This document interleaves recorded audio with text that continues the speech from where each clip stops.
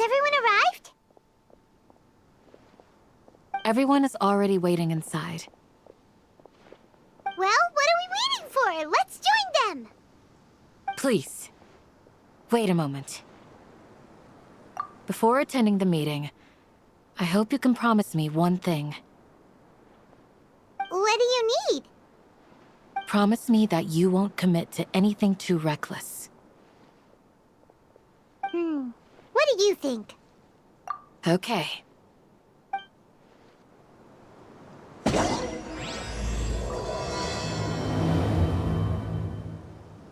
Grandma, is King Dust...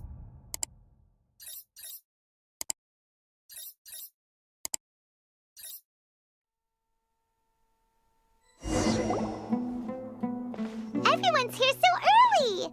But why isn't anybody talking? We already discussed things a bit.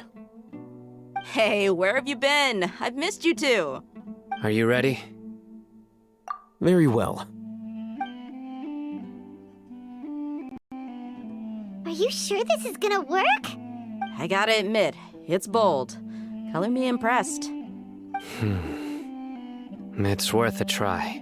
The point of discussion is to arrive at a solution. Let's cut the small talk and move to the next point. You're making Paimon nervous.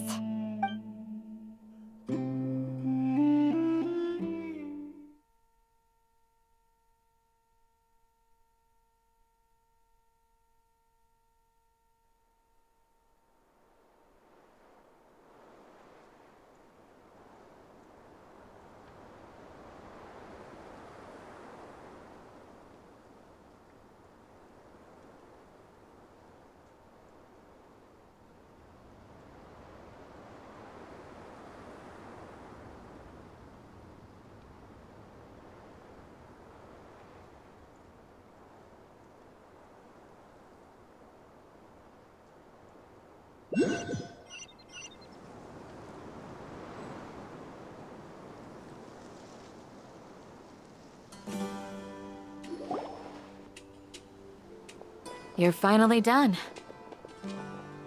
I have some other stuff to take care of. Catch you all later. Come on, don't give me that face. I know what you're going to say. I'll be careful. That's what I wanted to hear. Take care.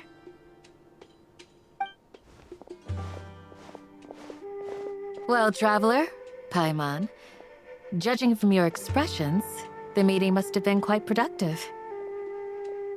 You can tell? I'm not that good at scheming or strategy, but I can sense people's emotions. And based on your reaction, things must have gone quite well. Paimon's a little worried. Hopefully nothing will go wrong. To be honest, I feel the same. But you're already some of the most capable people I know. So you have my trust. Candace gave us a compliment. Your deeds speak for themselves. Candace, we stayed behind to tell you that, although you won't be coming with us, we'll be sure to remember your words. I'm very glad to hear that. I've said the same thing to everyone here today as I said to you when you arrived. Your safety is the most important thing. Only when you're safe can the plan be successful. So please, take care. You're welcome. And thank you for taking my advice. Good luck with everything. I'll be here in the village praying for you.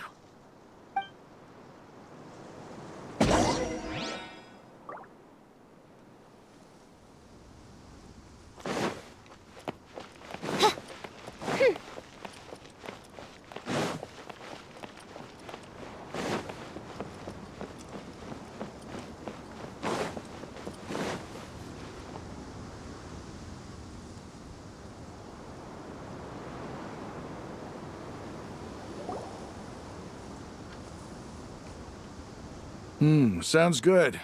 I'll go make some preparations. Okay. I'll hit them!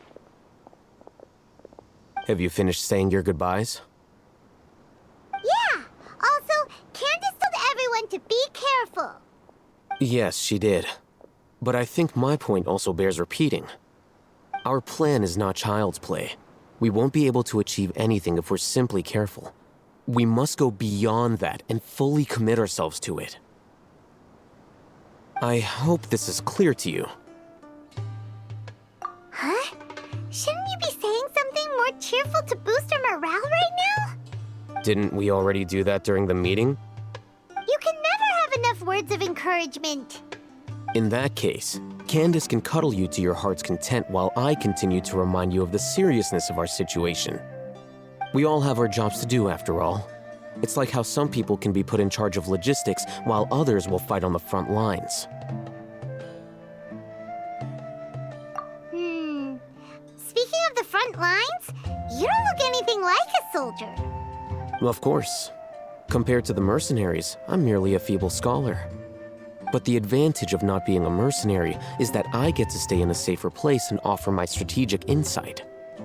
Just think about that mercenary who lost his mind. Mercenary groups are facing constant danger every single day. Well, being a scholar is also a high-risk occupation, and you are a scholar. I'm not like the rest of them. Even among members of the same species, some will exhibit far more potential than others. This guy. Paimon still remembers when those mercenaries in Port Ormos called you a lunatic. All intellectuals are lunatics in the eyes of fools. I'll take that as a compliment. That reminds me. Do you remember the record we saw in the King Deshret ruins? It mentioned forbidden knowledge. You have a good memory. Forbidden knowledge has the power to drive people insane, but this fact has never been shared with the public. Even I, who has worked in the academia for some time, was never once informed of this. I think those mad scholars and mercenaries we encountered may have all fallen victim to the corrupting qualities of forbidden knowledge. But the academia has always held a different view. They have always believed that symptoms of madness are a side effect of human contact with divine knowledge as mere mortals. Come to think of it, perhaps the academia has also never understood the true nature of forbidden knowledge, and thus always approached the issue from the wrong direction. The Withering, Elazar, and the sandstorms. Don't you think what is happening right now across Sumeru is rather similar to the forbidden knowledge pollution that occurred in the desert thousands of years ago? But Paimon thought that Irminsul's disease is what caused the withering and the sandstorms. At least, that's what Tainari told us. Wait a second. Could it... You've connected the dots. The cause of Irminsul's illness may precisely be the pollution from forbidden knowledge. But if that's the case, what should we do? This is huge! Wait. Why do you think Lesser Lord Kusanali would have a solution to this situation? You mean, it's related to the scene you saw when you passed out in the Avidia forest? That whole, the world forget me thing? In that case, it's imperative that we rescue Lesser Lord Kusanali. Only by working with her to save Irminsul can we completely resolve the problems Sumeru currently faces. To make sure we're still on track, I would like to check on the state of some of our preparatory work. Where are we going? To an Eremite base.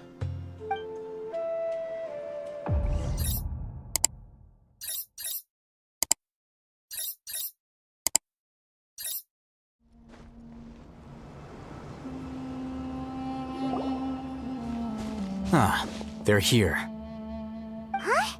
What are they doing here? I gave them some technical work to do. Ah, it's the scribe. And is that the traveler I see? How's the work going?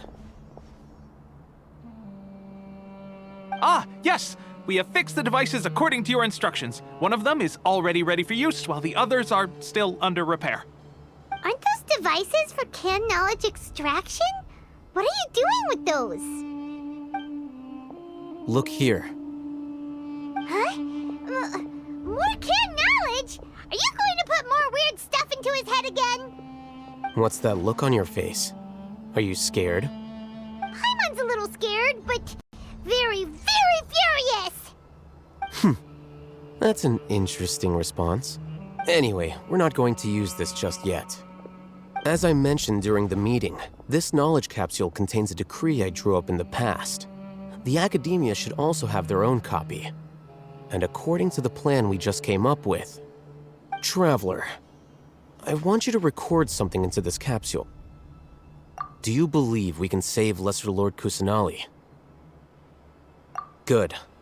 Conviction is the most important part of all of this. Now, please get ready and put on this device. You want us to record our conviction into the knowledge capsule? Yes, Paimon is still really worried. I understand. But trust me, Paimon, this is something we have to do. It's best if you can do as I say. Because, to achieve this impossible task, it sounds like you'll need to fool your own heart first. Although it may feel like a trick, self-encouragement may be the most important tool we have. Paimon can see the point you're trying to make. Imagine this.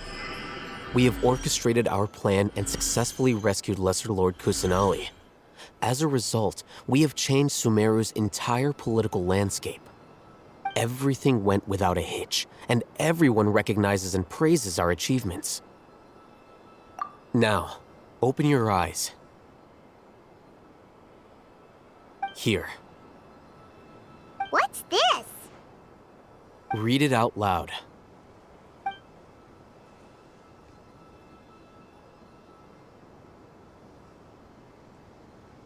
It's done. Is your head okay? Does anything hurt? It's just a recording. There should be no negative effects. But what was the point of doing this? Paimon doesn't get it. And that's perfectly fine. In any case, these capsules aren't meant to be used by you. Huh? What do you mean? Have you forgotten? Our plan needs to account for those who have long relied on the Akasha. You may find it hard to believe, but for those people, everything the Akasha transmits to them is nothing short of absolute truth. Imagine if you've been using a device like the Akasha since the day you were born, and this device has always supported you during times of need. After all that time, what do you think you'd become? A fool? A machine? A slave to orders. And that's why rules are so important. In addition, those who understand the rules can delineate boundaries and identify gray areas. But why would you need to identify the gray areas? You could say that those kinds of ambiguous zones can be very interesting. One might even say they're advantageous in the right hands. Things you're interested in are really out there. Are all Sumeru scholars like this? Anyway, that's enough chit-chat. I'm going to take those two to work on some small projects. You can head to Caravan Rebot and start preparing for the next step. Small projects? We're going to tinker with the Akasha terminal and make a few modifications.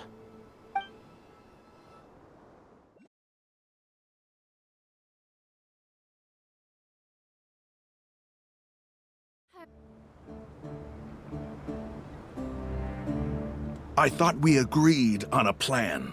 How can you go back on your word? The plan is too radical and carries a high risk for casualties. I've given it a lot of thought. But it's still the best plan we have. As a former Matra, you of all people should be able to see the bigger picture and recognize the innate advantages of our plan. I did. And that's how I saw the danger behind these so-called advantages. Hitham's plan is even more radical than I imagined. Huh? Why are you guys arguing? My friend, you're just in time. Why don't you help me persuade Sino? He's turned against our plan. We agreed to work out a plan at the meeting. As mercenaries, you're familiar with the local environment, so you'll take care of the specifics. But then, you went to Al-Haytham for suggestions. Had I known Al-Haytham would give you those kinds of suggestions, I would not have agreed to the plan. Look, you already know that we're all on the same side here, don't you? Mercenaries place a lot of importance on their bonds of friendship, but also will not hesitate to make sacrifices if they deem the situation to be sufficiently dire. I'm sorry, but as things stand, I can't accept your principles. Seems you really do understand the ways of the desert. Traveler, Paimon, this is also something you should know. Rahman's plan is to have me work with the Caravan Reebok guards in my capacity as a Matra. We will arrest the mercenaries and escort them into Sumeru City.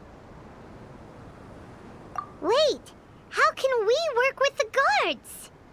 We can't get through that wall easily, remember?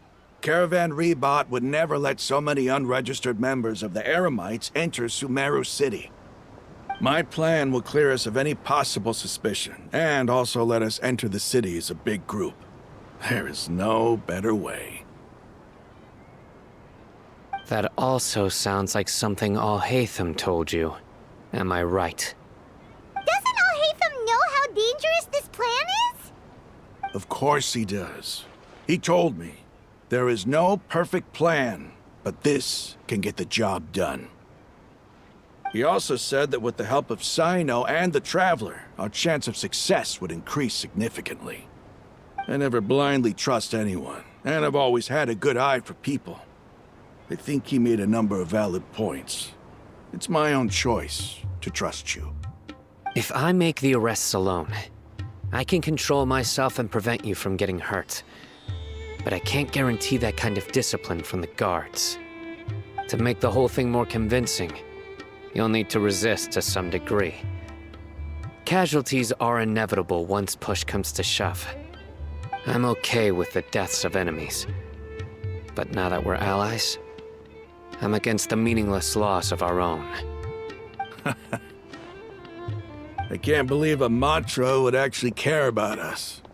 I've lived a hard life, and I can say that people like you are hard to come by. I've always treated my allies with honesty and respect. They have the right to know important things like this. Now you're making this hard for me. Hey, is there something we can do to help? I knew you would say that.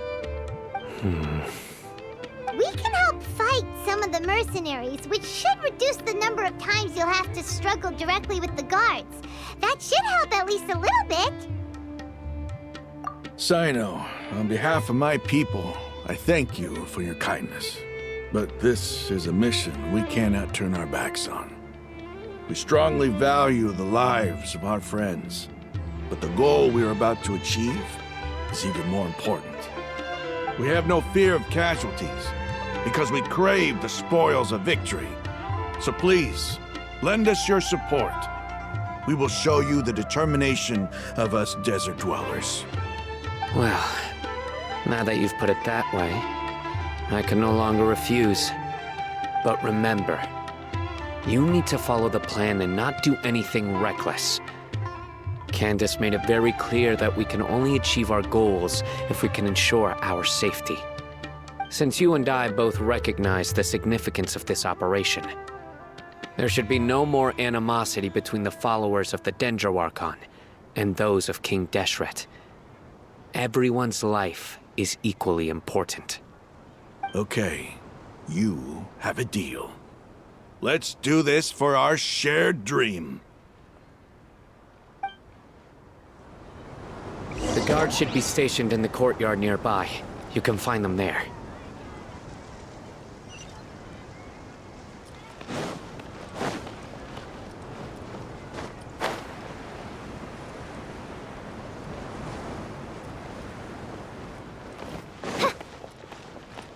Because things are so, ergo they are such.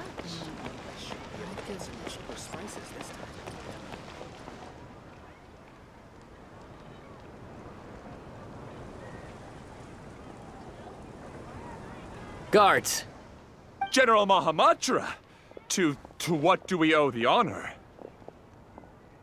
Keep your voice down. This is a secret operation. I'm going to arrest a large criminal gang near this location.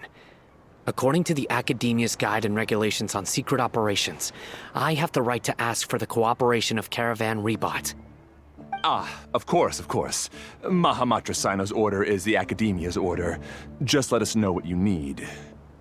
But who exactly are you planning to arrest, and how many people are you expecting? Depending on the scale of this operation, we may need to report it to our superiors. They're a squad of Eremites whose number is comparable to Ain el Ahmar in Port Ormos. They're involved in the theft and resale of supplies from the Academia. As many as Ain el Ahmar? This should definitely be classified as a joint operation. Then I suggest that you report this to your superiors as soon as possible, and treat it as a top priority desert operation. I will need personnel. Got it. Please wait a moment. I'll contact them immediately.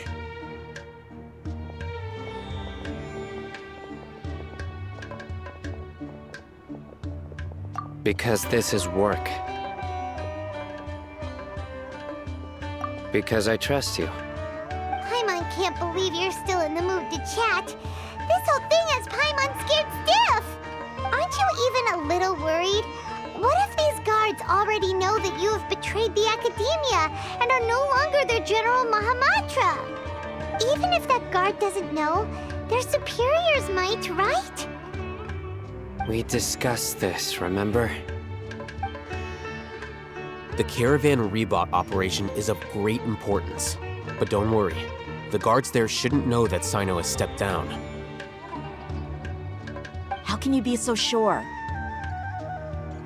First, the other Matras still don't know why Sino has left, which proves that the Academia has been covering up the matter. Second, this is a crucial moment for the Academia's God creation plan. If something were to happen to the General Mahamatra, it's bound to attract a lot of unwanted attention. No matter how you look at it, they don't seem interested in sharing the news of Sino's departure. A reasonable inference. I agree. Which brings us to our next issue. I'm sure some of you have been wondering if the prediction function of the Akasha will affect our operation. The Akasha is still in operation, so I must remain on high alert. Actually, considering the power of the Akasha, it's quite strange that it hasn't already tried to interfere with my actions. I've given that a lot of thought. For now, I don't think you'll need to worry. If you remember, when you first came to Aru Village, all your actions and routes were predicted by the Akasha. It even gave that information to those who kidnapped the village keepers. But things like that never happened again after we met up with the Traveler. That's true. But why? Look at it from a different angle. Why do you think the Akasha will predict your actions? Because my personal data has been entered into the Akasha. That's true, but the key to this question is, how well can the Akasha make predictions about a person? Haven't you ever thought about it? Just how can it do this in the first place? Because the Akasha controls the entirety of Sumeru. The Academia firmly believes that all human actions can be explained through logic. By sorting and analyzing entered data, the Akasha can derive behavioral logic and predict the actions of those who fit an existing logic model. However, at the risk of sounding like an advocate for fallacies, can everyone truly be considered logical at all times?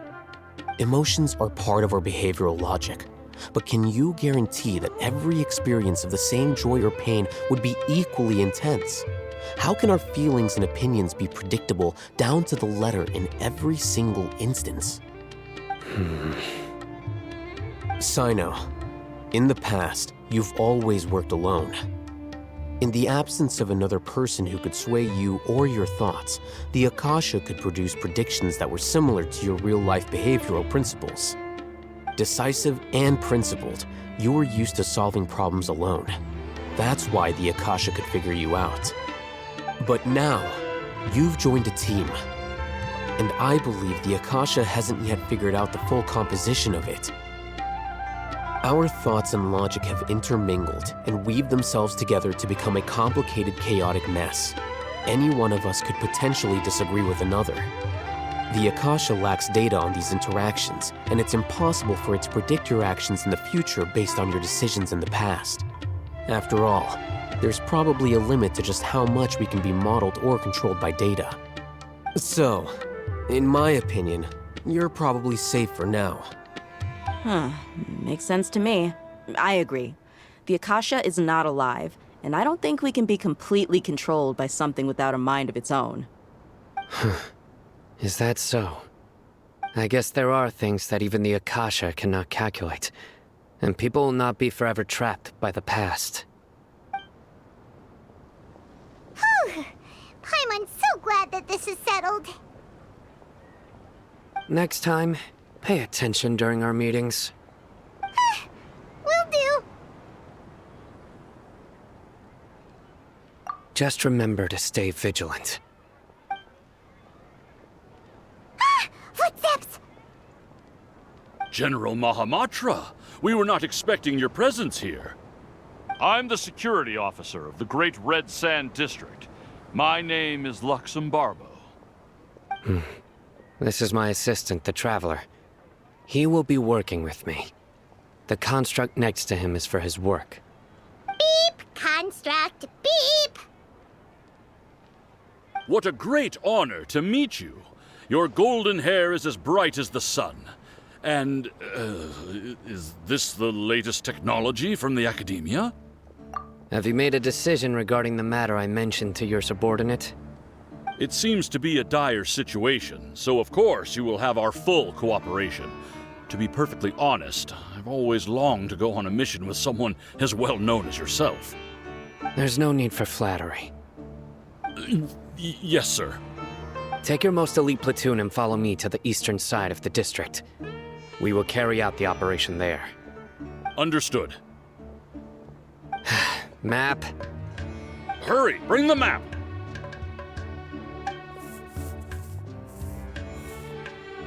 In 2 days, we will engage Rahman's Eremites and capture all of them. Any questions about the time or location? None at all, sir. Good. See you then. Yes, sir.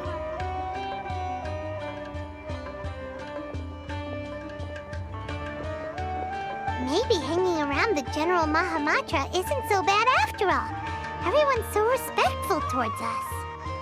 This is all due to the absolute authority of the Academia. And now, we're going to strike back against that massive pillar of power. Get ready. We will...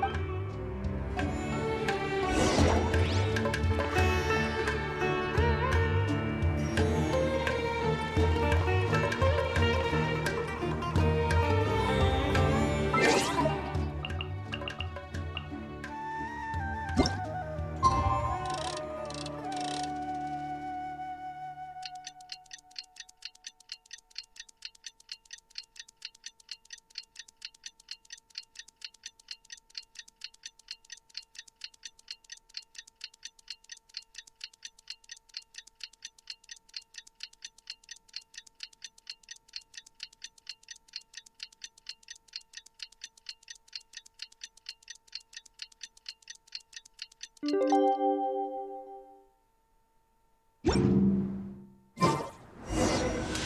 time for the operation! Let's go meet Sino in the desert!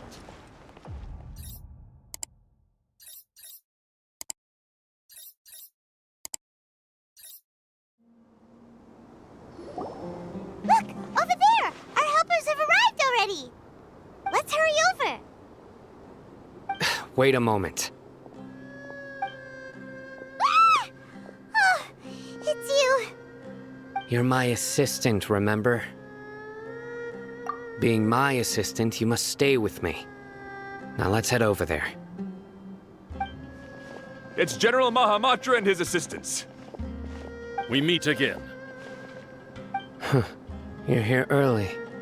It's to show how important we think the operation is. Since this is a big case for the Academia, we are prepared to give it our best. I'm glad to hear your sense of resolve. Remember, We must capture them alive. They are our only leads for the case. If they die, we will be unable to continue the investigation. Understood. Everyone! The Eremites are approaching from the west! Make preparations and be ready for combat.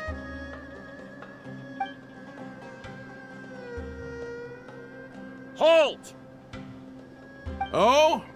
What a warm welcome! What do you want? Judging from those shiny weapons in your hands, it seems like you're not interested in a deal.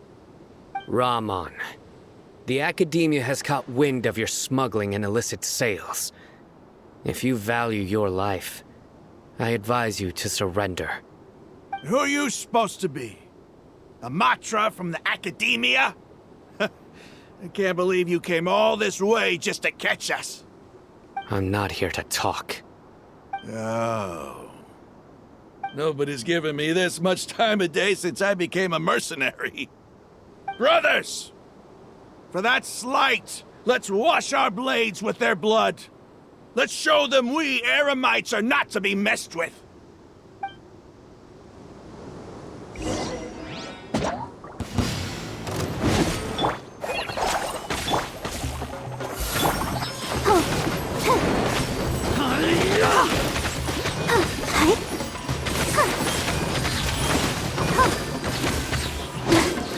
Stars, shine for me. Hi! Just like we rehearsed. As you wish, main Fräulein.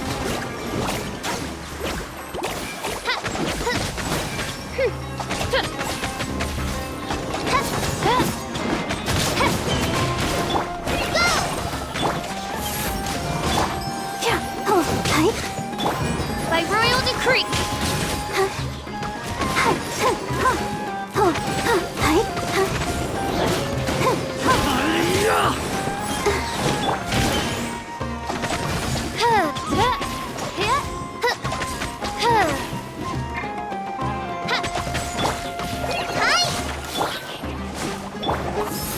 Don't be scared.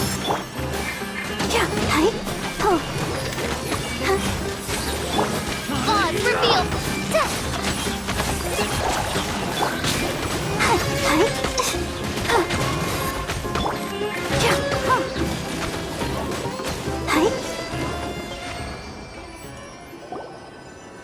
It's over. Ah! We have subdued them. The operation is now over. All Eremite mercenaries and related personnel in the area have been arrested. Ah, you pitiful Dendro Archon dogs! You'll regret this! I'm afraid you'll regret it first. King Deshret will curse you, and you will all! Silence! Oh, Restrain them and take them back to Caravan Rebot. Count their numbers and send them to the Academia as instructed by the General Mahamatra. Yes, sir!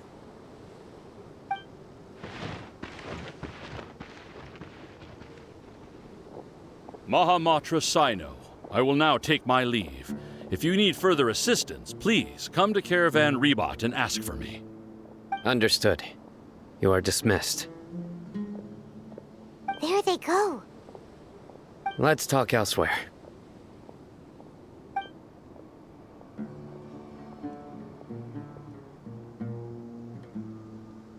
This part of the plan went really well.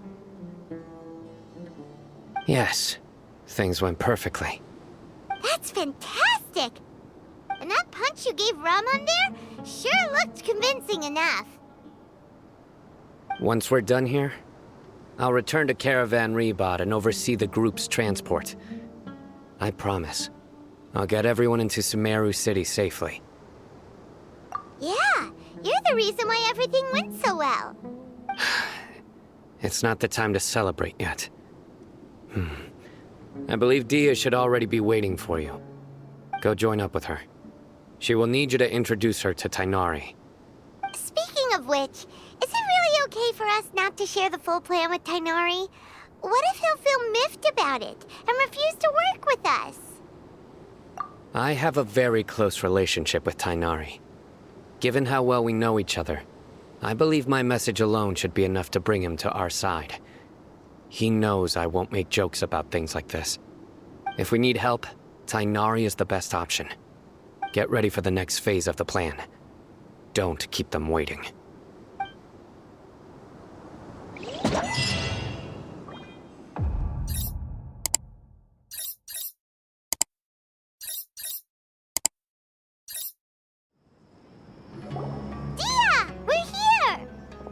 It's about time. Didn't you say our part of the plan is the most important of all? And here you come rolling in late. In the time it took you to get here, I already did 5 laps around the place, downed 7 drinks, and even did some clothes shopping. Sorry. We didn't mean to keep you waiting. I just wanted to fix your attitude and rub it in a little. After all, you took your sweet time getting here, and we've got important stuff to take care of. I just like seeing that serious look on your face. All right, I'll stop. All joking aside, I'm glad you're here. Let's get moving and take care of this as soon as possible. But where should we start? Our responsibility is to get a status update on the Fatui Harbinger known as the Doctor. We need to make sure he won't get in our way when we rescue Lesser Lord Kusanali. Dealing with an institution that controls all of Sumeru is already hard enough. If the Doctor were to crash the party, it would be next to impossible for us to achieve our goals. Yeah, we sure don't want him showing up. Ooh, he really gives Paimon the creeps. Right? Hearing his name just reminds me of those stuffy old geezers in the academia. I'd rather not have to deal with someone like that. According to the plan, we should first go to Pardis Di and ask for Forest Watcher Tighnari. If all Hatham and Sino's sources are solid, then we can be sure that Tighnari still has the Academia's trust. So, we'll find Tighnari and convince him to get us the latest intel on the Doctor. Then, depending on what we learn, we'll make any necessary adjustments to our plan. The sages have placed spies everywhere on the other side of the wall. I'll follow you as a bodyguard. You should be honored. I don't offer my services to just anyone you know. But Paimon thought mercenaries would do anything for Mora. That's certainly true. But when multiple employers are vying for your services, you should always go with the best offer. Let's see. If I were to charge you a bill, I guess I can apply a discount. How much more do you want? Paimon's not sure we can afford it. How much do I want? Hey, how about paying me with a smile? What do you say? I haven't seen you smiling much recently. If you ask me, someone like you must look lovely when they smile. Come on, give me a smile so that I can be less worried. Looking good! I hope this pretty smile will become our lucky charm. There are many kinds of smiles, but only a truly joyous one can bring blessings to others. Let's consider this smile a down payment for our future victory. Let's go. It's time to pay a visit to Pardis Di.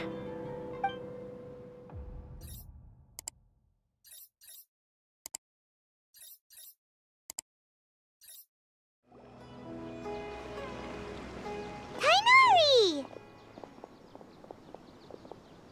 Ah, traveler, Paimon. And you are? Hey there. This is our friend Dia. She's an Aramite mercenary. A mercenary? You must have some big news for me. It's something really important. Please help us out. All right then, follow me.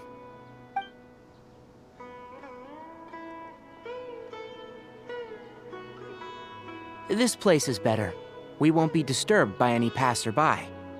Okay, what is this important thing you want to ask me?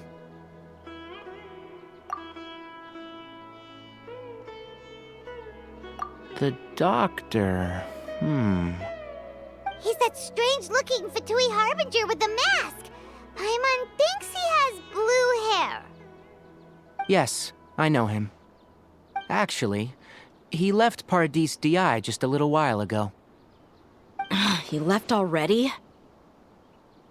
Yeah, he came looking for me. Can I ask what it was about?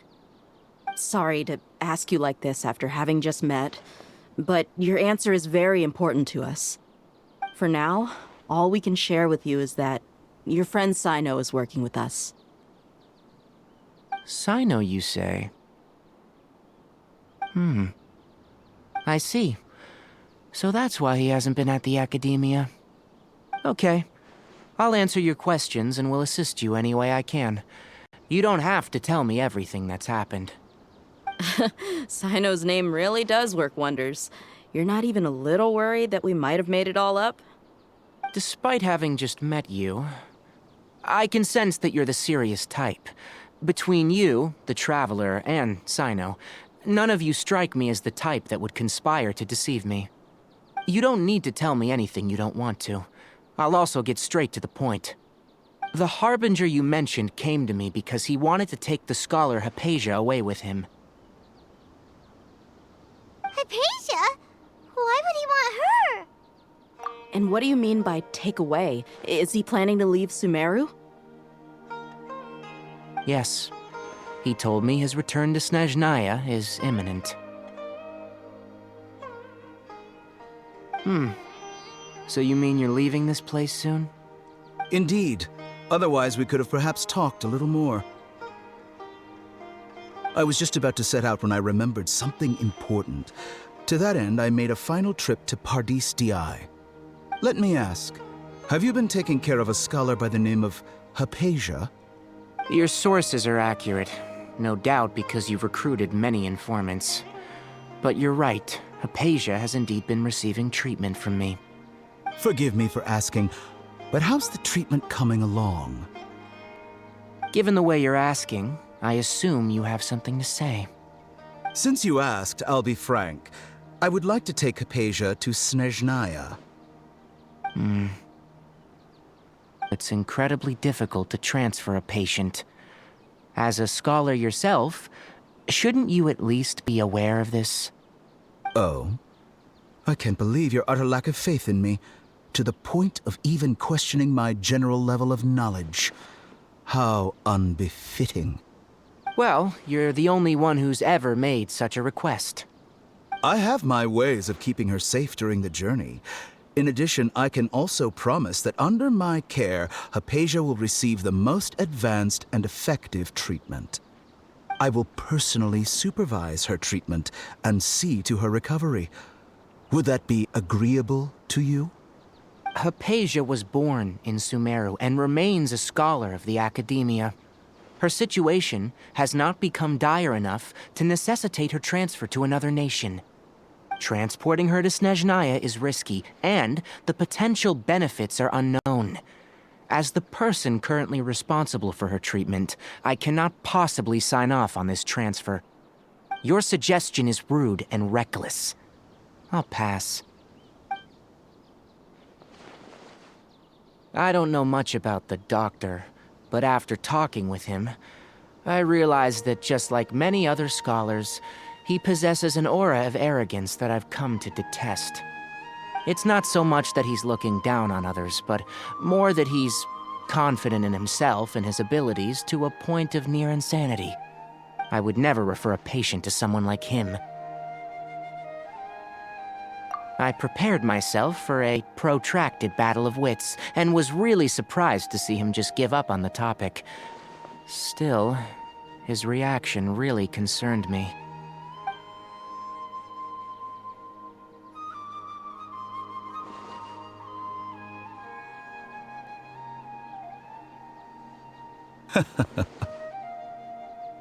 I see.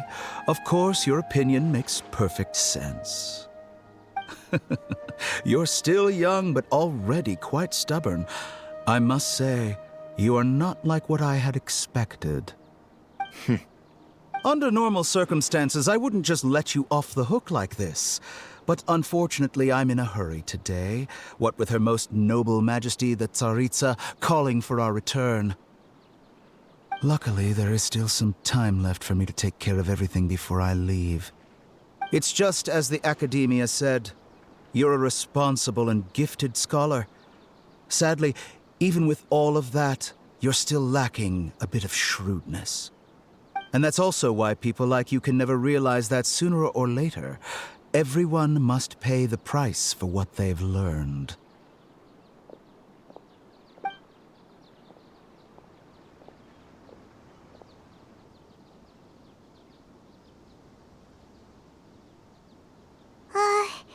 Paimon can't help but feel like he's hinting at something unpleasant. He asked a question, yet didn't care for my answer. Perhaps I'm nothing but a talking rock in his eyes. He never came off as malicious, but an utter lack of compassion permeated throughout our conversation. From his tone, I can sense that he's always looked down on others. I can barely believe it myself. But if that's true, the situation will be in our favor. I don't think I missed any details. Frankly speaking, I don't want you to do anything too risky. Now that you know a little more, it should be easier for you to stay safe. Sorry we can't tell you everything. We appreciate that you helped us anyway. I won't forget your kindness. It's okay. I have an obligation to do so. To be perfectly honest, all of this may have started because of me.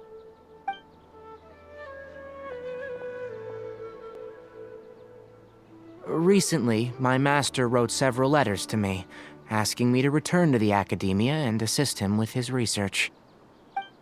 Hasn't he already asked you several times before? Yes, but there's something off about this most recent batch of letters. The handwriting and the tone are both familiar, but some details have been omitted. My master will occasionally leave a few dots on the back of the letter. 1 dot means that he wrote the letter on a sunny day, and 3 dots stand for a rainy day. This has been a habit of his for many years, but I didn't find any dots in his recent letters. I believe something may have happened to him. I get it. Since you are always at Gandharvaville, you would like me, someone already working at the Academia, to investigate this matter, right? I'd like to ask you to do that for me, if you can keep yourself safe. Please withdraw immediately at the first hint of danger. I can do that, but I have a feeling it won't be that simple. The Academia has been working on a big project. I'm not quite sure what it is, but your master might be involved with it.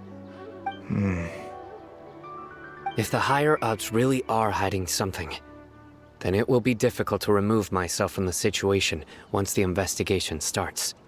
If the situation becomes critical, I'll leave the Academia. If you don't see me there for an extended period, that's your cue. All right, we've got a plan. I'll stay at Gandharvaville to support you. If that scenario comes to pass, you must be extra vigilant. And be wary of any messages or direct requests from the Academia. I must say, I didn't expect a warning like this from the General Mahamatra. Being loyal to the Academia doesn't mean blindly doing whatever the sages say. I know what I'm doing. On that note, aren't you also being quite distrustful of your alma mater? The Academia, yes. But my master is a man of integrity. Even when I was a student, I was worried that he'd get in trouble for sticking to his beliefs. I suppose he's lucky to have lasted so long, but in the end, it's still caught up to him.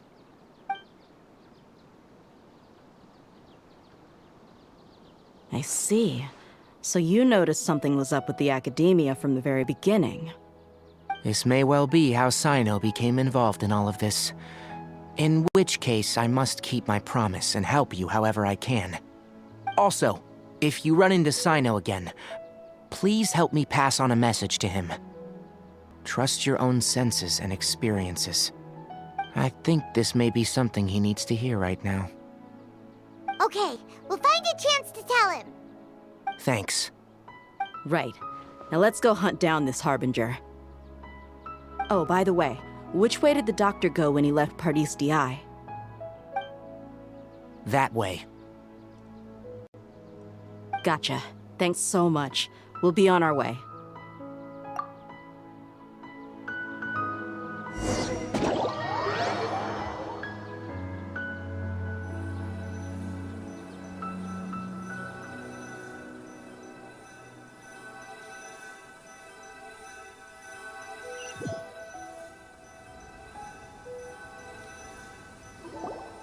According to Tighnari, the doctor is leaving Sumeru soon. I want to check if the doctor was actually telling the truth. He also said that he'll take care of everything before he leaves. What did he mean by that? We need to be extra careful when dealing with a person like him. Just to be safe, let's chase him and see what we find. But we have no idea where he went! How can we start chasing him? We'll do it the mercenary way. I'll find leads as we go. All you have to do is just follow me. That Harbinger may have tried to cover his trail, but he still left some traces. Or perhaps he never even thought about concealing his whereabouts. Maybe that's just how arrogant he really is. Yep, we're headed in the right direction. The traces are still fresh, but there's no sign of his entourage. Clearly they're in a hurry. It's just as I thought.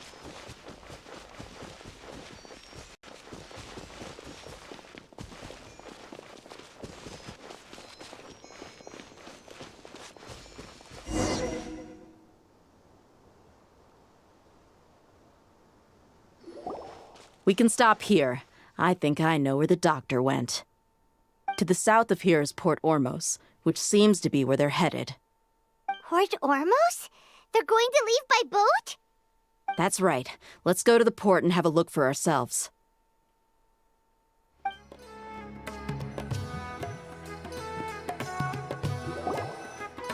Fatui soldiers! Thanks to Dia's tracking skills, seems we found the right place. Shh!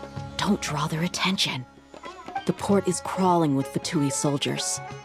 Let's keep going and see what we can find.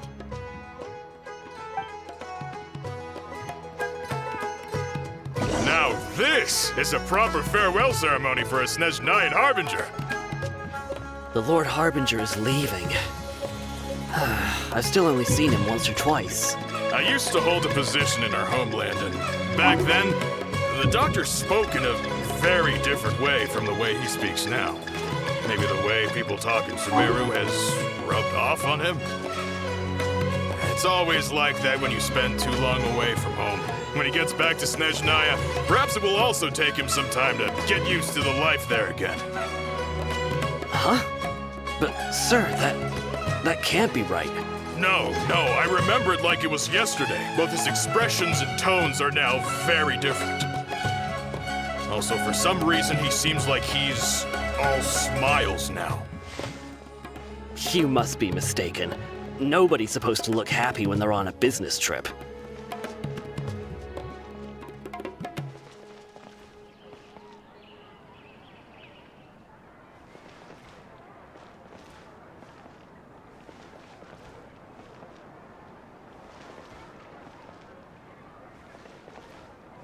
The doctor is on that boat. So he told the truth after all. He is actually leaving Sumeru. Let's get closer and find a place to hide so we can observe him.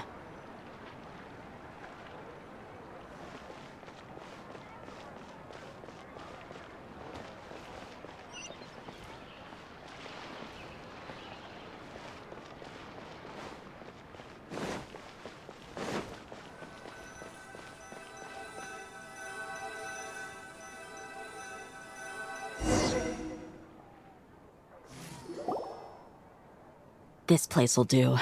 We can hide here while we keep an eye on the boat.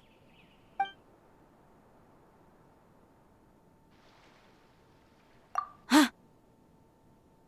Uh-oh! He saw us! Huh? Is he waving at us? It's time to say goodbye. Wait, is he the only person on the boat?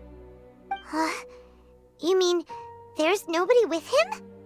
And where are all the soldiers we saw in the port just now?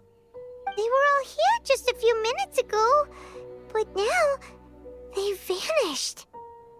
So this was a trap. Wait, don't tell me that. Luckily, there is still some time left for me to take care of everything before I leave. Oh no. They might be after Hypatia. Let's get back to Party's DI. Huh? What do you mean?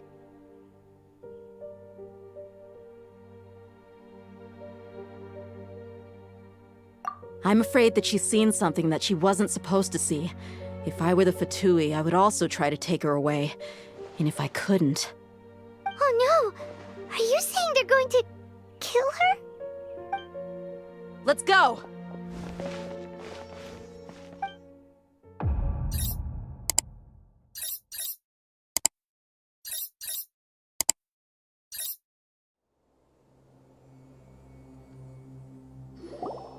Paradis DI is not a place you Fatui can just show up and do as you please. I believe we've already made ourselves quite clear. Our superior gave us permission to search for and collect medicinal herbs in Paradis DI for research purposes. But you've been in Sumeru for some time already. I find it coincidental that you chose to only come here today. Even the Grand Sage himself may not have the right to question our research, much less an ordinary scholar like yourself. I've done my duty to inform you. Don't make things difficult for yourself. It would seem that my words have fallen on deaf ears. You can keep trying to deny it, but coming to Paradis DI now, I'm pretty sure you're not just looking for herbs. With all due respect, your baseless speculations will only lead to unnecessary trouble. Well, you only have your Harbinger to blame. He knows nothing about keeping a low profile. I may be staying at Paradis DI as a scholar, but that doesn't mean I'm no longer a forest watcher. It is still my duty to protect the peace and safety of the scholars who have contributed so much to Sumeru. Then it seems our conversation has hit an impasse. No one will lay a hand on you, Hypatia. Not on my watch. Tighnari! Are you alright? I'm fine. These Fatui have really crossed the line. Time to teach them a lesson.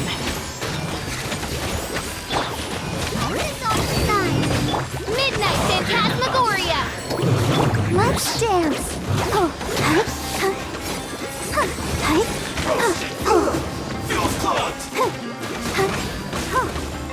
There's no use resisting! Give us Hypatia! Keep dreaming! Yeah, Tighnari! Beat him up! Mine to commit.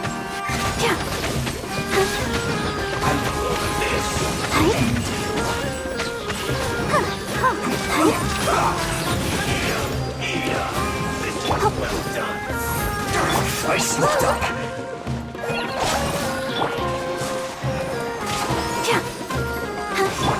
Oz, reveal thyself! I summon thee! You need to hurry up! Let the show begin. No rest for the wicked. My guiding stars!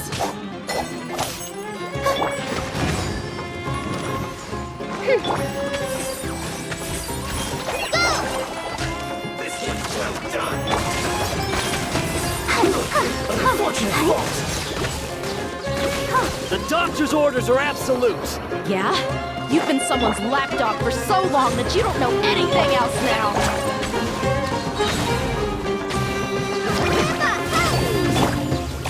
I summon thee! Oh!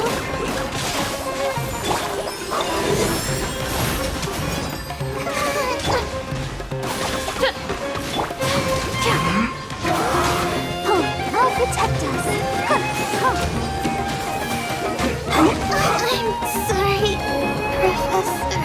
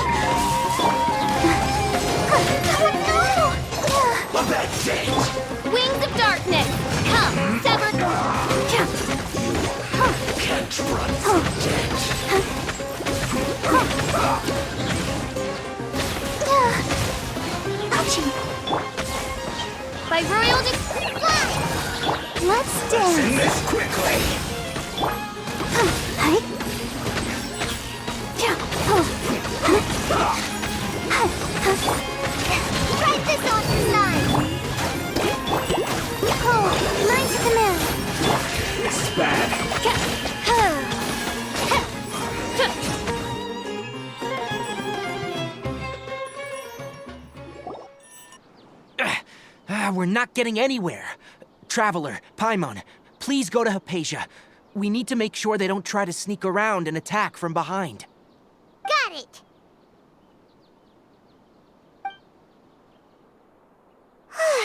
Hypatia's still here. Doesn't look like anyone's broken in.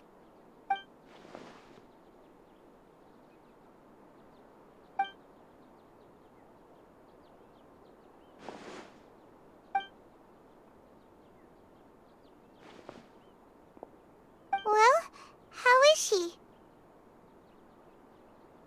Oh, that's good.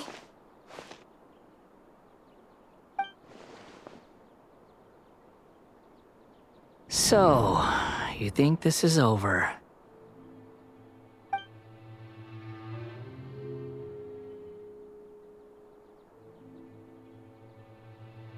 What?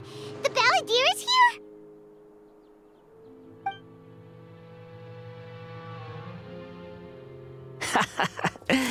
I've missed that look of abject horror. You've given me that look every time we meet. But, where is he?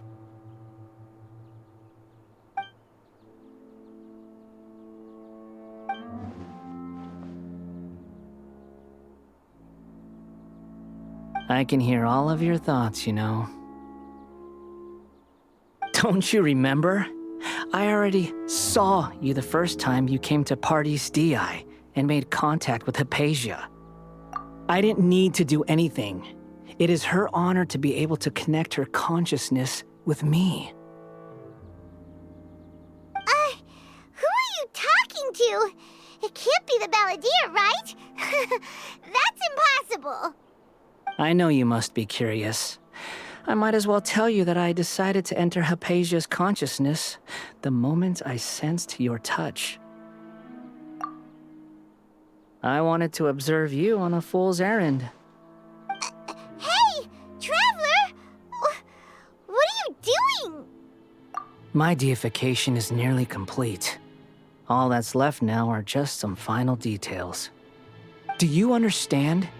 Even if you manage to rescue Lesser Lord Kusanali, it will be impossible for you to defeat a bona fide god like me.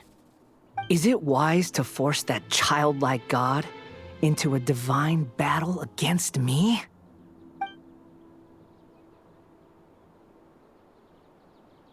Scholars consider the god of wisdom to be the sum total of their faith. It's how they can justify reverence for a god as they construct it. But this also shows that humanity's worship of gods is a combination of blasphemy and exaltation. It's truly laughable. Yes. What is it?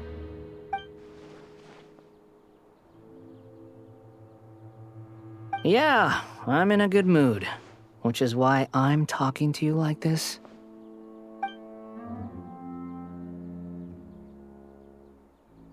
What do you mean?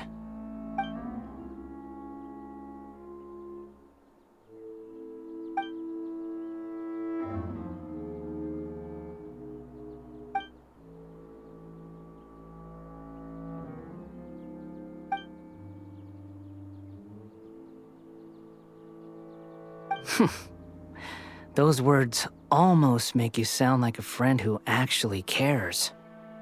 But you're wrong. I'm different from all of you.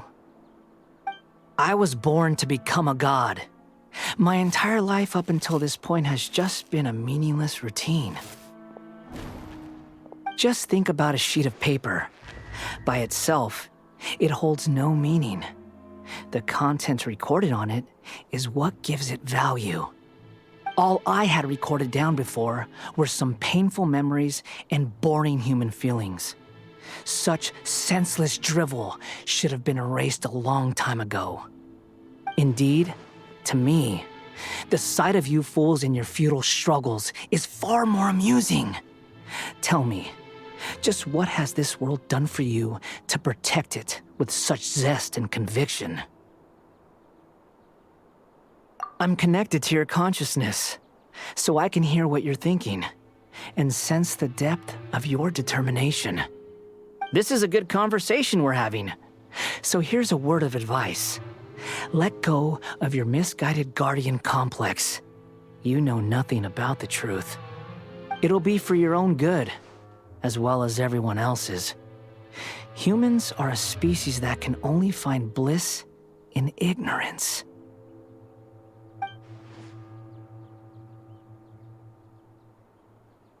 Ah, you've seen my affection for her. If you were in my position, I think you'd feel the same way. She peered into my consciousness and saw my past. Someone like that is qualified to become my first follower. All gods need followers. So Hypatia has been chosen. Her appearance heralds my imminent arrival at the throne of divinity, while her worship shall become my glory.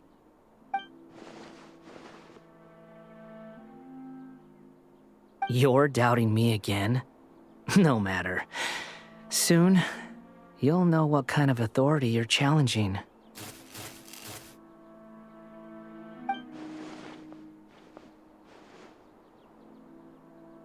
Who wants to hurt my devout follower?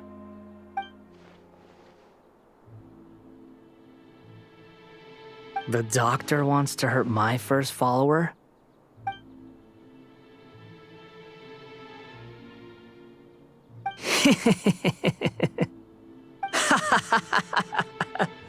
How very amusing. Has anyone ever told you that you're not good at sowing discord? The doctor has never known his place. Even now, the puny human thinks himself capable of interfering in the business of the new god. You're still too naive if you think a few words will be enough to convince me to destroy the doctor. But I'm willing to give you a gift, just like my expression of affection towards Hypatia. It is an honor for you to be able to stand here and speak with me. As my listener, you will be rewarded.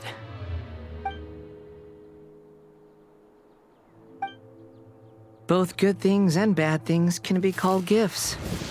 After all, gods have never needed to be reasonable.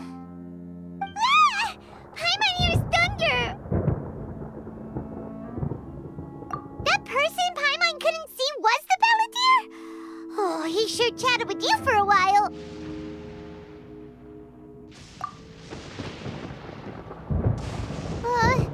Where is the storm headed?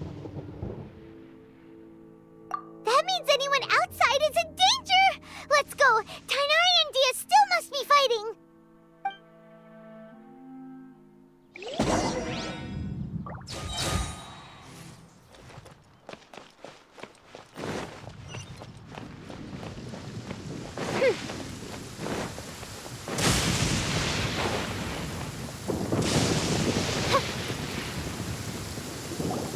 Oh!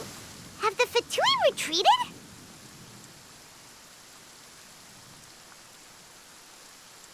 Hey! What happened to you? He's hurt. I'm fine. Ow! Don't move. I've seen eremites get struck by lightning before. You need to rest. Struck by lightning? We were fighting, and just as things started looking grim, the weather suddenly became extremely strange. Lightning started attacking everyone, almost as if it were alive. Luckily, there were only two of us, and both of us were nimble enough to dodge most of the strikes. There were a lot of Fatui, though, and they were being torn to shreds by the bolts of lightning. With that, all the Fatui soldiers were forced to retreat. It's all right. My wound aside, you look like you've seen something unpleasant. Is Hypatia all right?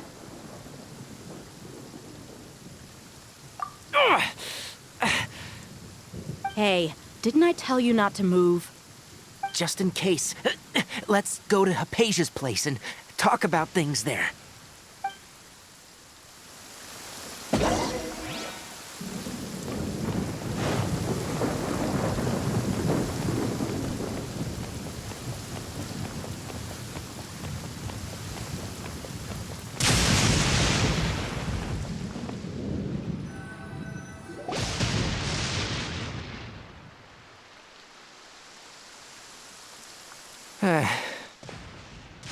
Thank goodness, she's fine. Hey, how about taking care of yourself first? I understand my condition.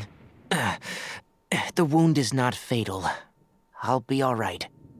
Ugh. The more you understand medicine, the worse of a patient you become. I know. They always think they can push through the pain.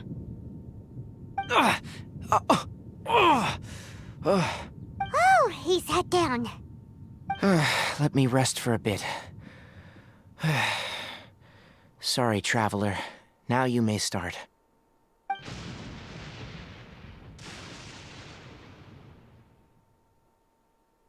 So that's what you were talking to the balladeer about?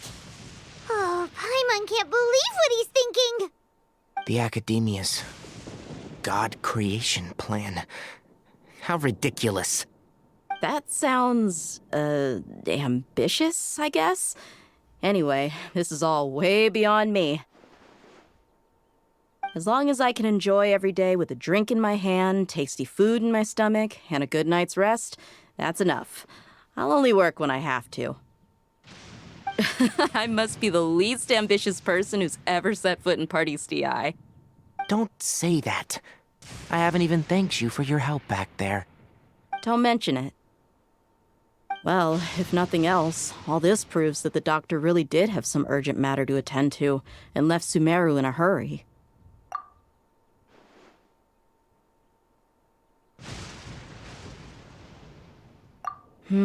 Maybe the Fatui want to cover up some secret of the balladeer.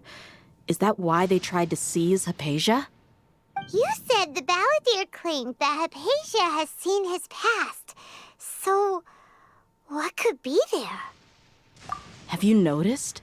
The balladeer is not happy with the doctor's actions. He thinks the doctor has no right to consider himself as his equal. So, if the doctor was to show up again, would the balladeer zap him with lightning? Based on what the traveler has said, I think he would. Having the doctor gone benefits him as well as us. In other words, we've successfully completed this stage of the plan. The doctor is out of the picture now. Yay! That's a big accomplishment! I'm also happy for you. Thank you for the help, Tainari. Make sure you rest up for now. Yeah, all right. Okay, that wraps things up for us here at Parties DI. Traveler, it's about time we rendezvous with the others at the Grand Bazaar. Let's continue to keep a low profile. You can head there once you're ready.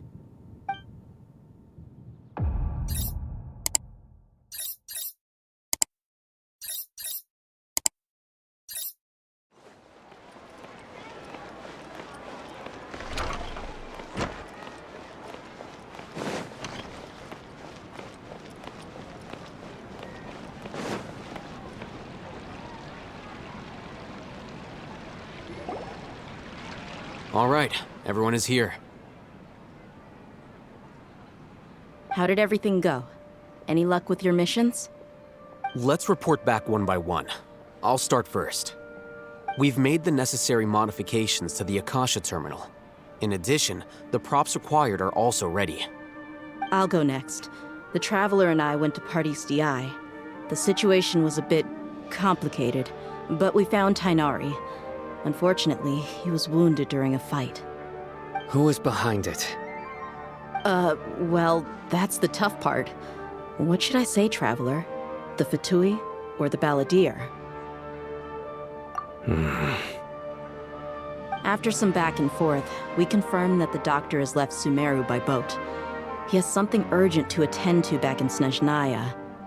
So, we've successfully removed the doctor from the picture. Also, Tainari's already resting, so he'll be okay. Good. Oh, Tainari also asked us to tell you this message. Trust your own senses and experiences. All right. I'll remember that. Everything also went smoothly on my side. The Eremites should have arrived at their destination by now. To avoid alerting the quarry, they will stay there for now. I can't believe you actually got so many Eremites into Sumeru City. It's all thanks to Rahman and his brave team. as well as their bold strategy. It appears to have been very effective. I'm glad to hear it. Well, is that everything? Okay, this meeting is adjourned. Huh? Wait, you mean that's it? Well, what else is there to discuss? Shouldn't you end with some words of encouragement? You know, to fire us up now? Personally, I'd rather we all go home and get some rest. I'll hate them. Ugh. Oh, and if you wanted someone to say something to that effect, then I must reiterate that I'm here to strategize and not to lead. So you should find someone more suitable to do that. But I thought all of you academia big shots were great speakers. Then I should remind you that I'm the scribe. I know that.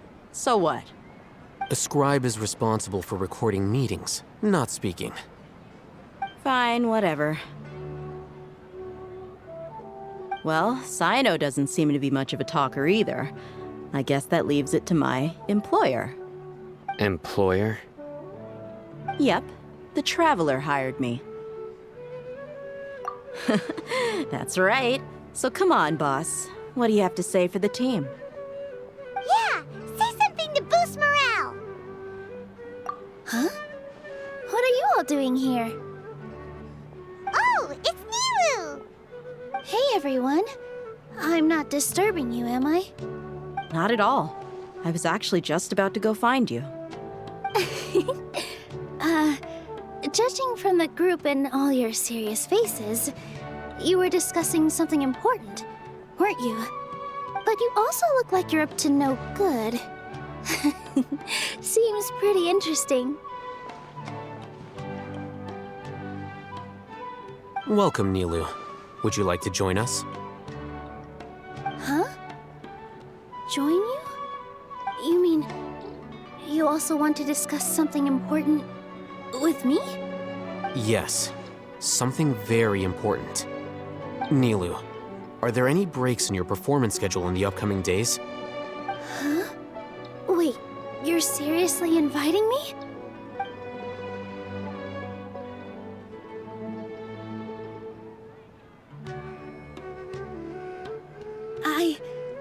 I can't believe my ears. You are truly the bravest and most passionate people of Sumeru, well, that I've ever met. Ahem. Oh, right. The Traveler and Paimon are not from Sumeru, but you are awesome as well. That's right.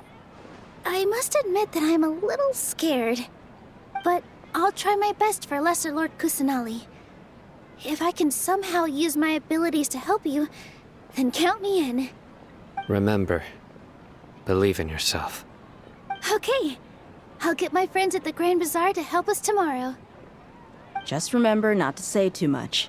Be discreet. Yep, you got it. All the preparations are done. Now, can we finally conclude this meeting? So, have you thought up what you'd like to say, boss?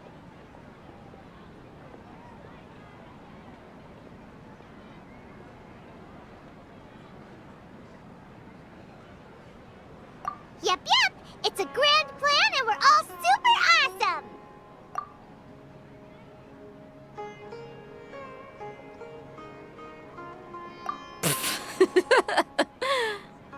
Well said. A good night's rest before an operation can be the difference between success and failure. Thankfully, I've had my place to myself recently. It's been nice and quiet. Huh? Oh, nothing. Alright, let's all go home and get a good night's sleep so we can be up early tomorrow. Okay, so I guess that means it's time to say goodnight now. Yep, good night, everyone!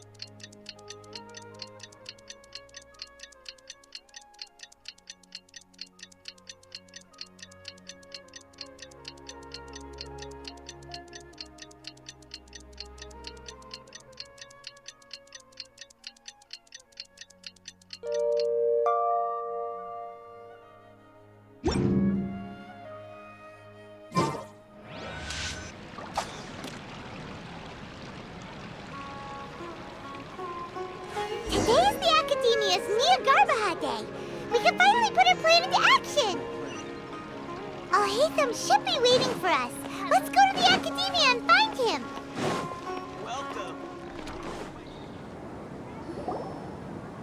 Hello, you two. Sleep well? Not really. Paimon got too nervous thinking about today and didn't fall asleep until the sun was almost up. What about you, Alhaitham? Naturally, I slept just fine. After all, a good rest should be considered part of the plan, since energy is an important resource. You just want to show off how calm you are.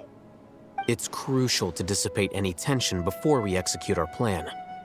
The only thing you're doing is being annoying. Anyway, do you need me to go over the game plan again?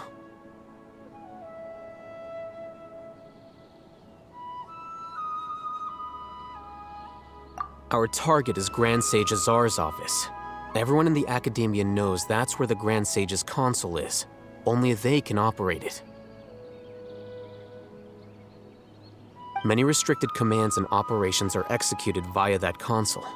I'm sure that console has a way to free Lesser Lord Kusanali. You know, Paimon's been thinking, what kind of technology could let the sages imprison even a god? That isn't something they could have accomplished with their scholarly talents alone. In the sanctuary of Surasthana, there's a device of Greater Lord Rukkhadevata's that she once used to isolate herself while meditating. 500 years ago, the Grand Sage at the time modified the device so that it can no longer be controlled from the inside. They were effectively trapping one god with the power of another. So, how are we gonna get to the Grand Sage's office? Don't forget, today is Jñagarbha Day, arguably the most important day to the Academia. The sages and core Academia personnel are busy loading the latest batch of research developments and legal decrees into knowledge capsules so that they can be entered into the Akasha. All the Darshan's researchers have their noses to the grindstone, and the Academia's grounds are flowing with all sorts of people. It's the perfect time for an infiltration. When the Grand Sage leaves his office to supervise the entering process, that's our cue to access the console and free the Dendro Archon. Well, yes. That's just the visible side of our plan, after all. If precedence holds, the Academia should have already started preparing for Jñagarbha Day. Everyone should be in position. All that's left is for us to lead the charge. Let's go. So are we just gonna walk in through the front door, or...? Yes. Were you expecting a stealthier approach? Paimon can't think of a good comeback. Alright, it's all on Alhaitham if things go south.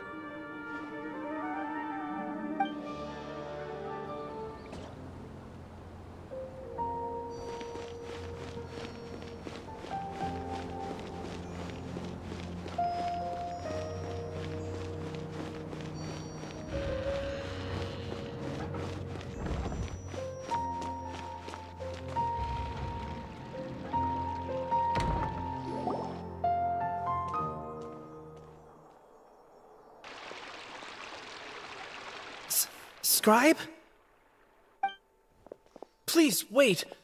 Are you Scribe Alhaitham? That's me. Is something the matter? I'm in a hurry. No. I was just surprised to see you here. I had heard that the sages were looking for you not long ago, but I didn't know what for. And, also, please don't bring outside guests into the Academia. Outside guests? How did you arrive at such a conclusion? Your groundless inference shames the Haravatat Darshan. What did you say? I'm the top student in Haravatat, and I earned 3rd place at the last Inter-Darshan debate. Don't look down on me! That wasn't my intention. As your Haravatat senior, I just assumed that you possessed a greater aptitude for critical thinking. Look, Based on what you already know, the purpose of my return and the reason they're here should be obvious. Is that so? Wait a moment. Let me think. Don't tell me the answer. The sages search for you. A blonde-haired traveler. Outside guests. So, from the start, the sages weren't looking for you, but this traveler? And you were gone from the academia for so long because... Hey, shh. Yes, you've proven yourself as the top student in Haravatat. I surmise you've arrived at the correct conclusion. As I expected. Please, forgive me. I wasn't thinking clearly just now. Thank you for getting me back on track. It's nothing. We'll be on our way then. All right. Thank you for your contributions to the academia, Scribe.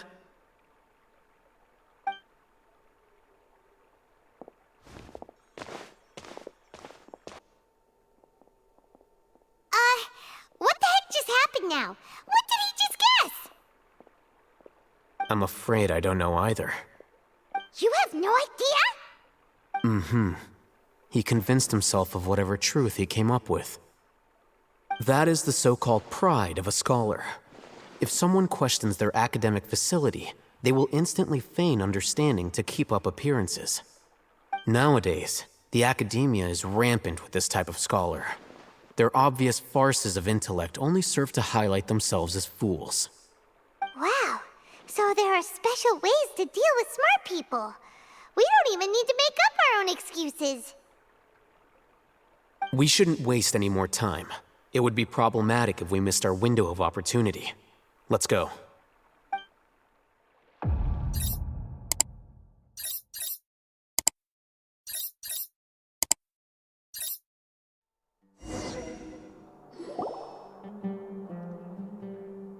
Is this the Academia's library? Indeed. Known as the House of Dana, it is quite possibly the most extensive special collections library in Teyvat. There are a lot of students going through here. Is it really okay just to waltz right in? The Academia marches to a fast beat, especially since it's Jñagarbha Day. They're all occupied with their own matters. Just act natural.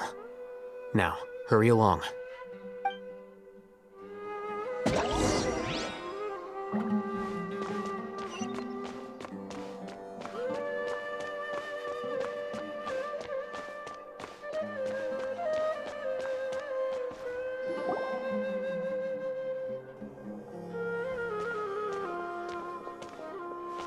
What's this platform for? It's a lift that Academia personnel use to access higher floors. Are we gonna take it then? The Grand Sage's office is up there somewhere. No, not right now. We can't guarantee that we won't run into the Grand Sage. Let's step back and observe for now.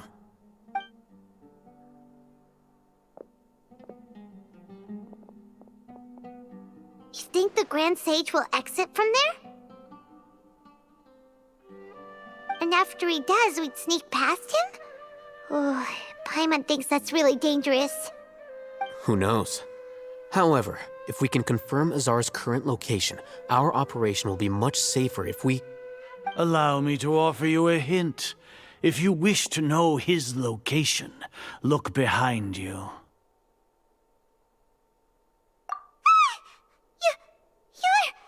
What's Grand Sage Azar doing here?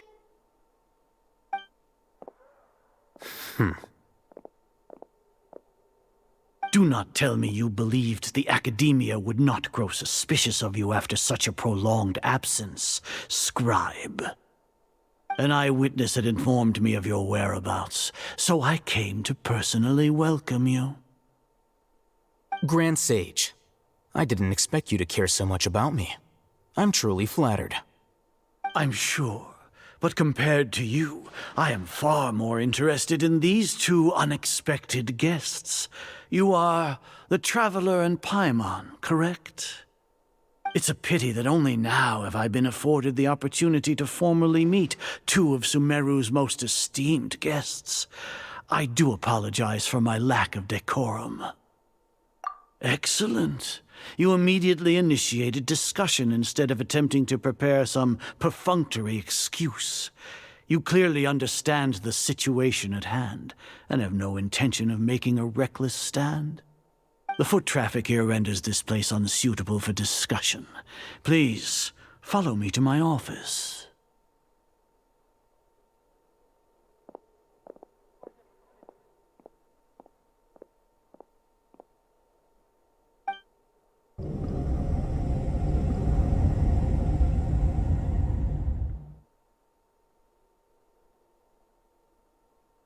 This place is crawling with guards.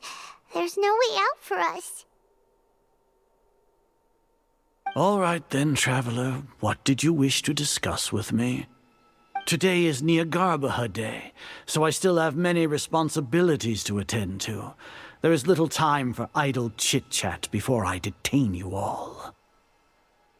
You seem to know quite a bit about our endeavors.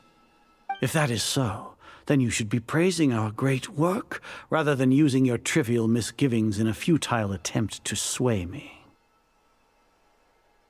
Trivial? Then tell me, what do the Fatui want from me?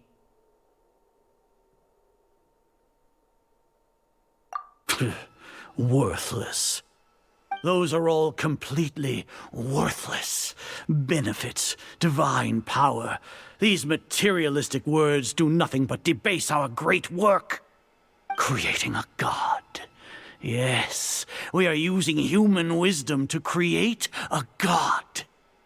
If humanity cannot attain omniscience and omnipotence, then we shall create a god to reveal them. This is the pinnacle of human wisdom. We shall regain a god's guidance at long last. No longer will we flounder in the interminable void of consciousness and knowledge. Even Ermin's soul will be freed from its plight. For our nation of scholars, this is the ultimate aspiration.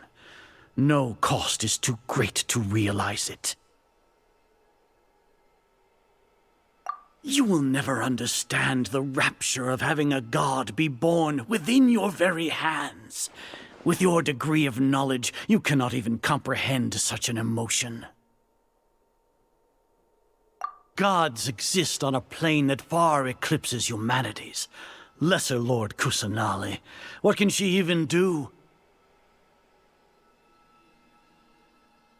Care for the people? Fend off sandstorms? Fabricate silly fairy tales? These are but child's play for the academia. Does that make us equal to the gods? We are a people favored by Greater Lord Rukadevata. Though I may have personally not seen it, our forefathers bore witness to true wisdom. The ascension of the Lesser Lord has brought nothing but bewilderment to the scholars. They all ask, is that truly what true wisdom is supposed to look like? With that in mind, it is better to keep her isolated in the sanctuary of Suristhana, so our academy will not become embroiled in turmoil. Justification. Do you really think that only the super smart or powerful should be able to call themselves gods? As per your judgment, Grand Sage, they are indeed dangerous individuals. Not only are they acting against the academia, but their ideologies have the potential to lead scholars astray. Looks like there really was merit in my assignment. Hatham? Are you talking about us? Anyway, I've brought them to the academia as ordered, but it took some time and trouble. Oh, that reminds me. Here's the investigation report you had requested. It's a summary of my time spent with the Traveler, an array of information about him ready for your perusal. Hatham! So you're still on the academia side! We finally started to trust you!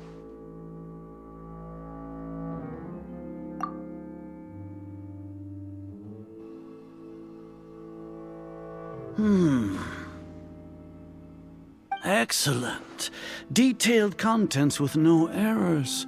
I would expect nothing less than an immaculate report from the scribe. As it is Jñagarbha Day, I'll enter the information on you into the Akasha. Surely you know what that means. We'll be monitored, just like Sino. With the Akasha's calculation prowess, all of your actions will be predicted with an accuracy of at least 98%. Furthermore, your data will be updated in real time whenever new information presents itself. To put it into words you can understand, wherever you go, you will be walking under an invisible leash. This is Sumeru's greatest penalty for dishonest persons. Are you not familiar with the concept that great responsibility begets an equally great suspicion? In any case, you are Sumeru's most concerning external variable. Locking you down will greatly decrease the chance of any undesirable outcomes coming to pass. You're despicable! Despicable? Perhaps from your perspective, but I suppose you had mentally prepared yourselves for this, no? Your ploy was to sacrifice the traveler here, was it not? Lord Azar, I know what you're trying to say, but I've been following your plan this entire time. Why are you doubting me at this juncture? Must I delineate your entire plan? Very well, I will spell things out. First off, I received an eyewitness report that you were spotted with the traveler at Caravan Ribat. However, you immediately departed for the desert and escaped surveillance range. Judging by the time, you all likely encountered the truant General Mahamatra in the desert. Am I correct? Maybe Paimon shouldn't have mentioned Sino just now. The Academia had not received correspondence from its scribe for a prolonged time. You were also in the company of the Traveler, a close associate of Lesser Lord Kusanali and General Mahamatra Sino, who had defected from the Academia. With their instigation, what was the probability that you would betray the Academia? Rationally speaking, 50%? 70%? What do you think? Regardless, that's only a guess. The facts are that I've brought the Traveler right before you, and I gave you my report. Indeed, your boldness deserves praise. To think that despite status as an outlander, the Traveler is still willing to sacrifice for the sake of your plan. If I'm correct, you have a contingency plan to save Lesser Lord Kusanali and ruin our great work. Sneak into the Academia on Jñagarbha Day, using Alhaitham's status as the scribe. For there is a good chance that an opportunity to save the Lesser Lord will arise. Should your intentions be discovered, Alhaitham will turn traitor and sacrifice the Traveler, thus proving his innocence. He can then stay inside the Academia and continue searching for a way to proceed forward. As for Sino, according to the Akasha's calculations, he will soon return to the Academia and confront me in person. I suppose this is also a part of your plan?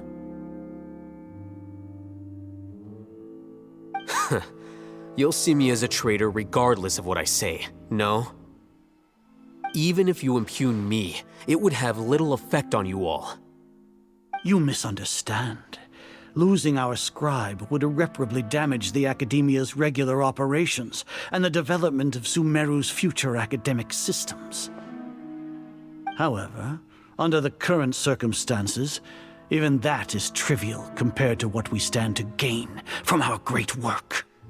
You said that I betrayed the Academia, but you, Azar, you've betrayed all of Sumeru, betrayed its Archon.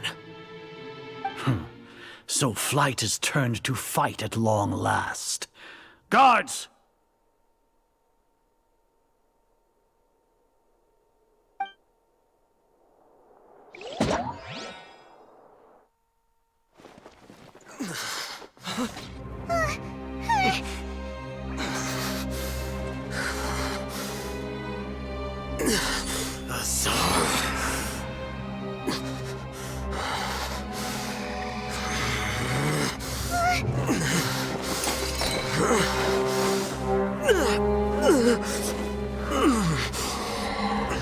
Well, what do we have here? So you stole that divine knowledge capsule. Traitor! You traitor! Even the most rational scholar will yearn for the power of a god in a moment of desperation. Aren't you doing the exact same thing as me, Alhaitham? Unfortunately for you, no god will lend you their power.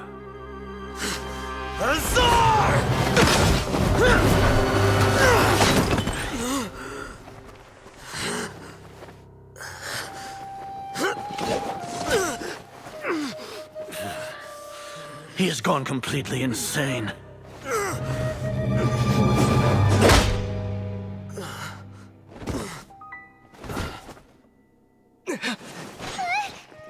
Take him to the Matra and exile him to Aru village. Then find someone to take these two to the confinement room. I'll deal with them later. Grand Sage, we've finished all required preparations for Jñagarbha Day. We may begin to enter the capsules now. Excellent. You may begin.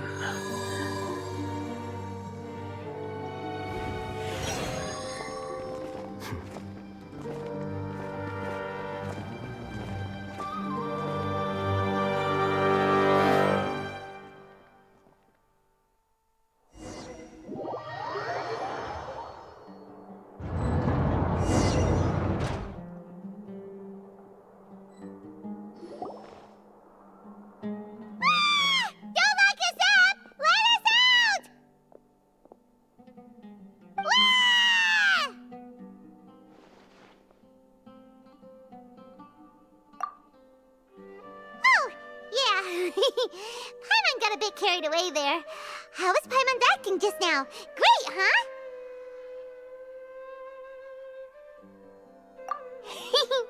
Everything's going according to plan so far. We made it into confinement, and Alhaitham's probably done with his part too.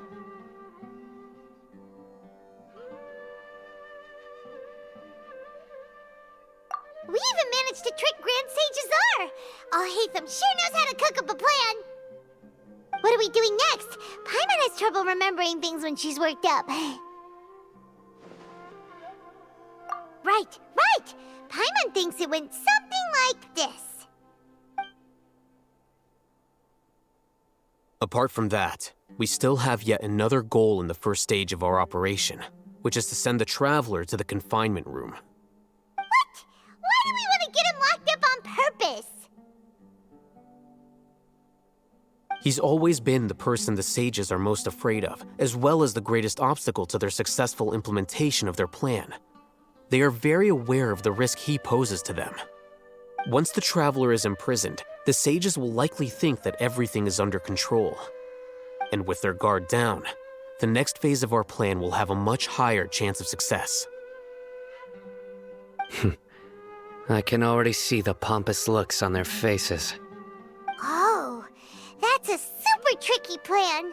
But Paimon still thinks it's not really worth it. That isn't the only reason, of course. He has a more important task once he's in confinement. According to the Academia scholars in Ramon's custody, Lesser Lord Kusanali has sealed off her consciousness in the Akasha ever since she was captured by the Doctor.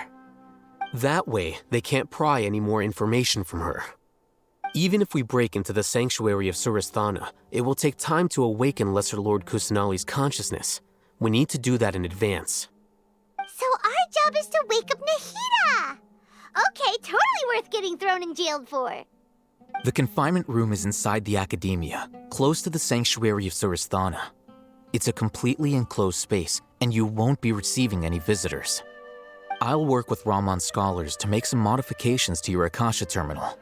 Once you're in, get as close as you can to Lesser Lord Kusanali and try to connect to her consciousness. However, as for whether she'll actually wake up, that will depend on our luck.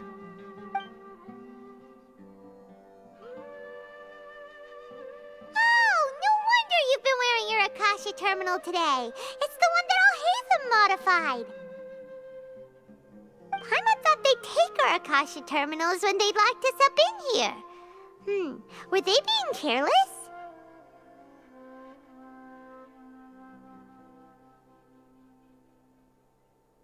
Alright, so what now?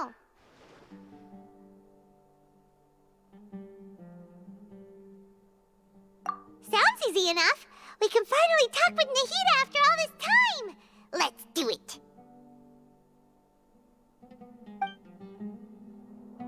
There's a light flashing on your Akasha terminal. It's almost like...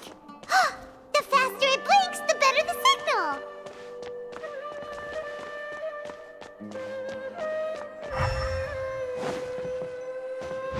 Whoa, it's Mora. Ooh, Mora. No, Paimon, we're not here to hunt for treasure.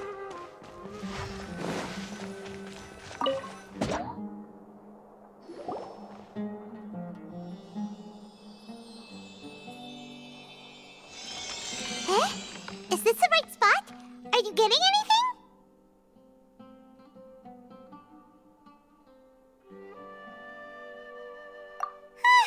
Please work.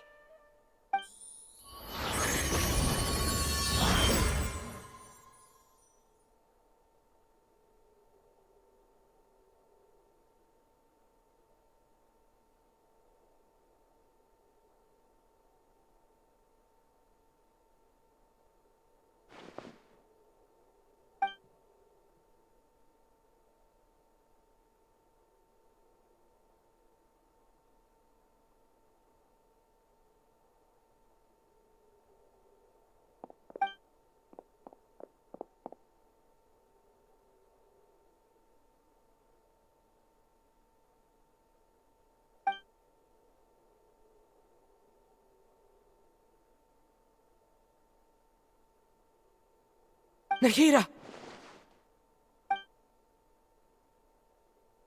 Hey, Nahida!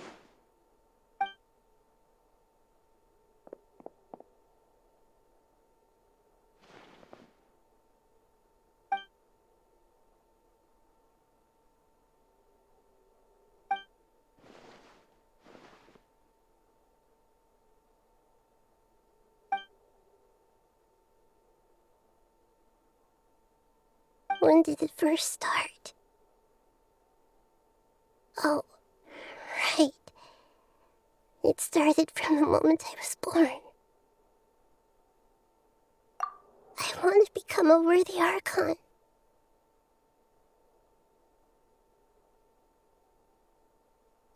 So I've kept studying. Kept listening to my people and their hearts. Kept looking for a way to save Irminsul. So I can catch up. Catch up to Greater Lord Rukkhadevata. But I'm stuck in the sanctuary of Surasthana. The sages are creating a god to replace me. And I'm forced to lock my consciousness in this boundless darkness. Nahida!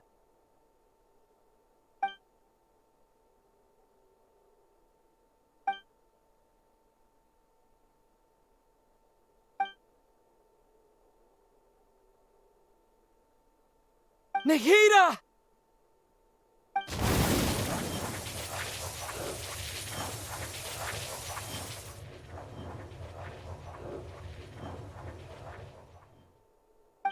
It's so quiet here. Now that I think of it, I don't think I've ever actually listened to my own inner voice. Do Archons have them? Should Archons have them? Have I been doing the right thing? Am I really not needed? How do I really feel about all of this? It's so quiet here. Since you're the god of wisdom, you've known the answers to all these questions since the very beginning, haven't you? Who are you? Whose voice is that? It sounds familiar. You're right, though.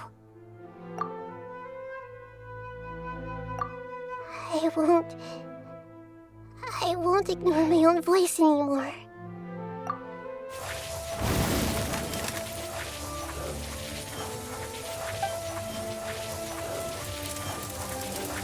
Nahida!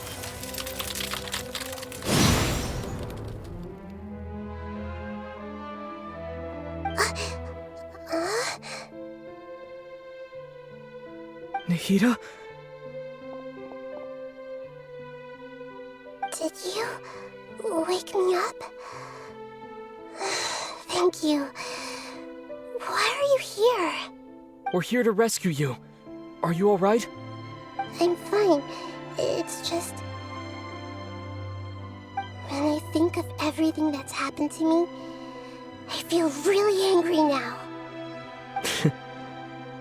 You should have been angry ages ago.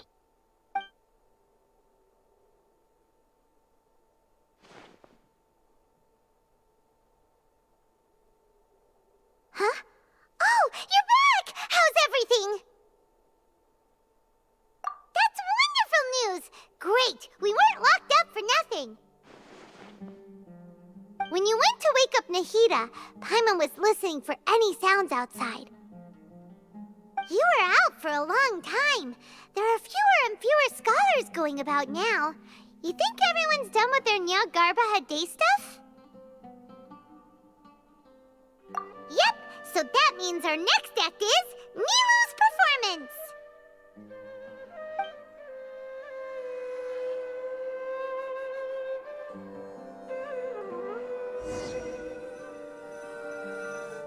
Nilu, are you sure about this?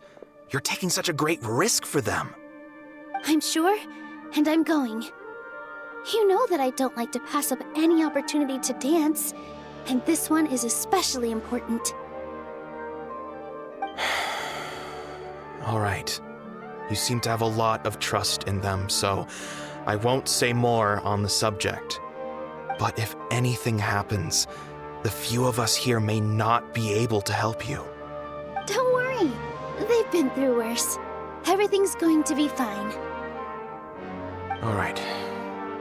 You know, if you really do get arrested, we'll do everything we can to get you back. Be careful, even if it's only for our sakes.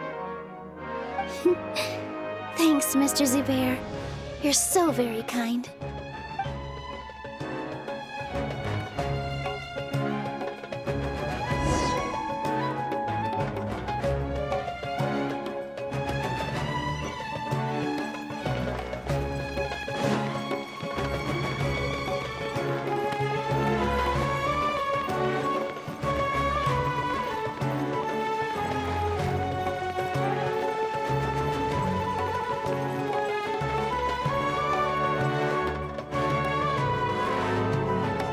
Nilu, how's it going? Nervous? Definitely more than usual. But it's because I'm worried I won't dance well enough. It's okay. Just focus on your performance. We'll take care of everything else. You sure know how to talk. Taking all the credit, even though we came here together to help out. Well, thank you both. I'll have to treat you to a meal after all this ends. I really, really appreciate all of your help. Ooh, that sounds great. Huh?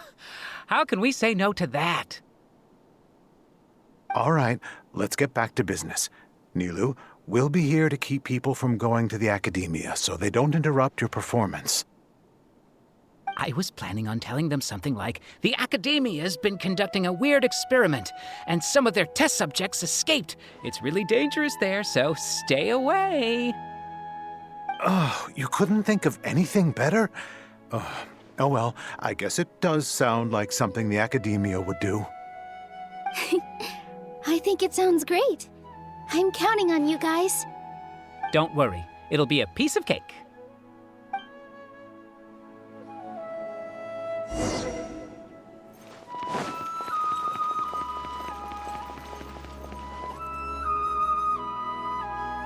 Hey, Nilu! Sorry, it's great to see you, but I'm really busy right now.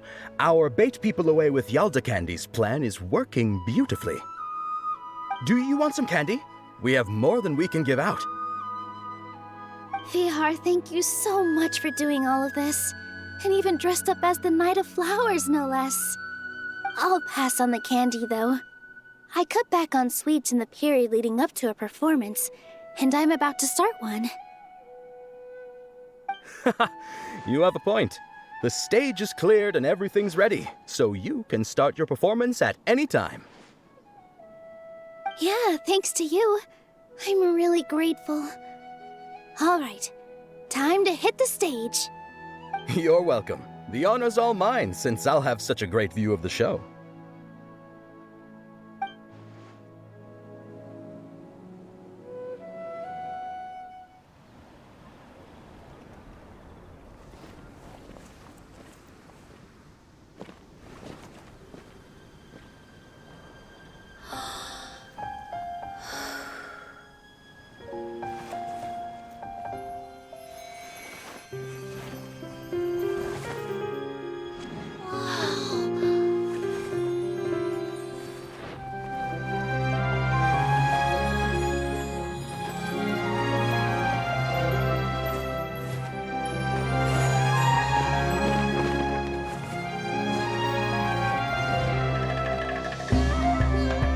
I've never seen a performance like this.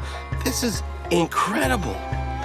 Yeah, but I heard that public performances like these have been banned.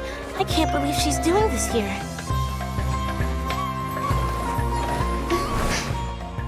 Grand Sage, there's some commotion outside. How uninteresting. Issue the new Prohibition Act from the Akasha to the guards. They'll know what to do. Do you think we should, stop her? Let's just watch for a little bit longer.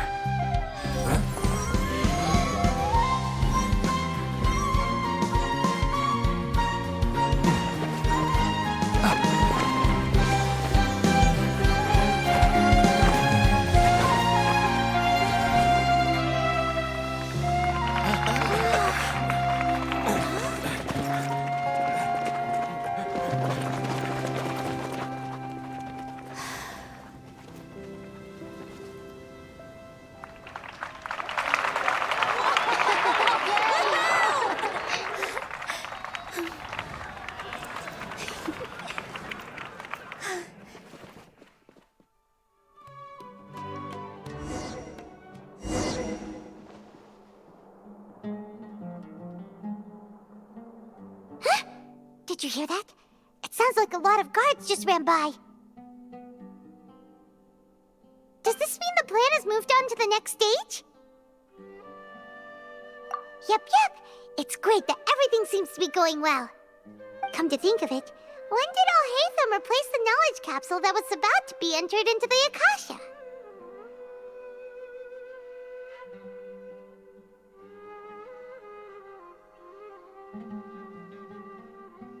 Oh, so that's when he did it! Paimon was too nervous to notice. Speaking of, didn't Alhaitham also yoink the divine knowledge capsule from that mercenary leader in Port Ormos when everyone else was distracted? Oh, it's a time-tested trick of his. Why are we complimenting him? Yeah, he's smart and all, but he still makes Paimon's blood boil. Let's review our plan for this stage again. It's not like we have anything else to do right now anyway, and it'll help us feel more confident. Paimon remembers that Nilou's task was supposed to go a bit like this. Now that Lesser Lord Kusanali's consciousness has been forcefully sealed, the core figures of the Academia and their guards have started to wear their Akasha terminals again. With the Doctor's technological support, they think they have nothing to fear. How despicable of them to rely on such a person. But this is also our chance. I was originally asked to draft the knowledge capsule for the Artistic Performances Prohibition Act when I was still at the Academia. It should be on the Grand Sage's desk right now, and will be entered into the Akasha during the next Jñagarbha Day. Are they really going to stop all artistic performances? That's horrible! I'll make an identical knowledge capsule, but this time, I'll smuggle some misleading information into it. We only need to find an opportunity to switch the capsules. Once it's been entered into the Akasha on Jñagarbha Day, if someone were to be seen performing in public, the sages would definitely use that opportunity to announce the ban, and so the misleading information will be disseminated amongst the guards. Sure sounds complicated, but it seems like if everything goes well, we'll be able to get rid of all the guards in the academia without any effort. That's pretty clever, getting right into their heads. I just have one question. Even if we manage to get the misleading info out to the guards, how can we be sure that they'll believe it? People who are used to relying on the Akasha become less inquisitive, and their ability to distinguish truth from misinformation is significantly reduced. They will view everything the Akasha releases to them as the unequivocal truth. The Akasha will turn humans into machines. I've seen it happen many times. Yikes. Good thing I didn't wear it for long when I was working in Sumeru City. At first, I thought it was a good thing, too. By the way, this plan still requires a performer, right? Do you have someone in mind? Nilu of Zubair Theater. I know her really well. We can trust her.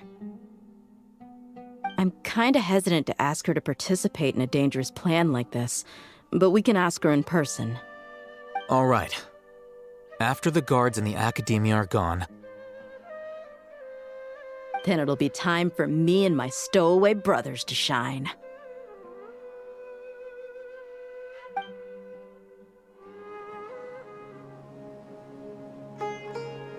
Here they come.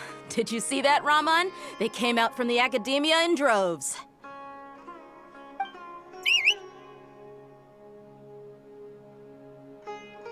After laying low in the city for so long, this is the moment we've been waiting for.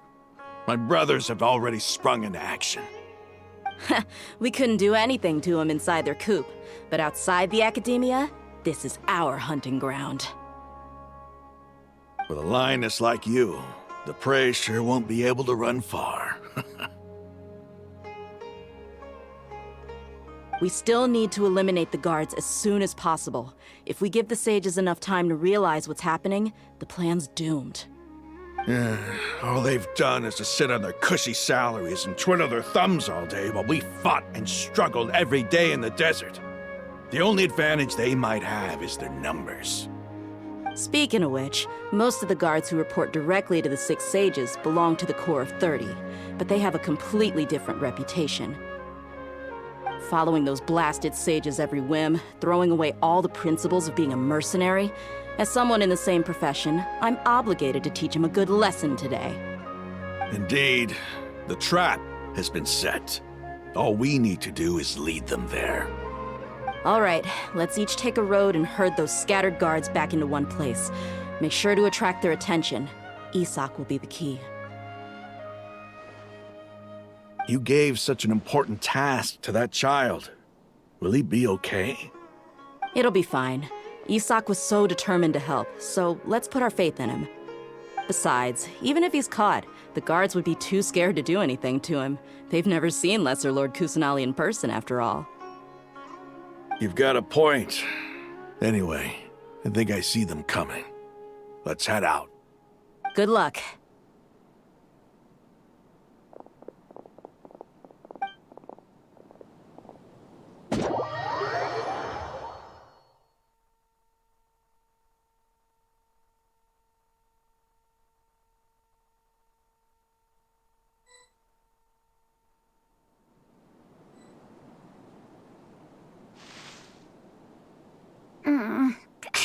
This outfit. Hey, do you remember what you need to do, Isak? When the guards get here, you'll pretend to be Lesser Lord Kusanali and run away from them. Oh, yeah, I remember. Of course I do. I'm just a little nervous. Relax. Don't think about getting caught. Even if that happens, we won't leave you behind. You only need to think about getting the guards' attention and leading them to the Grand Bazaar. Leave the rest to us. Okay, got it. I'm here to pay back Lesser Lord Kusanali for helping Grandpa. I won't get cold feet. Hey, they're here. I can see the Academia guards.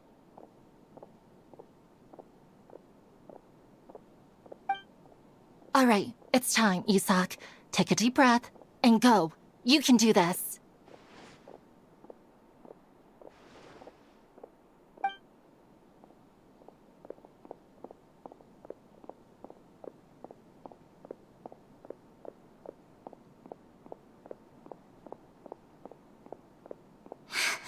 Why is there a guard over there? Did he already run ahead of me? This is different from our plan, but there's no time. I need to make a choice.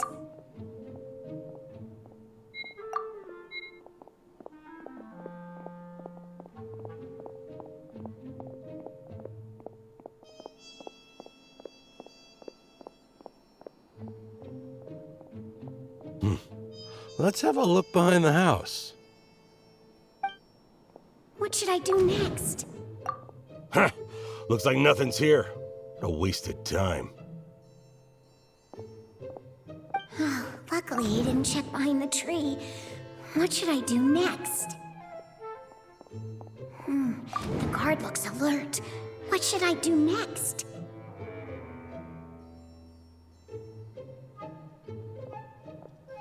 Doesn't seem like anything unusual's around here.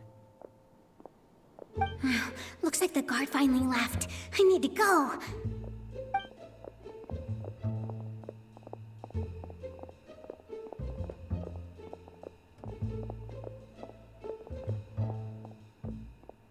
Hey! Lesser Lord Kusanali is over there! Stop! What? Lesser Lord Kusanali? How did I not notice that? They found me. This is bad. Where should I go? Oh, how is this possible? There's also an Academia guard here. Oh no.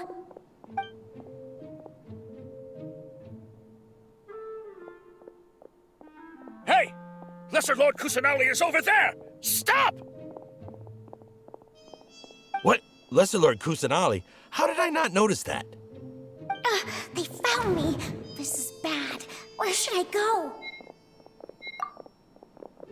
The target suspected to be Lesser Lord Kusanali has escaped into the Grand Bazaar. Assemble and arrest her!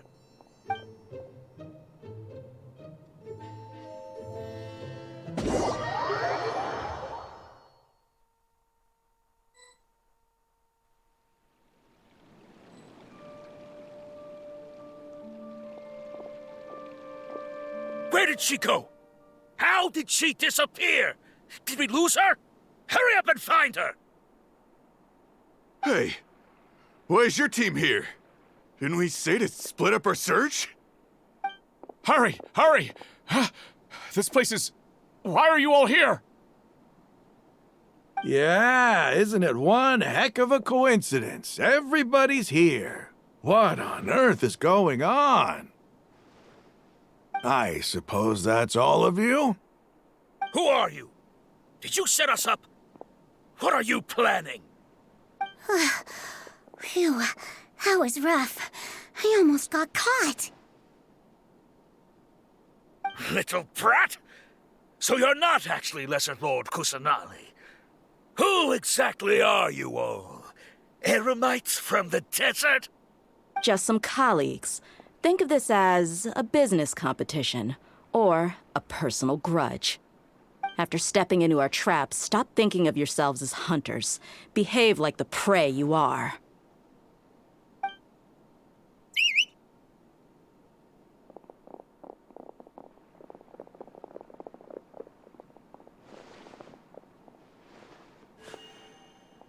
An ambush? How's that possible? This is Sumeru City, but mercenaries from the desert somehow ambushed us! You've spent all your time hiding away in the Academia. This place has long since become our hunting ground. Brace yourselves!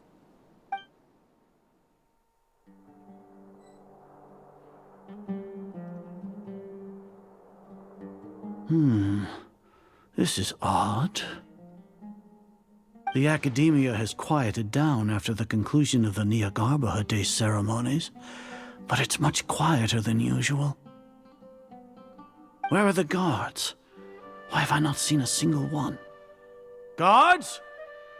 Guards! Grand Sage, how may I be of assistance? I called for the guards. Why did you come? My apologies, Grand Sage. Right now, all Academia guards have entered the city to perform the ordered arrest. I thought you knew. Arrest? Who is there to arrest? I have an ominous feeling. Arrest Lesser Lord Kusanali, right? Is that not what the order was? Lesser Lord Kusanali? You mean she has disappeared? Yes. I wouldn't dare make up something like that. Right now, everyone is in a panic, and many are saying that Lesser Lord Kusanali will take revenge on us. What happened? Just what is going on? Lesser Lord Kusanali somehow escaped? Was it Alhaitham and his party that freed her? That's impossible. The Academia is heavily guarded today, and any order to release Lesser Lord Kusanali would be strictly confidential. Besides, Alhaitham and the Traveler are already in our hands. What manner of trickery did they employ? How could Lesser Lord Kusanali disappear into thin air? Disappear? Wait. How was the arrest order distributed to the guards? It was issued by the Akasha earlier today. Only you have the authority to send messages like that, so I thought it was your order. Let me check.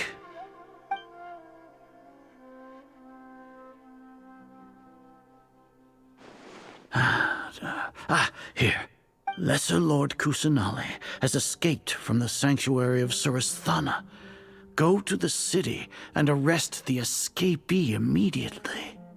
The Akasha indeed contains this information, and it clearly appeared in my mind. How did they bypass my permissions to issue this kind of message?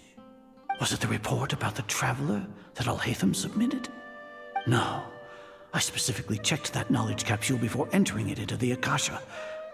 Could that have been a red herring? Well, even if I figure it out now, it won't make any difference. The important thing now is to confirm Lesser Lord Kusanali's status. Have you been to the sanctuary of Surasthana to confirm that Lesser Lord Kusanali has indeed escaped? Confirm? No, I haven't. It may be a bit offensive to say this, but Grand Sage, what you're saying doesn't make any sense. How can the information in the Akasha be inaccurate? What the Akasha decrees is fact. That is common knowledge to all of us. If we have to confirm the information and knowledge from the Akasha ourselves, then how is that any different from us learning that information ourselves? Wouldn't Greater Lord Rukkhadevata's legacy lose its meaning that way? In the beginning, it was I who asked you to believe in the Akasha, to believe in the legacy left by Greater Lord Rukkhadevata. Are you trying to use my words against me? No, Grand Sage. I'm merely confused because I believe in you. I never meant to refute you. Stay here and see if there are any suspicious people around. I'll go to the sanctuary of Surasthana on my own. Yes, Grand Sage.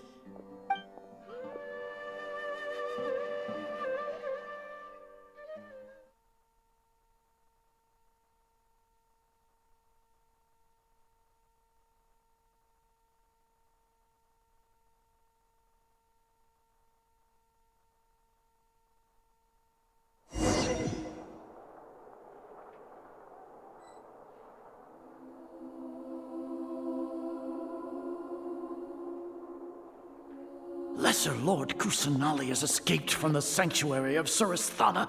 Go to the city and arrest the escapee immediately. How can that be? Stop thinking about it. Stop. It must be a trick of theirs. As long as I personally confirm it. Ah! Impossible. That's impossible. There must be something wrong with my eyes.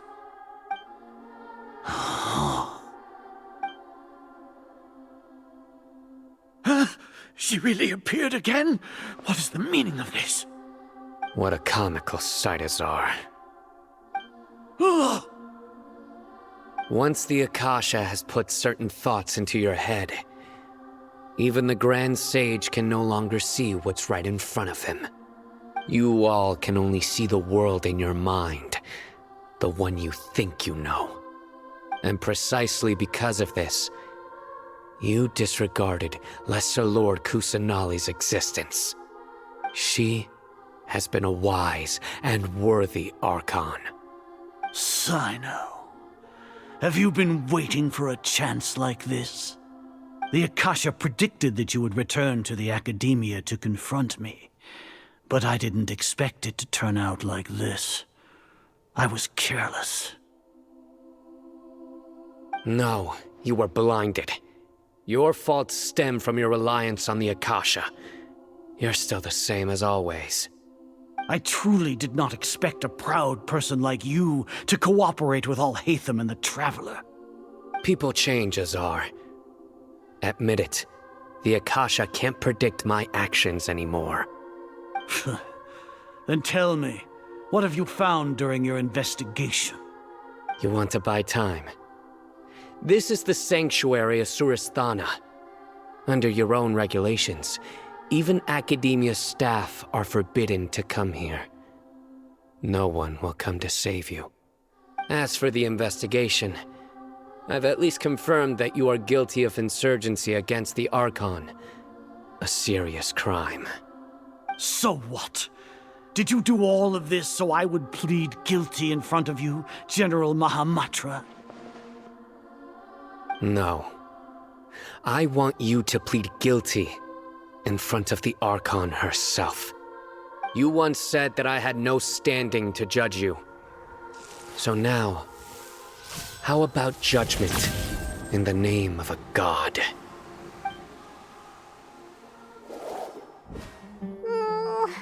How long do we have to wait? Paimon wants to know how things are going out there. Paimon hasn't heard any sounds outside for a while. Hopefully something bad didn't happen. Yeah, but aren't you scared that we might be locked up in here for the rest of our lives? Thinking about it, at least Paimon has you. We could still chat like this. When Paimon thinks of Nahida being imprisoned alone in the sanctuary of Surasthana, Paimon can't help but feel sorry for her.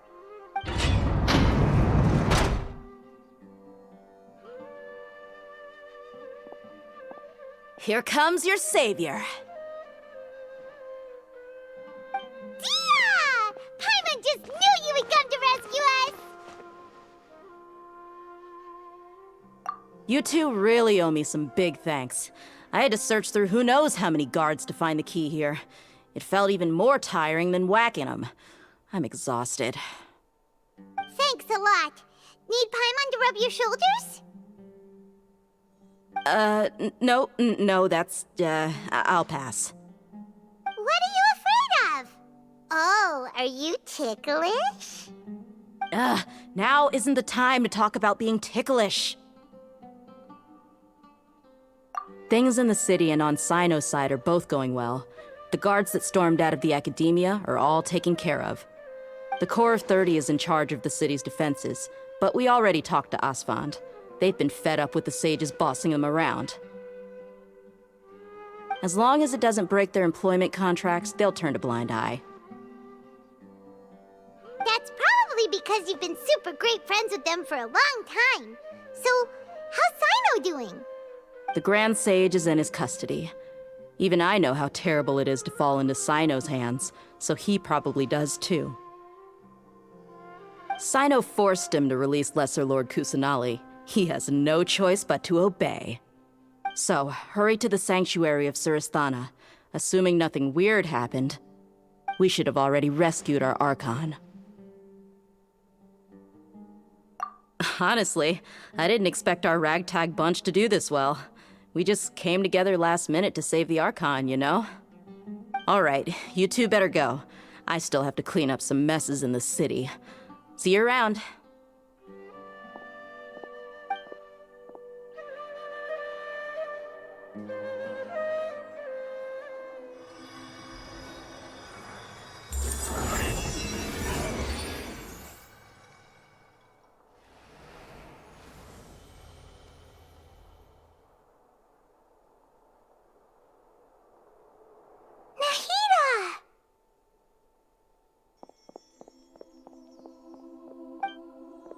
Should I say it's nice to meet you?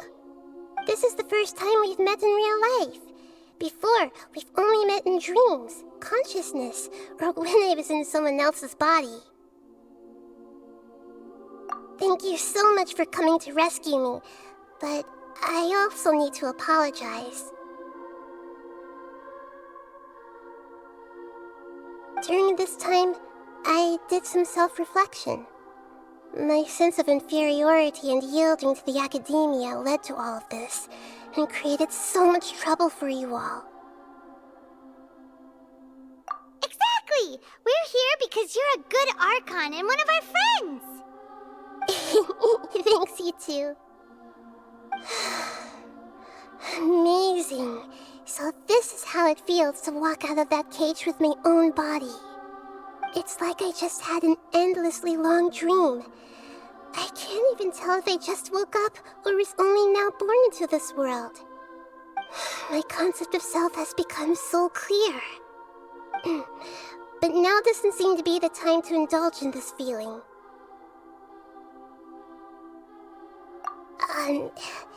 This is really embarrassing.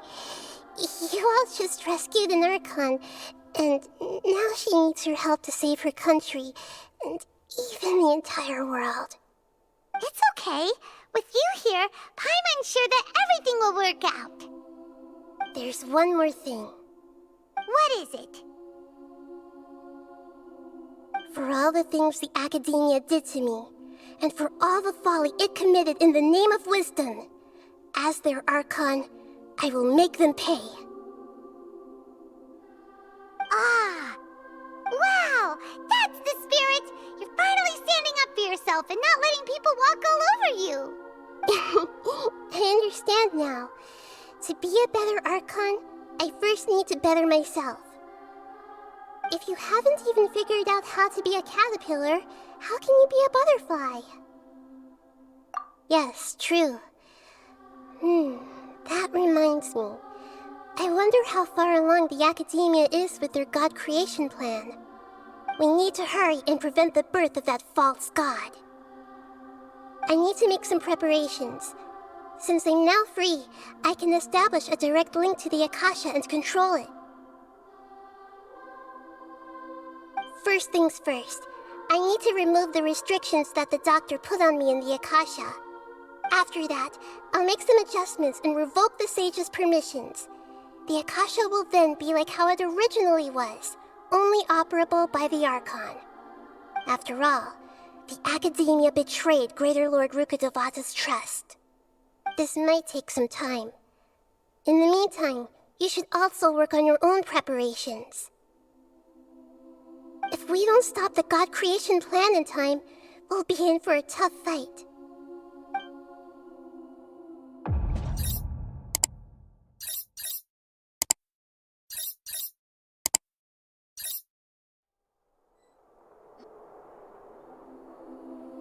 How's it going, Nahida? I'm done with the parts that needed my involvement to complete. Although it's my first time working with the Akasha like this, its internal structure and operation procedures are easy for me to understand. Greater Lord Rukkhadevata's design is truly brilliant. Oh, also, this is for you. Huh? What's this little floaty thingy? It's a small device I put together just now. You can think of it as an upgraded Akasha terminal. You may not need it right now, but it should be helpful in certain situations. Wait! This thing has the same characteristics as Paimon! We're both small things that float! Oh, all the things that make Paimon special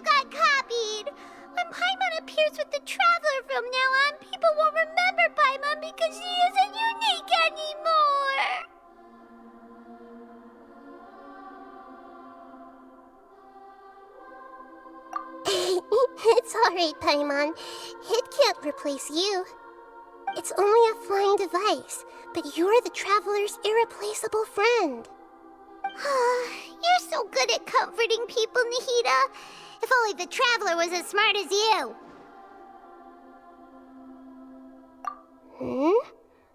I was simply telling you what I feel to be the truth. I wasn't trying to comfort you. Nahida, you're natural at this. What you just said made Paimon even happier. By the way, there's something I need to confess. Even though I'm the Archon and in control of myself again, I'm not very good at fighting. You may have heard that an Archon's power is derived from their people's faith. However, I'm not as well loved as Greater Lord Rukkhadevata. If we get into a situation where combat is our only option, I'll have to count on you, and I'll do my best to provide support. I'm glad I can rely on you. So the God of Wisdom isn't good at fighting? That actually sounds about right.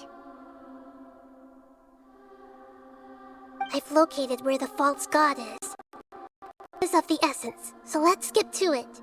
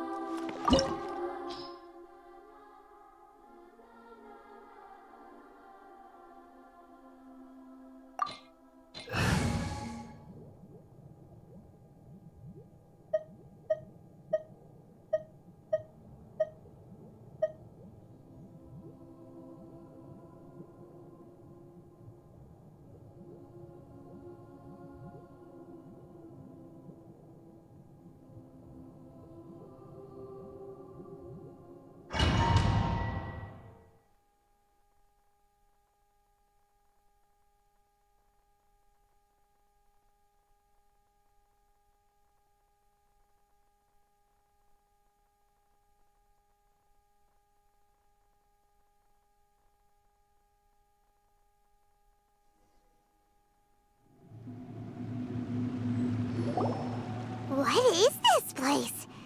Is this really the way we need to go? Wow. Who would have thought there'd be a place like this hidden right slap bang in the middle of the city? The sages wanted to realize their god creation plan without being discovered. The safest and most convenient way would be to build within the academia itself. That's true. They were already hiding one god, so why not two? Judging from the structure here, the project is a huge undertaking. The sages really saw the god creation plan as their ultimate goal. But this place doesn't look like it could have been constructed by the academia alone. The Fatui under the doctor sure didn't hold back. They provided a lot of technological support. Yeah, or else they wouldn't have been that generous. Is that it, though? I've always felt that this doctor is different from the academia sages. He doesn't seem to share their sense of urgency. Instead of being interested in the end product, it's like he's enjoying the experimental process. The Fatui Harbingers are all such weirdos. So, the doctor being weird is actually normal. So, this Fatui that they're trying to turn into a god is called the Balladeer? We had previously come into contact with his consciousness. He harbors particularly strong obsessions.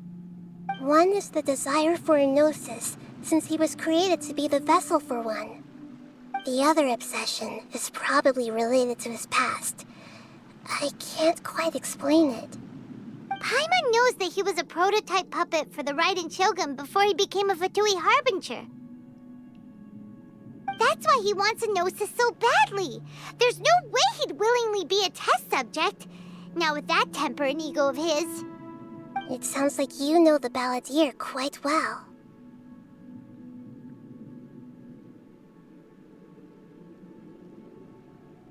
I see.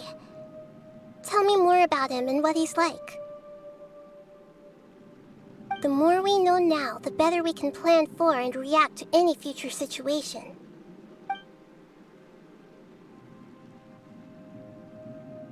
Ah, I see.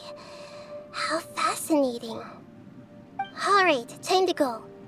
Let's get through here and meet him in person.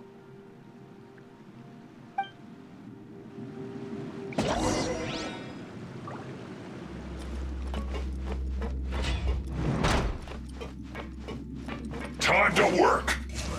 Let's begin. Stand clear. Absorption test. Quickly. My duty. Let's dance. Go, Barbara, go. Let's light it up! Teamwork is dreamwork! I guess this is it.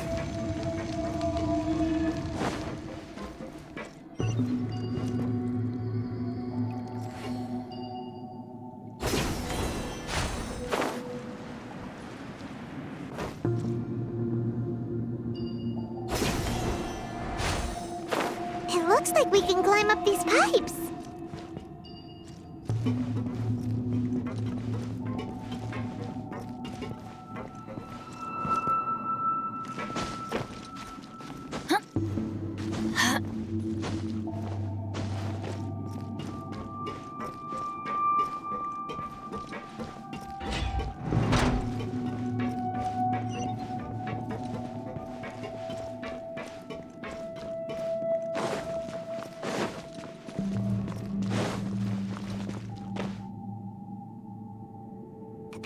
The ground seems all messed up. Let's go around and see if there's a way to fix it.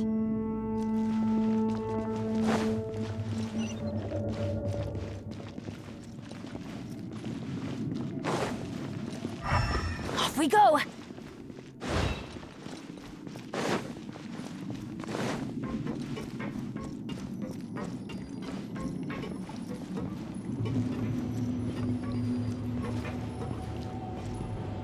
Seems to have stopped. Let's continue.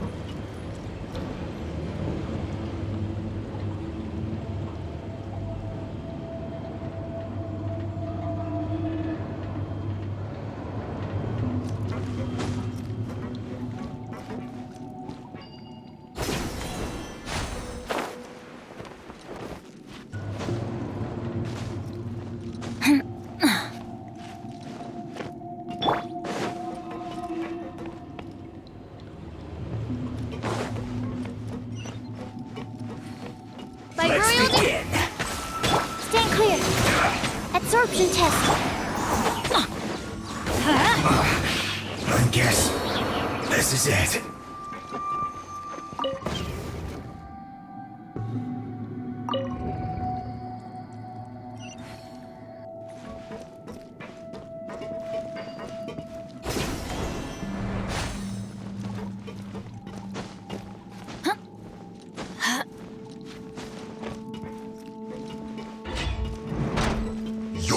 Frostbite. Oz, reveal. Frozen. Stand clear. Absorption test. Freshness. Let's light it up! Pay your dues. Midnight Phantasmagoria. Swirl, Mark 2.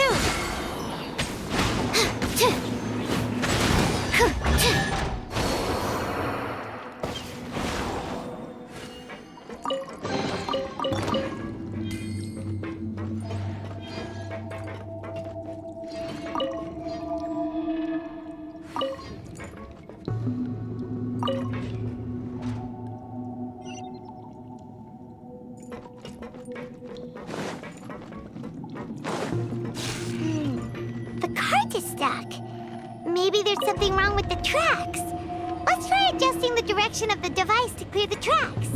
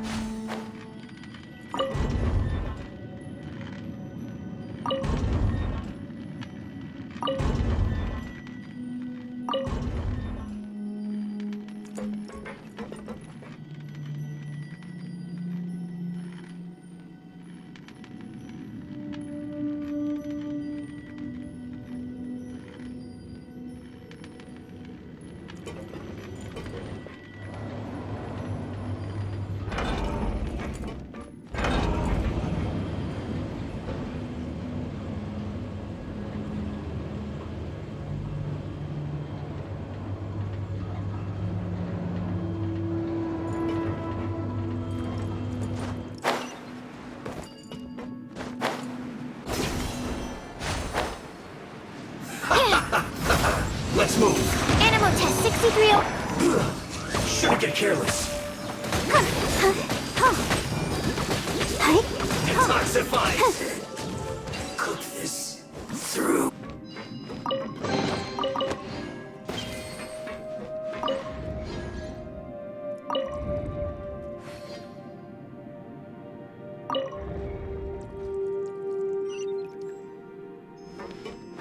Go, Barbara, go!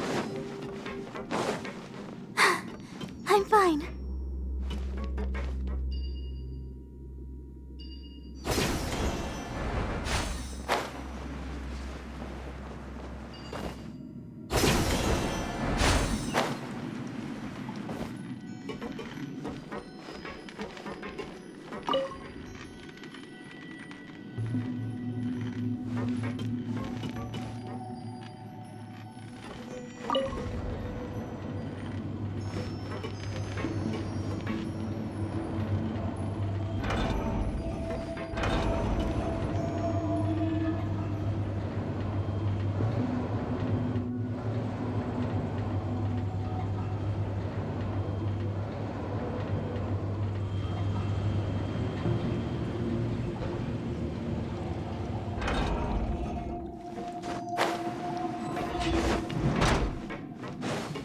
By royalty, all protect us. Stand clear. Absorption test. Quickly. I'm going in! I guess. Come at me. Midnight Phantasma. Killjoy. We've only just begun. Enhanced animal module 75. I summoned it. Everybody stand back!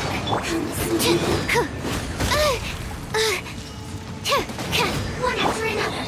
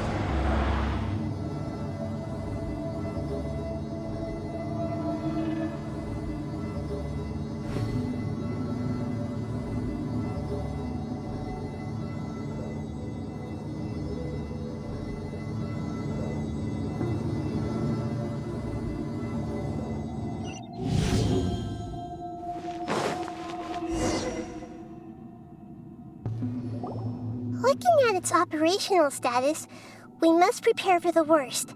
The god they wanted to create is likely close to completion or already completed. Oh no! What should we do?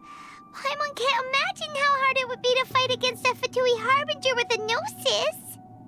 Are you nervous, Paimon? If you really want to know, of course Paimon's nervous! Aren't you too, Nahida? Yes, I am. This is probably the first time I faced with a calamity of this degree since my birth. I feel not just nervous, but curious as well. Curious? Curious about what? Curious about our fate. To me, everything we perceive in this world, everything we learn, and everything that happens to us is considered knowledge. And if it's a form of knowledge, then it can be understood. However, only fate is about that which has yet to occur, so it has always drawn my curiosity. So to me, fate is the ultimate knowledge.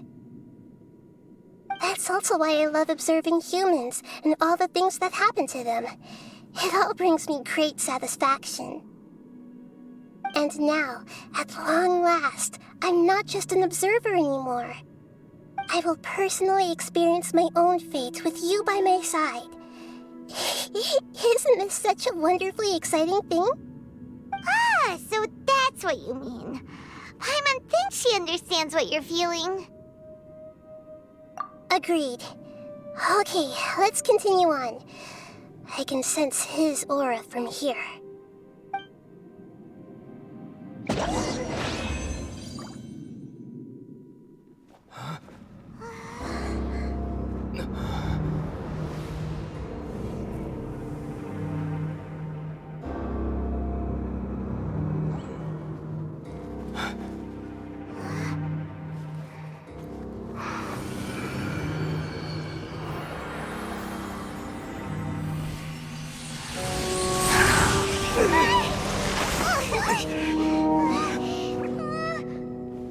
Who would have thought the world would be so eager for my birth? I remember you, Booer, the god of wisdom, and standing beside you, the traveler. Is he all-knowing and powerful now like Greater Lord Rukkhadevata? No, I can't feel the same kind of divinity I felt from the Greater Lord. It seems that the sages didn't get the chance to infuse the divine knowledge capsules into him. But even still, he has undoubtedly become a true god now. So we're too late? The Balladeer has already become a god? The Balladeer. A long bygone title. When my spirit ascended to divinity, I felt as if I had existed for the same number of epochs as heaven and earth. Looking back, the existence of what once called itself Kunikazushi appears infinitely small and ugly.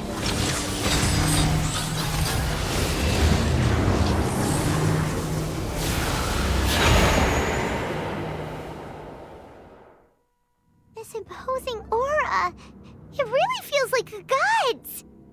A body that capitalizes on the Balladeer's original construction as a mechanical puppet, with the Gnosis serving as a constant power supply. How much effort and resources did the sages put into this? From a purely technological perspective, it's a commendable achievement indeed. It's no exaggeration to say, this is the culmination of human wisdom. You sure are something! Dishing out compliments at a time like this? But I don't think he's reached the spiritual height of a god. Strife is engraved upon every god and every gnosis brought forth into this world. Can you feel it? The exhilaration of such power, and the thrill of anticipation for our contention. Nahida wouldn't feel the same things as you! Do you not realize that you are interrupting a conversation between gods? Lowly creature, know your place!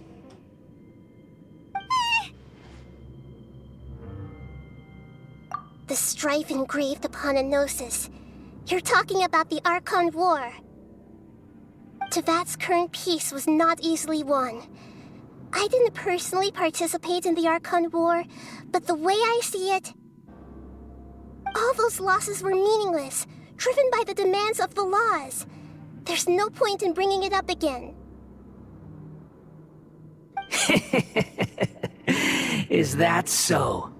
Yet I am deeply disappointed that I was never allowed the fortuity to personally participate in the Archon War. This is a first. Encountering a god in this world who does not crave power. No wonder your own people have abandoned you, god of wisdom.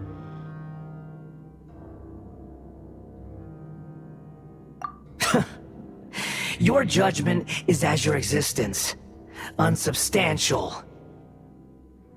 This is where everything ends, Booer, the god of wisdom. You should know that wisdom cannot solve every problem. Like now, where your only option is to face me in combat.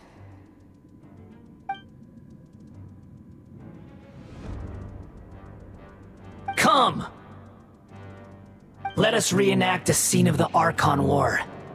Come and inaugurate my birth as a god.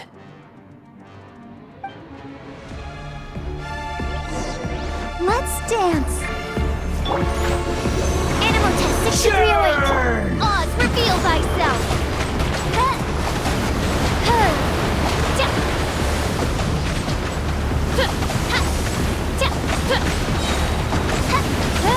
Feeble human!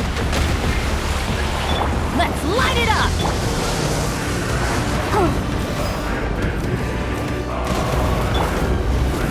Wings of darkness! Come, sever... My endless cycle begins!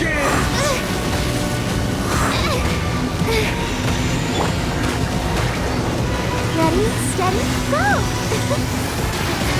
I'm going in! Let's light it up! By royal decree! Insignificant past! Absorption test! Swirl, mark... No rest for...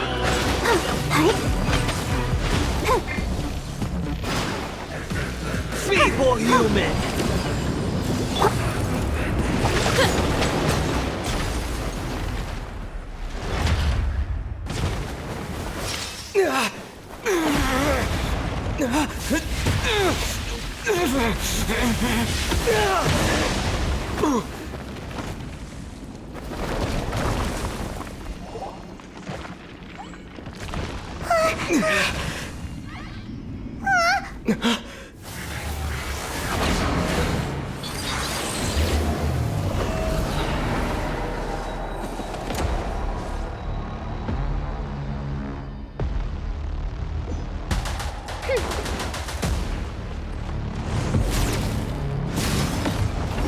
Oz, reveal thyself! Stand clear!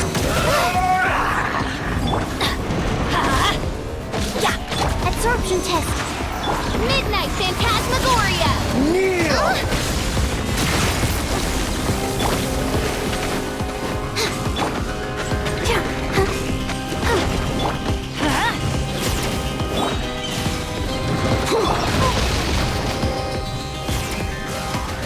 Adventure time! Teamwork is dreamwork! Burn to oblivion! By royal decree... Let's dance! Animal test 6308! Kneel! Don't break my glasses! Stand clear!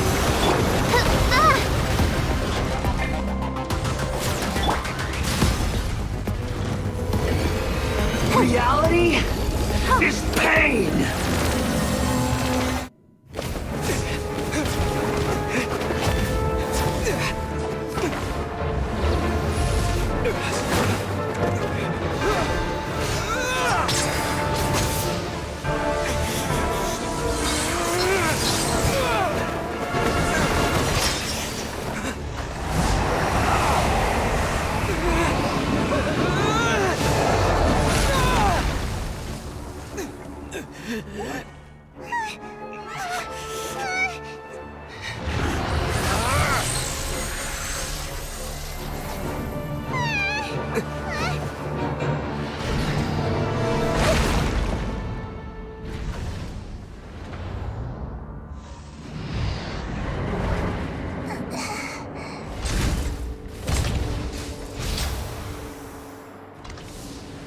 This is supposed to be a battle between gods, yet you choose to hide behind a mortal.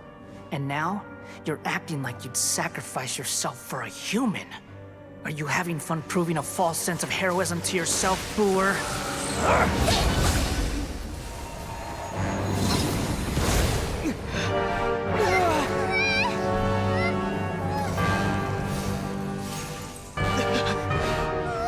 The data collection is almost complete. Do you even know how many times you've tried to take my gnosis from me?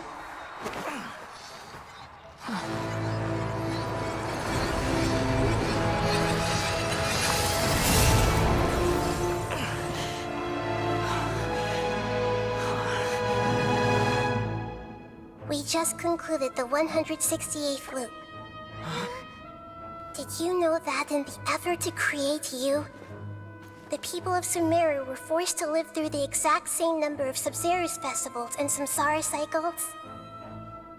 The power of dreams. When did you use it on me?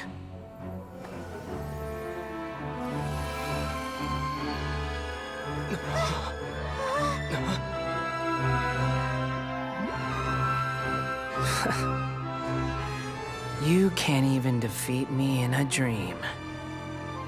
What do you hope to achieve with this little trick? Come, traveler. Just like before. Allow me to awaken the memories in your dreams. All that battle experience!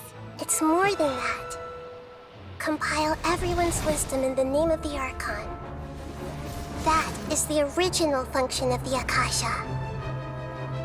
I've sent everything that happened just now to the people of Sumeru in the form of knowledge. I've asked them to help you find a way to defeat the false god.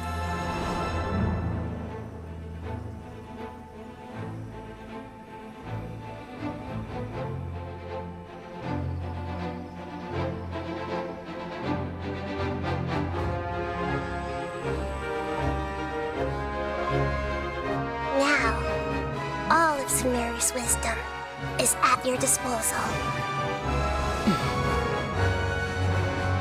Meaningless tricks won't save you.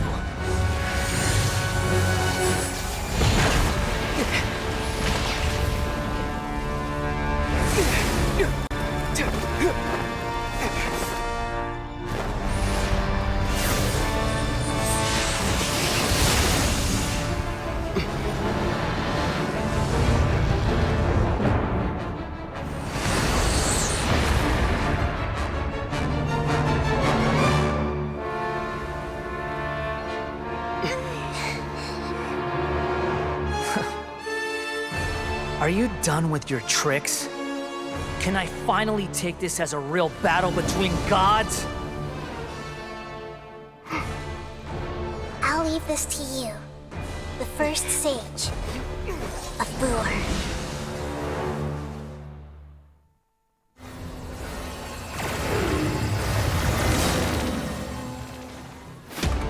A thousand eons, mine to dominate. I'll protect us.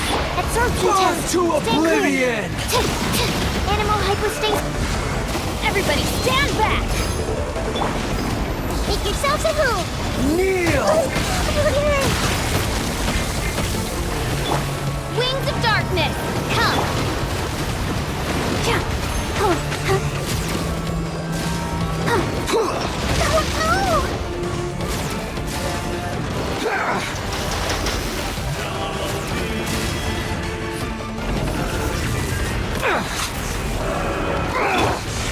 Animal test 63.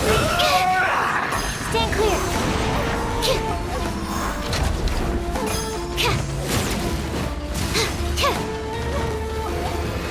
Reality is pain! Oz, reveal thyself!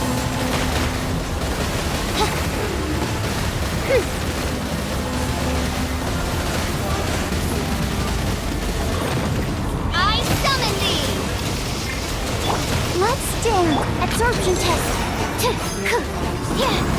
Let's light it up! Burn to oblivion! By royal decree.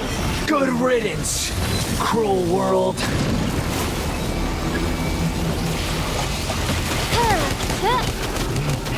No rest for the wicked.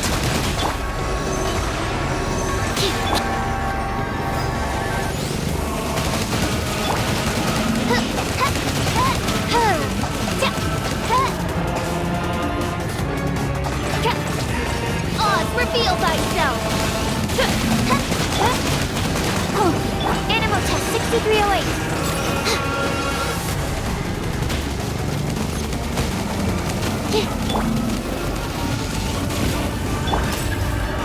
Let us show absorption test. Your new god awakens!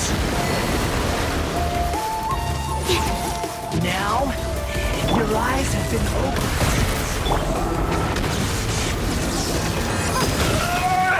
So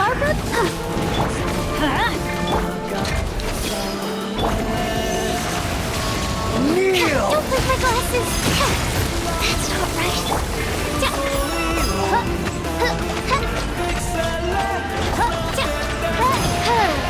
Burn to oblivion!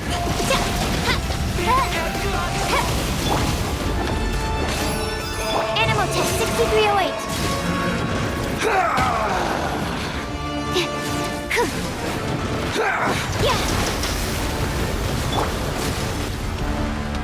Oh, it's really... I'll protect Kneel!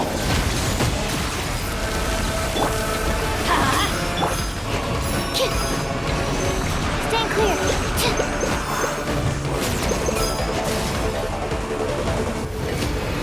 Reality is pain!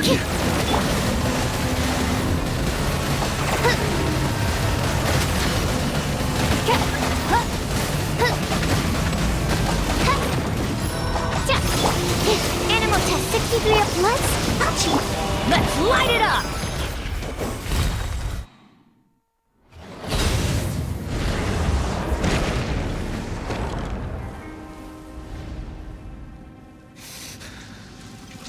Humans.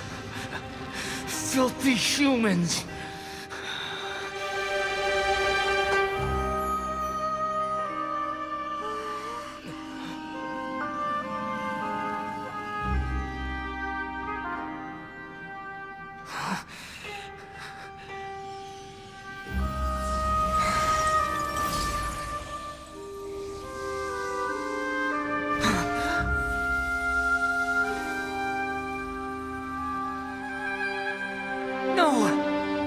Wait! Please! Anything but the gnosis!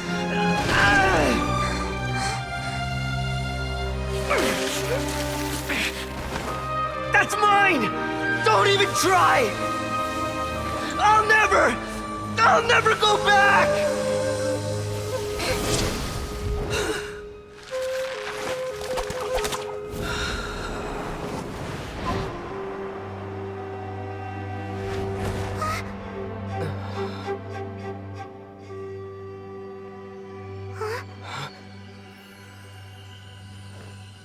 We haven't yet found the answer to the most important mystery. Irminsul is still waiting to be saved. With the power of another gnosis, we may now finally understand the last memory of Greater Lord Rukkhadevata.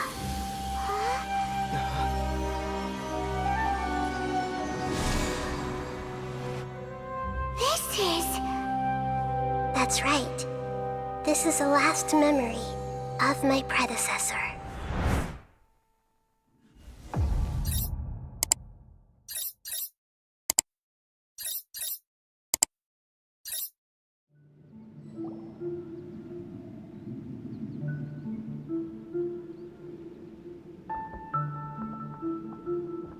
Huh.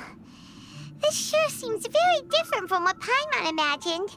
Shouldn't Irminsul be in this realm of consciousness? Yes, that is our destination. But I didn't expect the remaining consciousness of Greater Lord Rukkhadevata to be as polluted as this.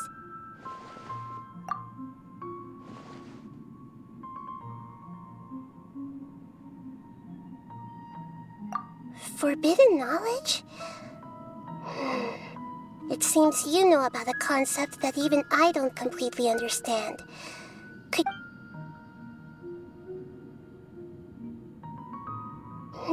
your inference seems logical enough.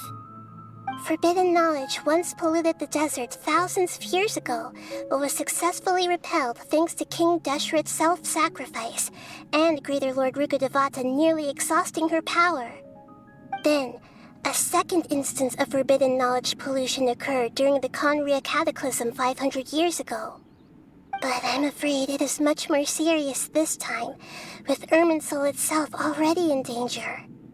So, if we're in the remaining consciousness of Greater Lord Rukkhadevata, and it's also been affected by forbidden knowledge pollution, then does that mean, in order to save us, Greater Lord Rukkhadevata? Yes. It's very possible that she sacrificed her life in the fight against forbidden knowledge. She didn't completely eradicate forbidden knowledge, but if it weren't for her actions, the pollution would have been far more rampant over these past 500 years. The way that everyone, including me, has forgotten everything about forbidden knowledge may very well be due to her restoration of Irminsul. Aww. Do you feel sad, Nahida? I'm just sharing her pain. The pollution of her consciousness here is severe. There is madness, chaos, and pain all around us. Did she fight to resist the forbidden knowledge pollution in such terrible conditions, all the way up to her last breath? She even used her last remnant of lucid consciousness to leave a clue for us to follow. Yes, her words were distorted by forbidden knowledge, so that's all we could hear. But now, we have a chance to find the answer to this mystery. We can cross the polluted consciousness until we found the right path to meet with her lucid consciousness. And then, we'll let Greater Lord Rukkhadevata tell us the truth in person. Each of us need to be mindful of the state of our own consciousness while we are here. Even with the Gnosis' protection, we must always keep a clear mind. Otherwise, we could go mad at any moment. That's so scary. Don't worry.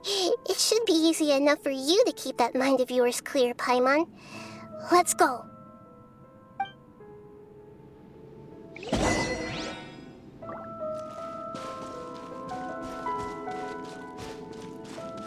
Are we in the air? And why is there a huge boat? That's the boat of consciousness, which symbolizes reason here. Its course is the... Wow! What are these? The monsters seem to have been affected by them. Help protect us. Stand clear. Absorption test.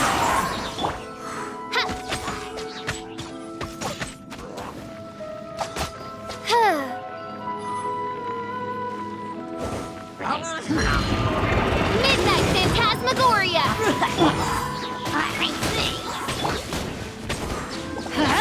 Teamwork is true!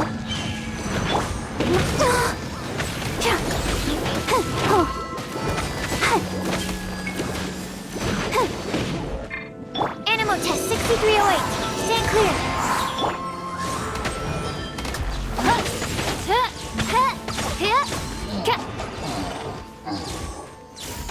Goodness gracious!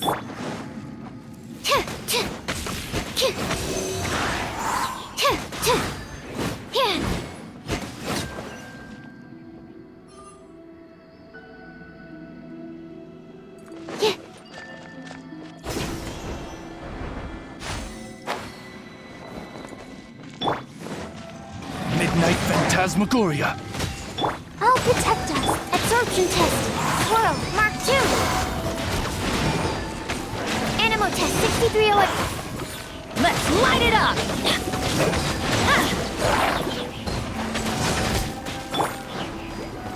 Odds revealed by... I'm going in! Let's dance.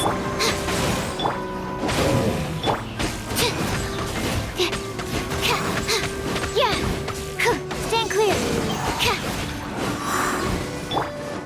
Wings of luck! 4-leaf sigils have appeared in the sky!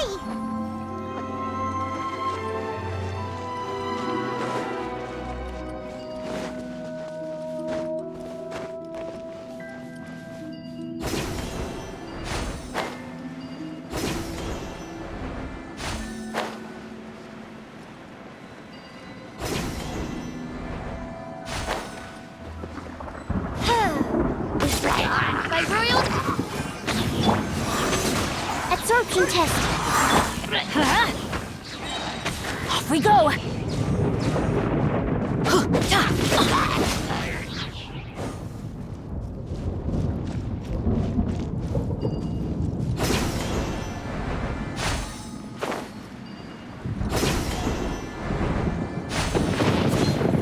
Teamwork is dreamwork! Odds repeat. Stand clear. Absorption test. Animal hypostasis emulation.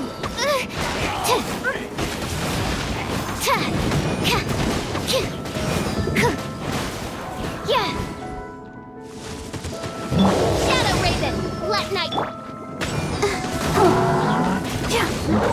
Animal test 6308.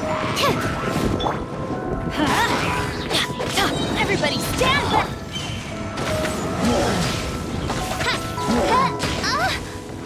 By royal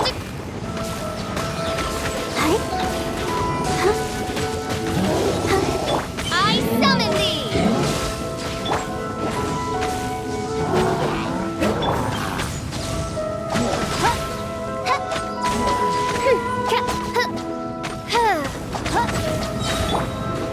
Let's light it up! Come on! We can do it! Wings of darkness! I'm going in! Stand clear!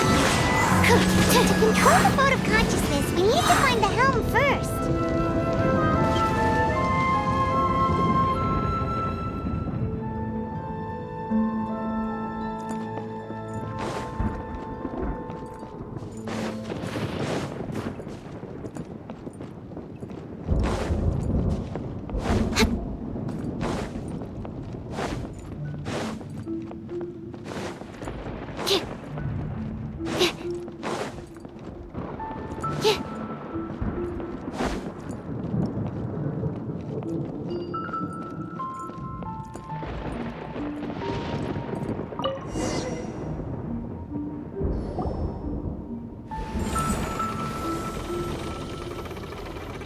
We changed direction.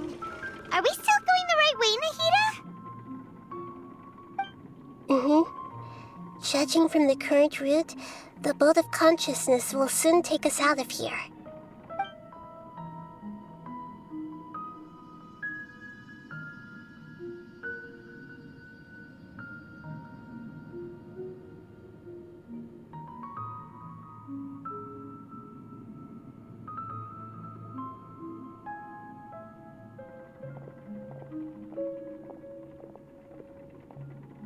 We'll be arriving at our destination soon.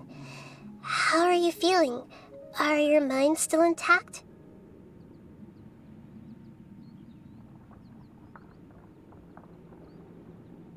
Huh? But everything's been completely normal for Paimon. Hopefully there won't be any more interruptions. This time, we should be able to meet Greater Lord Rukkhadevata. Are you saying you've never met Greater Lord Rukkhadevata before? No.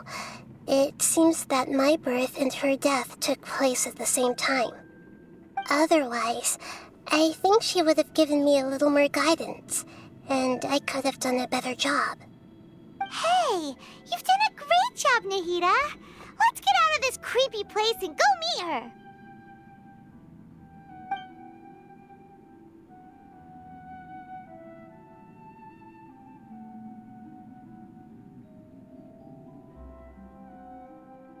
So, is this the place you were talking about? The base of Irminsul?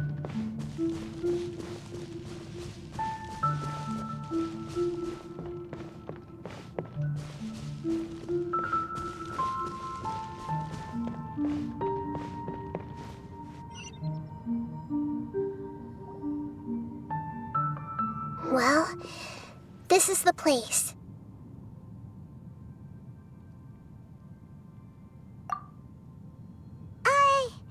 We're here to find Greater Lord Rukkhadevata, right?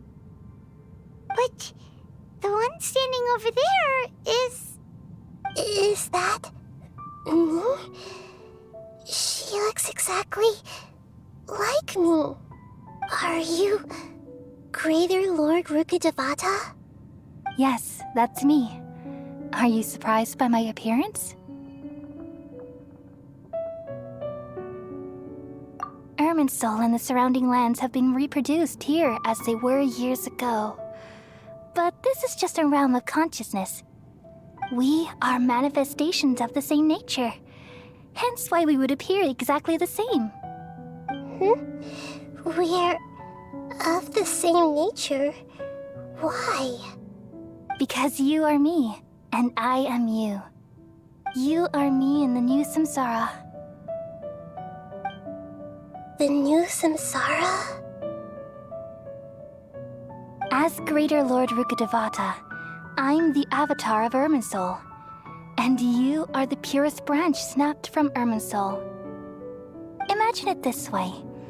Even if a tree dies, its branches will eventually take root and grow, continuing the tree's life in another form. I'm merely the remaining consciousness of Greater Lord Rukkhadevata.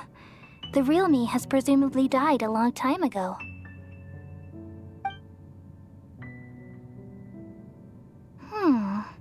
Judging from your appearance, I've probably been dead for 500 years.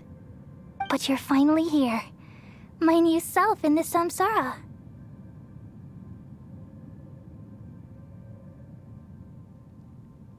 If this is true, then am I going to be a great Archon like you someday?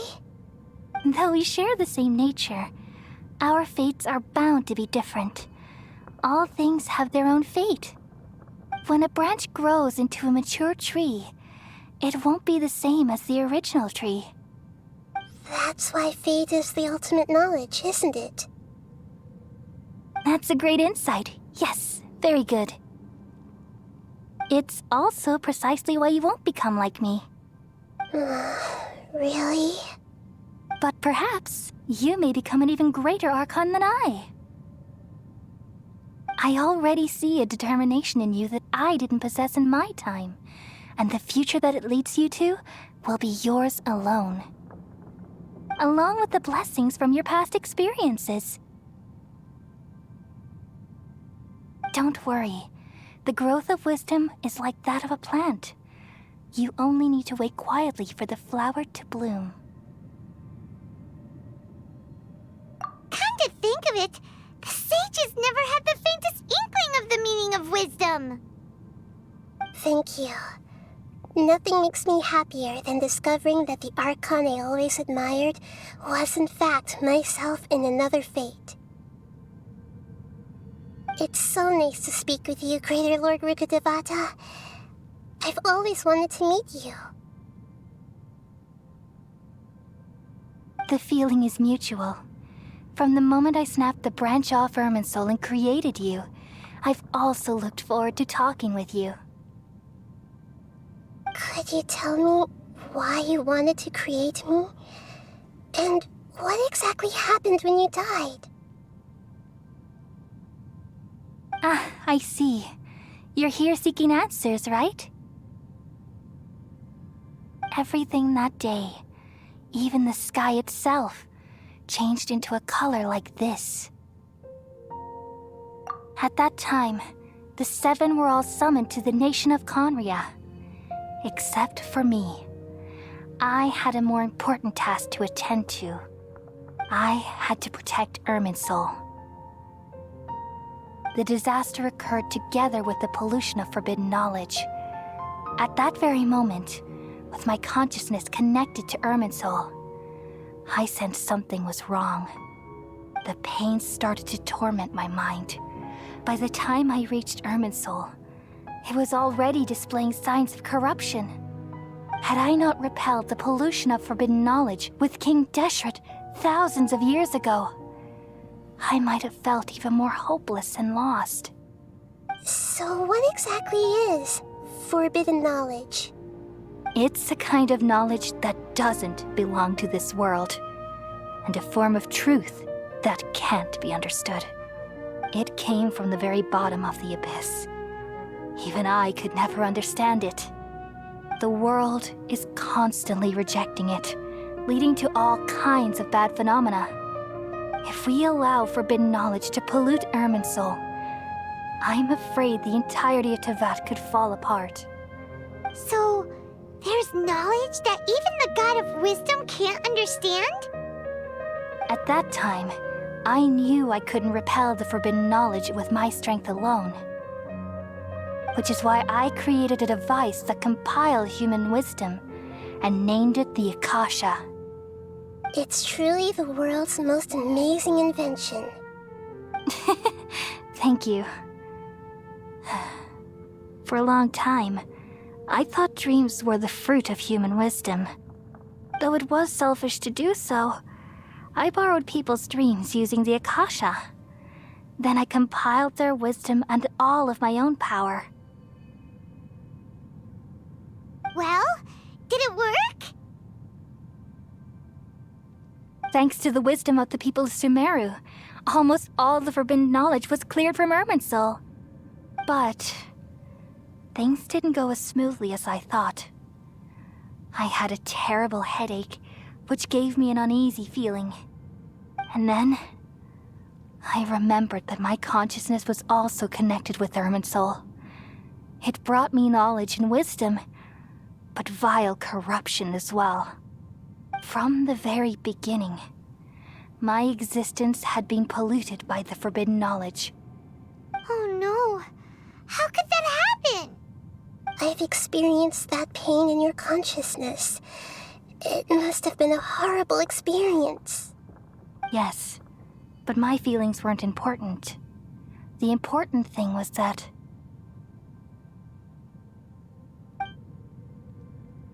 even if I died, my existence and everything related to me would continue to exist in Irminsul as memories and knowledge, meaning that the forbidden knowledge couldn't ever be permanently eradicated.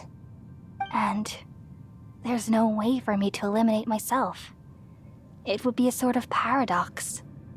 So, I took the purest branch of Irminsul as my incarnation in the next samsara and left a trail of clues, all in hopes that you would come here and remove me and my pollution from Irminsul forever. Wait, no, I can't. So you realize what that implies. You are very smart indeed. Irminsul has all the knowledge and memories of this world. And as you've realized just now, removing me from Irminsul means I essentially will never have existed in this world. But this is the only way to save Irminsul. People love you so much, and they've missed you so much over the past 500 years. I am exactly the same. So how can we just forget you like this? Is there really no other way? There must be something else I can do. You're the god of wisdom, Boer. You should know that there is no other way. But this is so cruel. I don't want to forget you. No need to feel so sad, Boer. As someone who delights in wisdom, you should feel joy at finally finding the answer. These are the words in their entirety. The answer you've been seeking all along. Let the world completely forget me.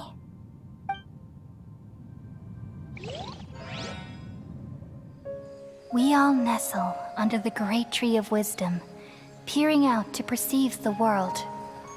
From the earth and from the rain, we perceive its wonders, until we become a white bird to perch atop a branch, and finally snap off the most important leaf. Once upon a time, I alone dreamed in this world. In my dreams, everybody would also dream after they fell asleep. Wild and wonderful thoughts would emerge from their minds. Some tumbled to the ground, and others floated to the sky, connecting all things in the world into one dazzling net. Among a plethora of worlds were numerous smaller worlds, all of fate, finding within the tapestry their brilliant glow. I gradually understood that these indescribable and constantly changing things are the most profound things in the world.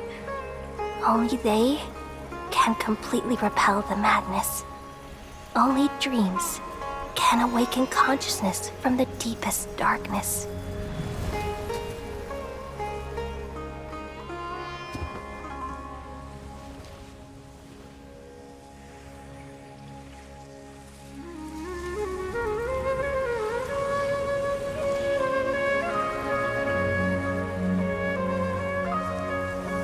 I'm the one who posed this question, yet also the one who sought a solution. Saving the world with the dreams of the people used to be my answer. And now, you've also found your own answer, and I shall return all the dreams to the people.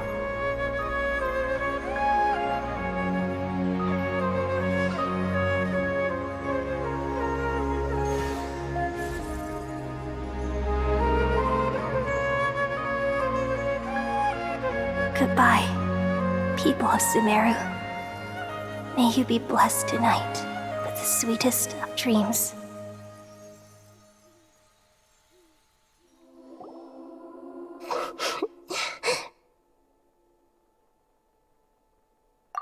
I'm alright. I'm just a little confused. We've just saved the world, right? So why am I crying? I don't know where this feeling inside of me is coming from, but I feel very sad. Just now, we used the power of two gnosis to successfully connect with the Ermin soul consciousness from 500 years ago. Then, we removed the remaining pollution from Merman Soul. Yeah, what's wrong? Weren't you there just now?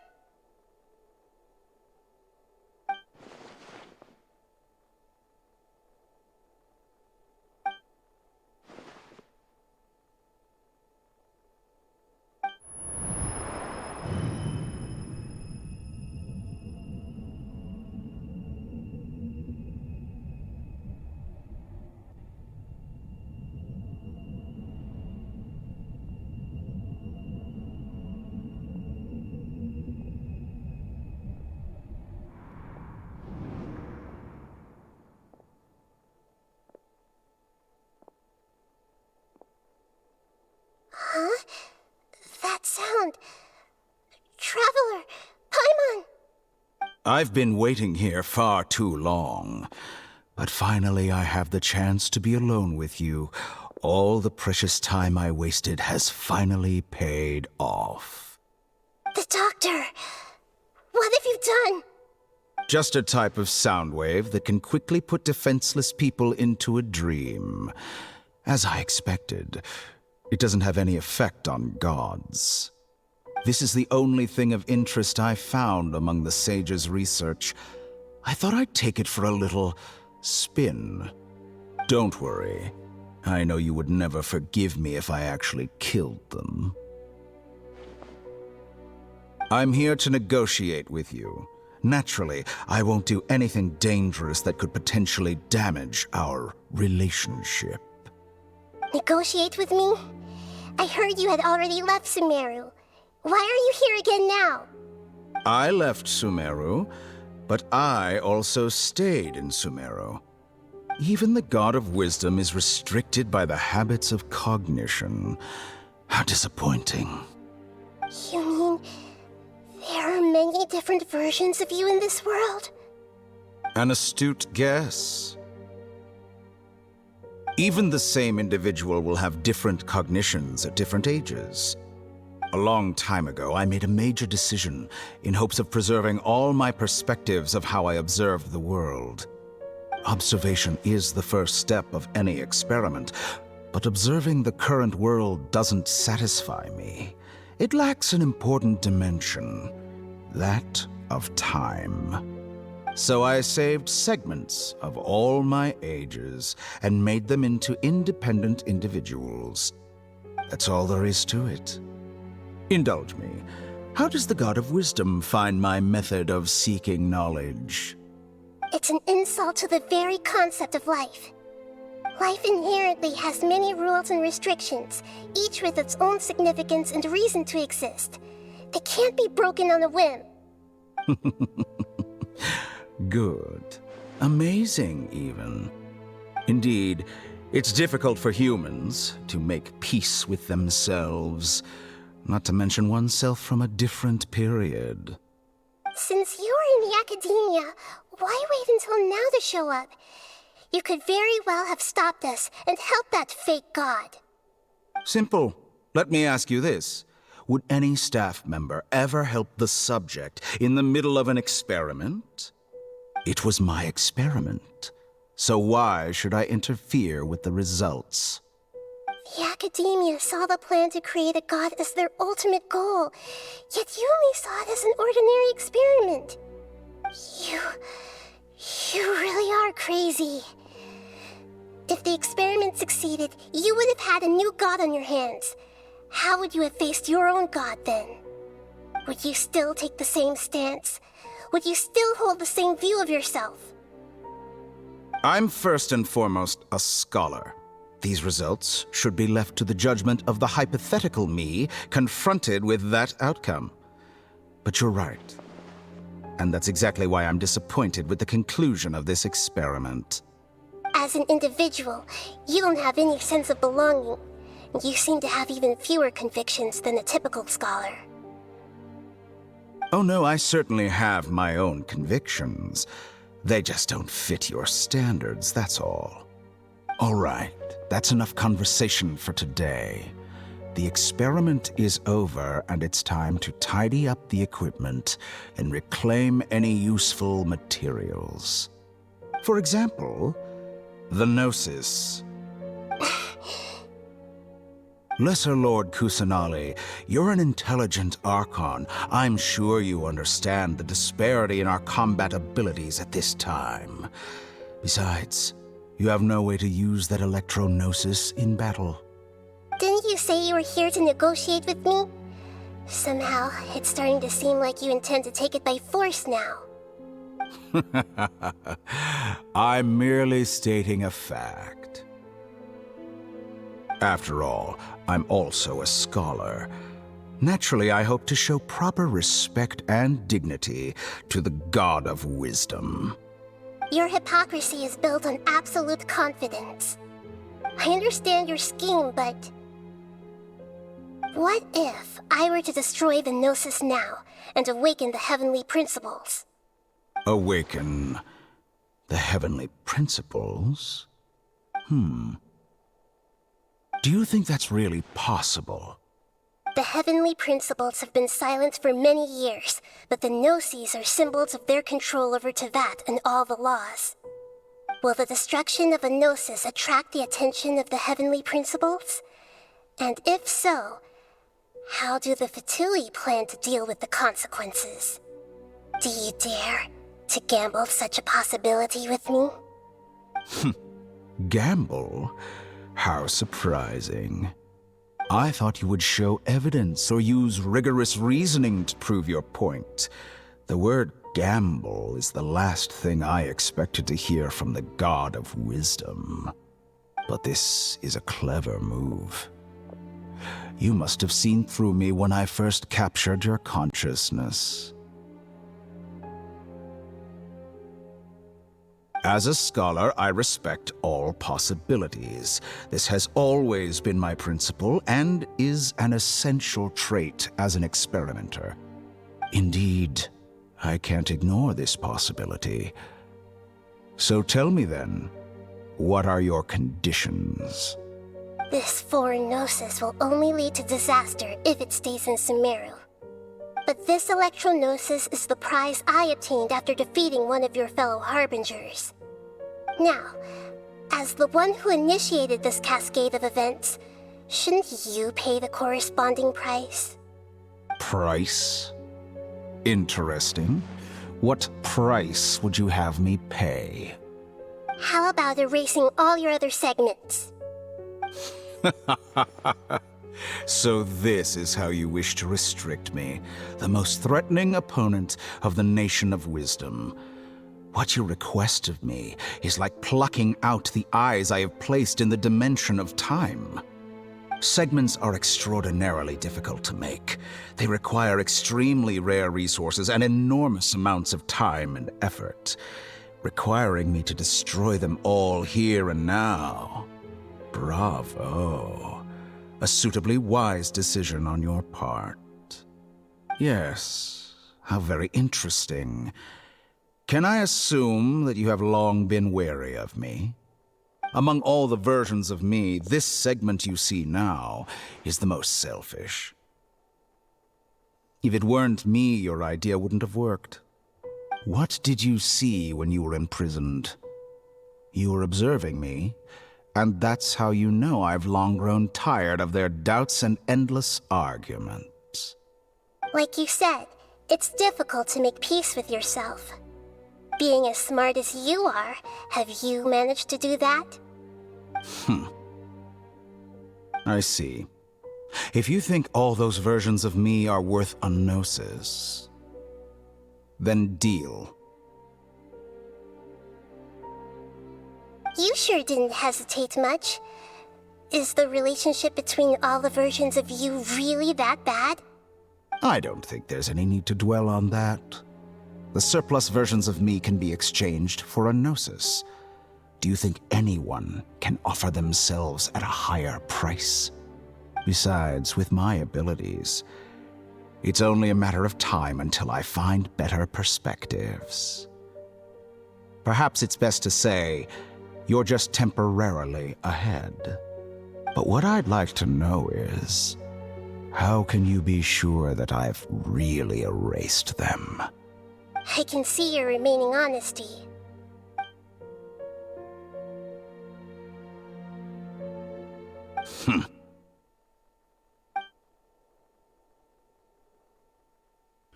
What a ridiculous decision! You can't be serious! How could I have been so short-sighted? You think this is the end? Wait, I'll have my revenge! You'll make Good this moment riddance. count.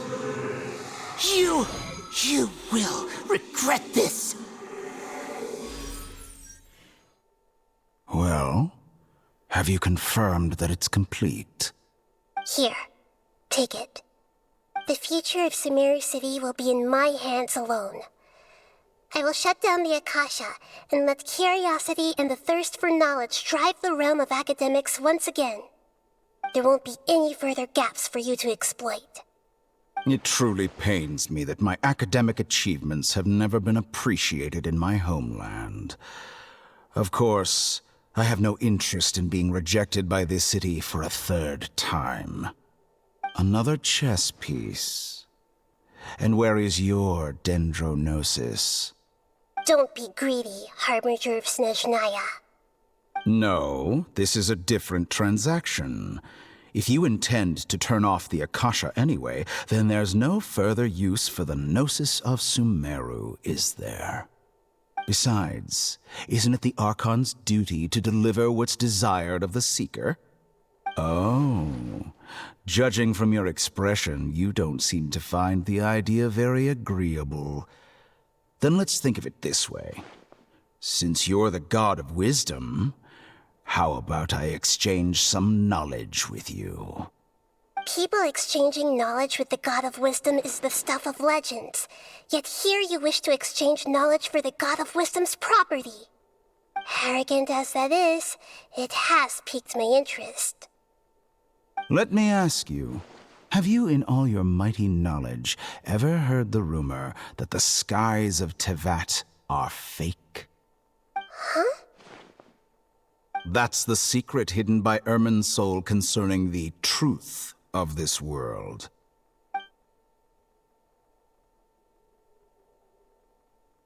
Once I finish telling you about this, it will be time for me to say goodbye. With negotiations, we've all gotten what we wanted. I'm very glad I got to meet you like this. Your arrogance may know no bounds, and convictions may mean nothing to you. But I'll still listen to what you have to say.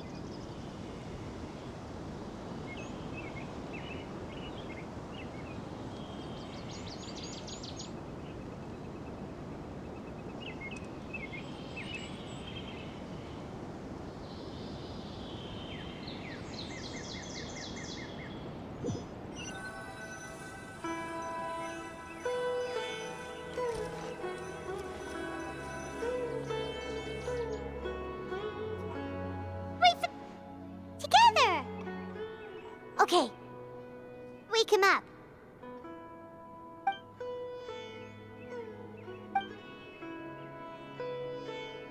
Are you awake? Kale says it's time for breakfast. Come on, get up! Good morning! How are you feeling today?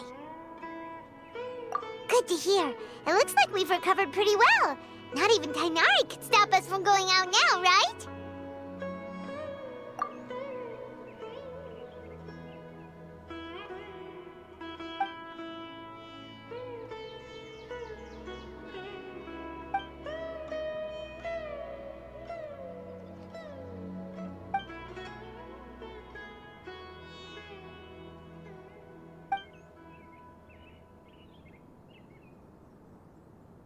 Come on, Traveler, let's go!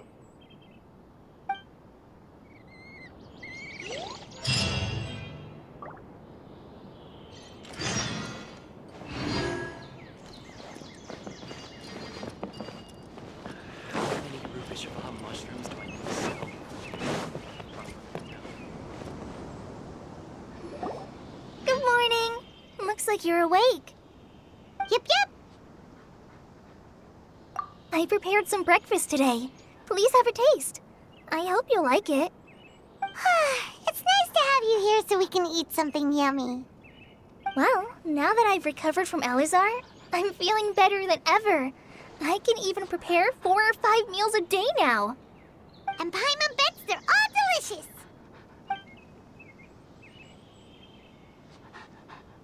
Oh, by the way, someone brought a letter for you after you went to sleep last night. Nope. Paimon wanted to read the letter with you after you woke up. So Paimon didn't open it. All right, let's read it now. Oh, it's from Nilu. Ahem.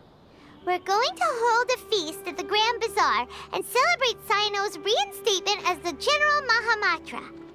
As heroes of Sumeru, please be sure to attend. I'll wait for you. The date of the banquet is written on the back. It's in 2 days. Oh, I've also heard that you've become heroes here as well. That's amazing.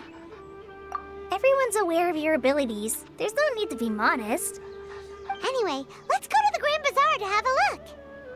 Oh, before you leave, be sure to inform Master Tighnari.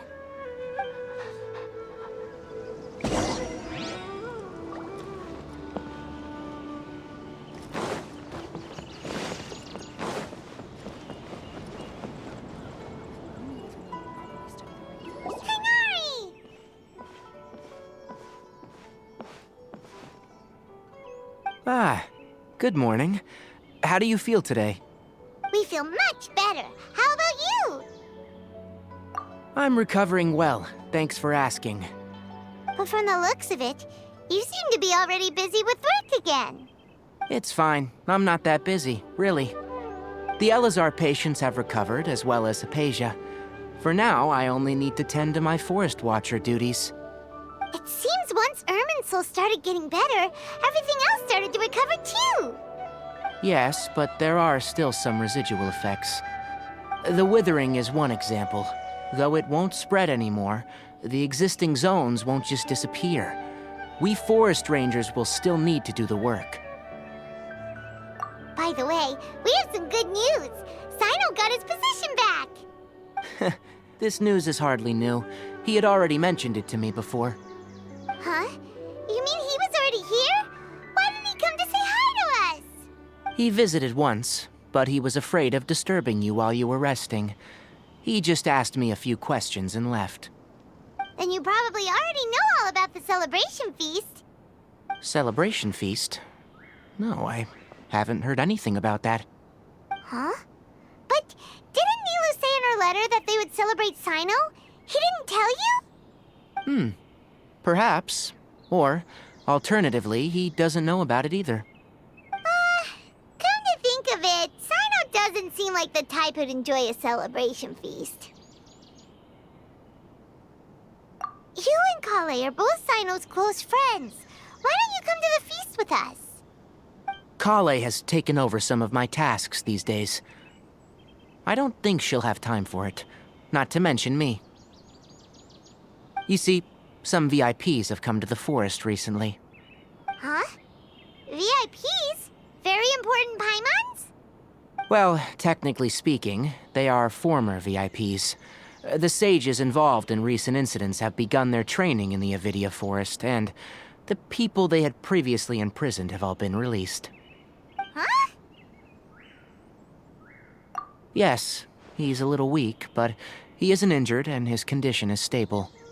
Lesser Lord Kusanali, in her boundless mercy, has decided to spare Azar and the other wrongdoers. Supposedly, they were ashamed of their shallow ideologies, and have decided to dedicate the rest of their lives to cultivating wisdom in the Avidia Forest. When they learned that Lesser Lord Kusanali had defeated the Balladeer and saved Irminsul, they were shocked at first, but also became happy, feeling that the sacred light guiding them on the path of discovering wisdom had begun to shine once again. As a result, work has increased for the forest rangers. That sounds really exhausting. There is nothing we can do, really. But that's another topic. Back to the matter at hand. Are you two planning to head out? Ah, right! We're here to request permission to head out. Would that be okay? You've recovered well. You may go. But be careful. Yay! Will do! Well, there won't be any problems if the feast starts at that time. Everything has already been prepared. Mr. Zubair, I finished tallying things up here. Well, except for the guests. Is a simple reply really that much to ask of our guests? It's affecting our arrangements! Oh, it'll be fine. Besides, it never hurts to get things ready in advance. I was thinking the same thing. The feast will be held sooner or later, right? Hey, Nilu! Traveler, Paimon! We got your letters, so here we are! You're the best! The other guests haven't even replied yet. Huh? Are we the only ones that have arrived? Yeah, I had someone deliver letters to all of our guests. But maybe everyone is still busy with other things. Look, I get it. Sumeru is in an extremely important period of transition right now, but even if your friends are important figures, they shouldn't just ignore your request like this. Nilu is Sumeru's #1 celebrity, after all.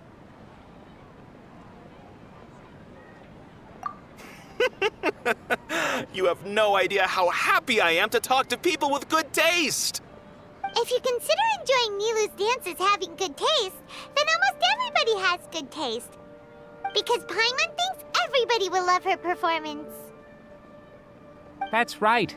We all think she's amazing too. Nilu is an absolute favorite among those of us who frequent the Grand Bazaar. For Outlanders, you have a great eye. Master Zubair, let's have a vote for the most outstanding audience members next time. I think these two may win. Nonsense! It is not for us to determine the value of an audience. But indeed, we could try giving gifts to people with particularly good taste. I heard there's a device in Fontaine called a camera that can record people's appearances as pictures. Such pictures would make superb gifts. Ooh, good idea. I wonder where we can find one. You guys are so funny. There's really no need for that. I'm satisfied just being able to perform here. There's always a lot going on at the Grand Bazaar. Yeah, and that's why I love it here. Traveler and Paimon, could you help confirm if the letters were actually delivered? If for some reason they didn't receive the letters, then please tell everyone that there will be a feast here. Yeah, we can also check out how everything in Sumeru is going now.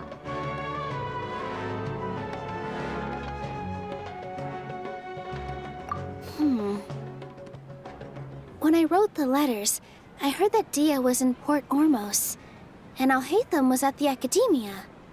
As for Sino, we've only heard that he appears at the Academia from time to time. I'm not too sure about Rahman's whereabouts. My guess is that he's with Dia. As for Dunyarzad, I just hope she's feeling better. I sent her a letter, but I was afraid of disturbing her. If you have time, please ask about her for me. Okay, got it. Let's go, Traveler.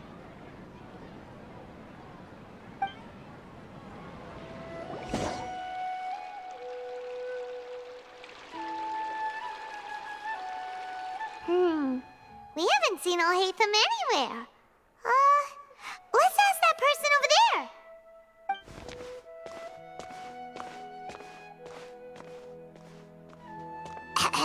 Hey there, have you seen Alhaitham around? Yes, it seems Scribe Alhaitham has gone to the House of Dana. You should be able to find him there. But you're already the second group of people I've seen looking for him today. He must be quite the busy man. Oh? Who else was looking for him? Mr. Cavey was just here asking about him. You wouldn't believe how terrible their relationship is. And now you two are here. Don't tell me everyone's here looking for gossip about the sages. No way! We're strictly here on business. Ah, I see. Sorry, I thought maybe everyone's as interested in rumors about the sages as I am.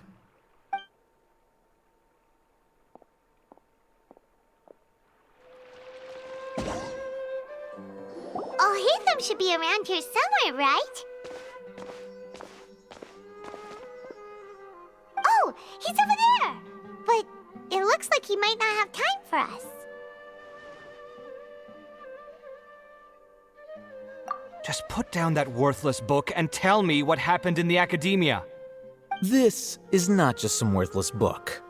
Do you have any idea how difficult it is to find a physical book like this in Sumeru? It doesn't matter. It's probably just another thing that you used your authority to get your hands on anyway. Just put it aside. Listen, I came back today only to hear that the sages have disappeared. Oh? You sound surprised. I thought you would already know the inside story.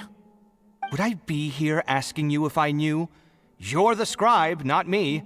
So just tell me what you know already. Well, I almost became a sage. Huh? Oh, don't sound too surprised now. You're the renowned Kaveh, light of the Ksharawar. Besides, as a master builder and craftsman, chances are you'll be appointed as a sage too.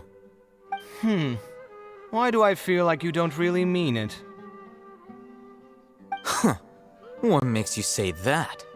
Why would you question my heartfelt sincerity? Maybe it's because you've never said anything good about me before. Yeah, well, I share a similar sentiment, and anyone who knows you as well as I do would surely do the same. Ugh, you... See? This is why I hate discussing anything with you. Your ridiculous and arrogant attitude always gets in the way. It seems that you really can't stand my personality. Ha! What was your first clue? Well, then you might as well move out of my house. Are you threatening me? Stooping to a new low, I see. Ugh, and don't change the subject. You, a sage? What a joke. The academia might as well just close tomorrow. Are they having a fight? Forget what's going on with the academia. Haven't you been busy with your construction project? Tell me, when are you going to build yourself a mansion? Don't get me started. I get angry just thinking about it. So, what great building did our master architect work on this time? Like I need to tell you. Keep your nose out of my business. No, I think we deserve to know. Where were you when Sumeru needed you most? I was in the desert for a large project, but considering Haravatat's utter ignorance of architectural and aesthetic matters, you probably wouldn't understand. Which is truly unfortunate. I can only pity the man who doesn't understand the first thing about beauty and romance. Unlike a true... hold on, wait a second. What do you mean by when Sumeru needed me most? Well, While you were out fiddling around in the desert, many people came together to save Sumeru from a crisis. Ha! And you think I'd believe that? Look, all you really need to know is that Azar and all his accomplices have all been overthrown. Huh? What nonsense are you talking about? It's no skin off my nose if you don't believe me. It's not like my Darshan was the one trying to apply for funding from the Grand Sage. Yours, though, on the other hand... You know what? I'll ask around. I'm sure someone knows what's going on here. You're dead if I find out you're lying to me.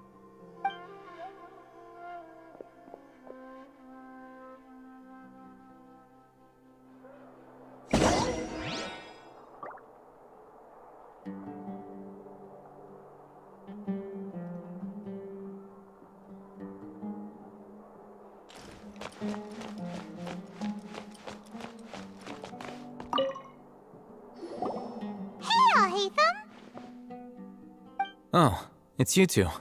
What's the matter? We're running some errands for Nilu. Have you received her letter?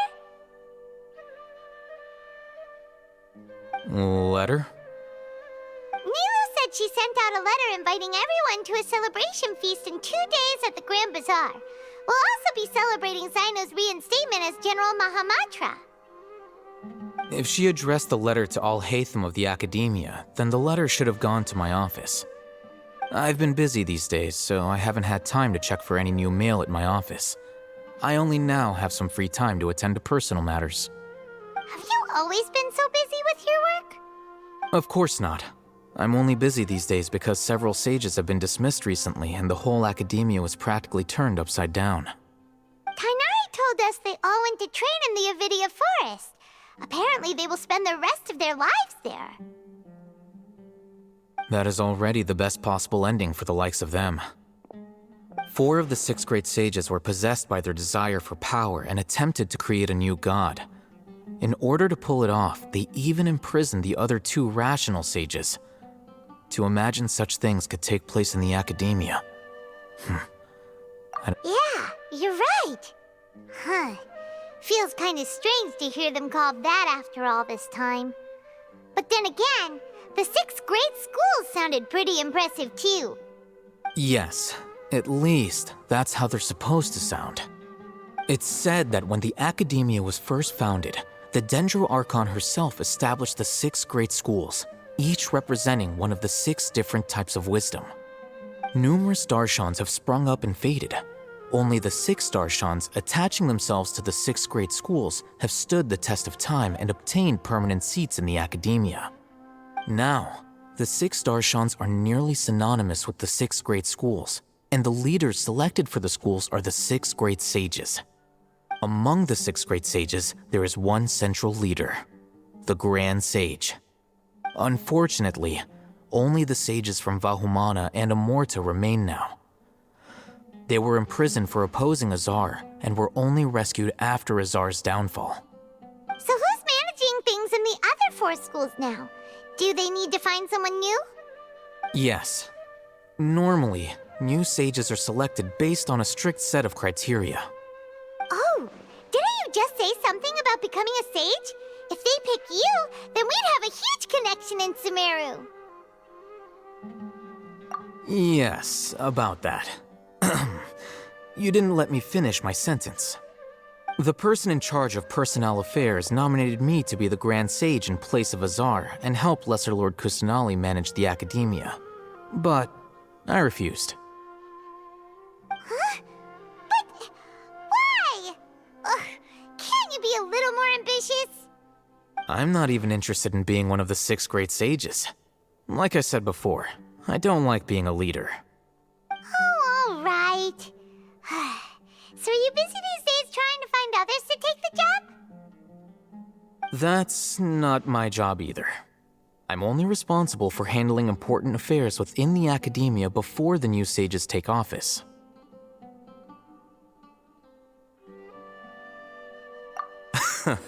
And the first thing I'll do is reject Kasharawar's application for funding. By the way, who was that other person just now? Is he your friend? Do we look like friends? Paimon doesn't know. That's why Paimon's asking. His name is Kaveh, my roommate. You could say he's the representative for Ksharawar scholars. Which is exactly why he always has so many problems. So everything that's happened recently must be a huge change for the people of Sumeru.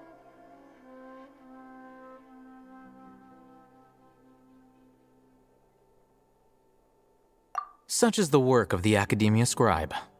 Well, anyway, no matter how busy you are, since you are our planner, remember to attend the celebration feast in 2 days. All right, I'll see you there.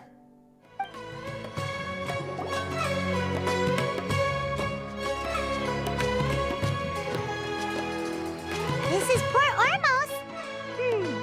Now where could...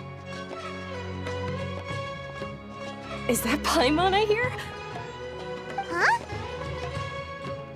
It's been a while. How are you doing? Dunyarzad! It's been so long since we've seen you! I'm doing well. I can go as far as saying I have never been happier in my entire life. I don't know if you've heard, but Alazar has completely disappeared, and all the patients have recovered. You kidding? Knowing them and the connections they've got, I'm sure they've heard about it. Yeah! That's right. My lady is feeling better now, so I'm accompanying her for a walk. Why do you still call me that, Dia? You've already informed my father of your resignation. I guess I'm just used to calling you my lady. Old habits die hard. Resignation? You mean you're quitting? Yeah, I might start losing my edge if I keep being a bodyguard for the Homayanis. You know that my parents and I are fond of you, and that we appreciate you very much.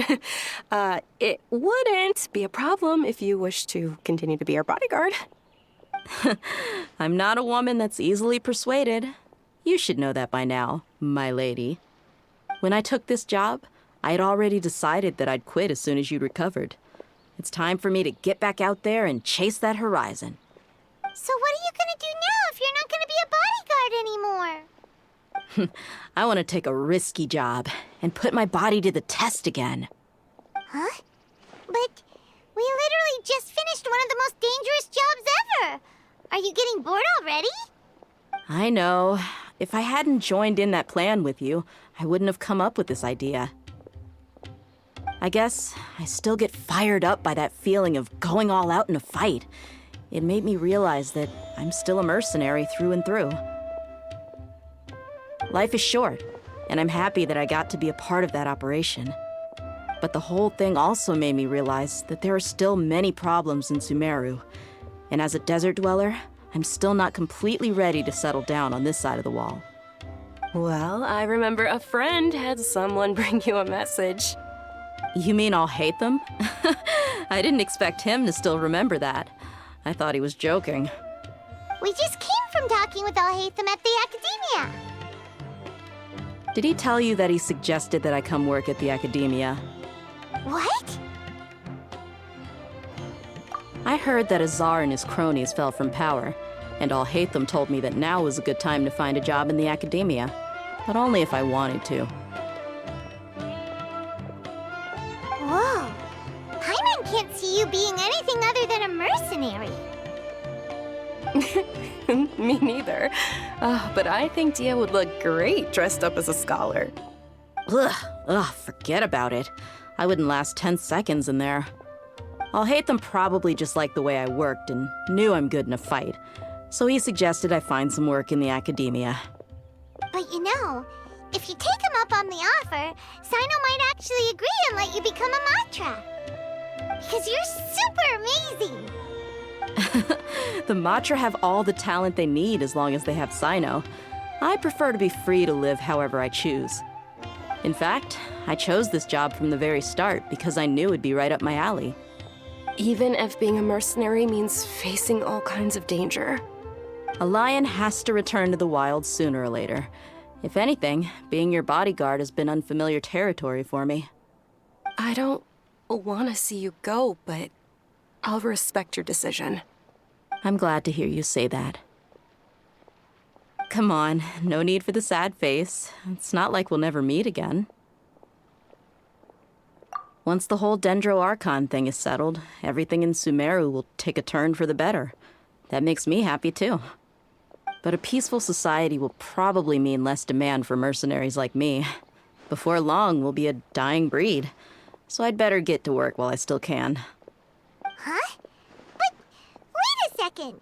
You make it sound like you're leaving now. Well, no, not yet at least. I promised my lady I'd stick around until next week. So, have you been in Port Ormos this entire time? We were wondering if you had received a letter from Nilou. Oh, did Nilou write to us?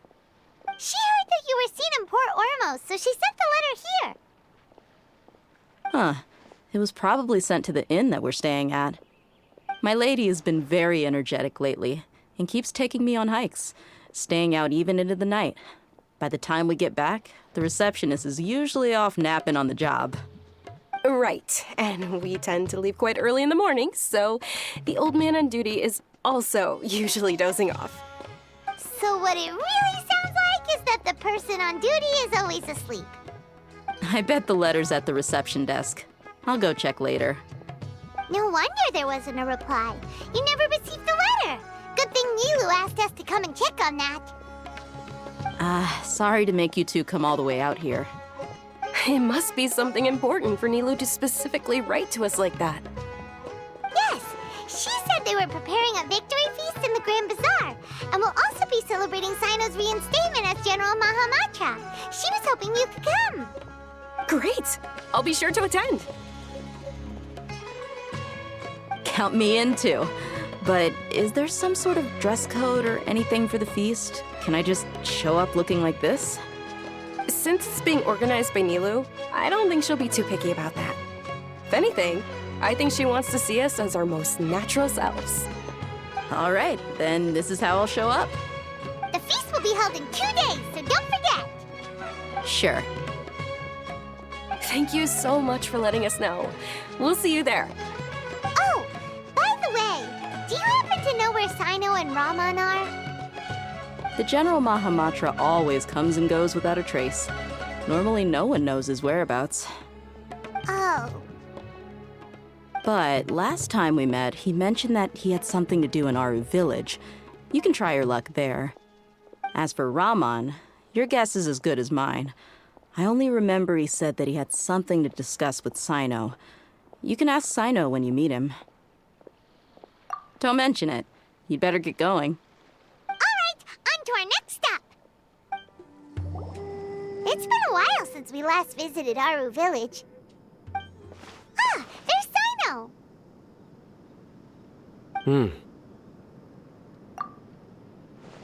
What brings you here? We recovered well, and Tanari agreed to let us leave, so now we're out and about again. It seems Gandharvaville's medical treatment is still as good as ever.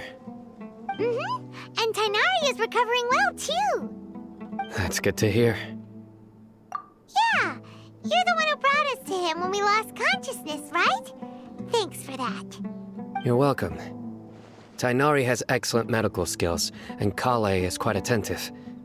It was the best place for you.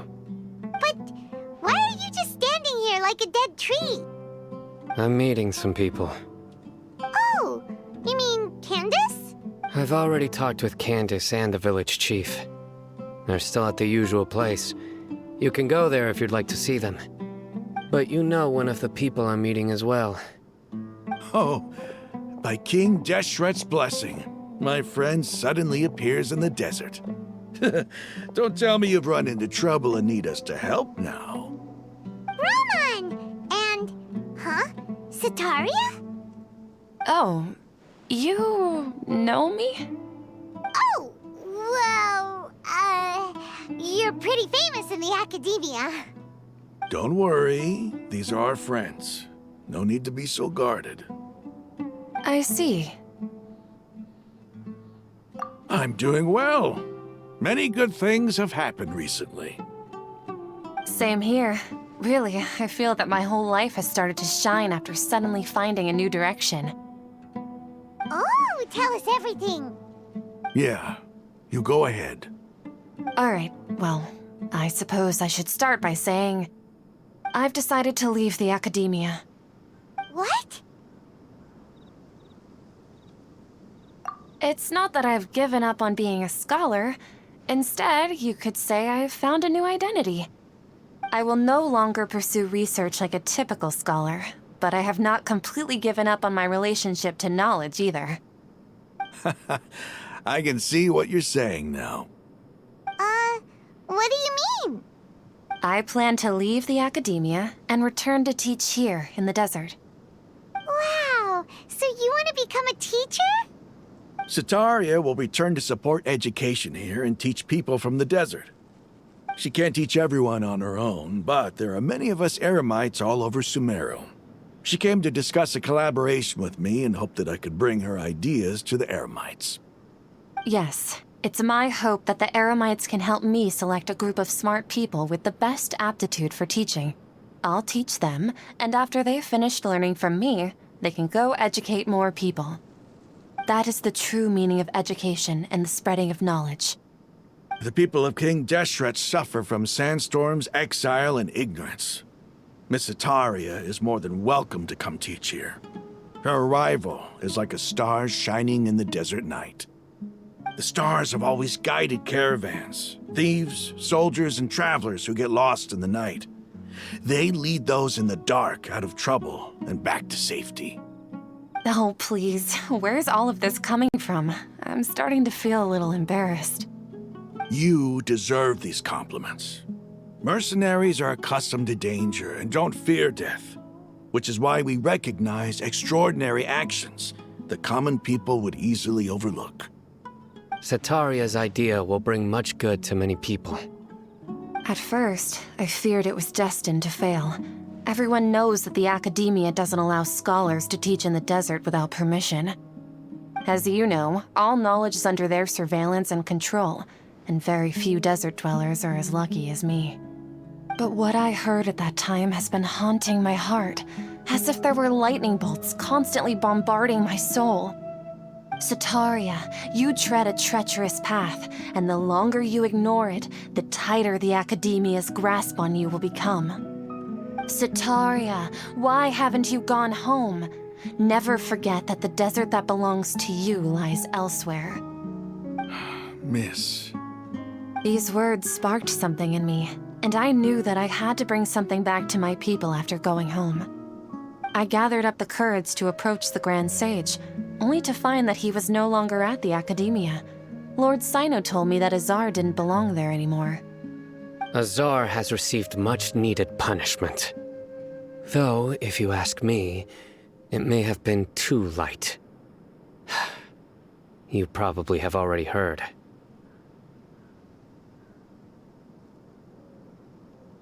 Lord Sino helped me obtain permission to leave the academia for the desert, and accompanied me here to discuss collaboration with members of the Eremites. My plan was able to go smoothly thanks to him and Rahman. You're all doing so much for the desert. Aside from that, I also have some other business to discuss with Sino. Lesser Lord Kusanali has allocated many resources to support and develop the desert.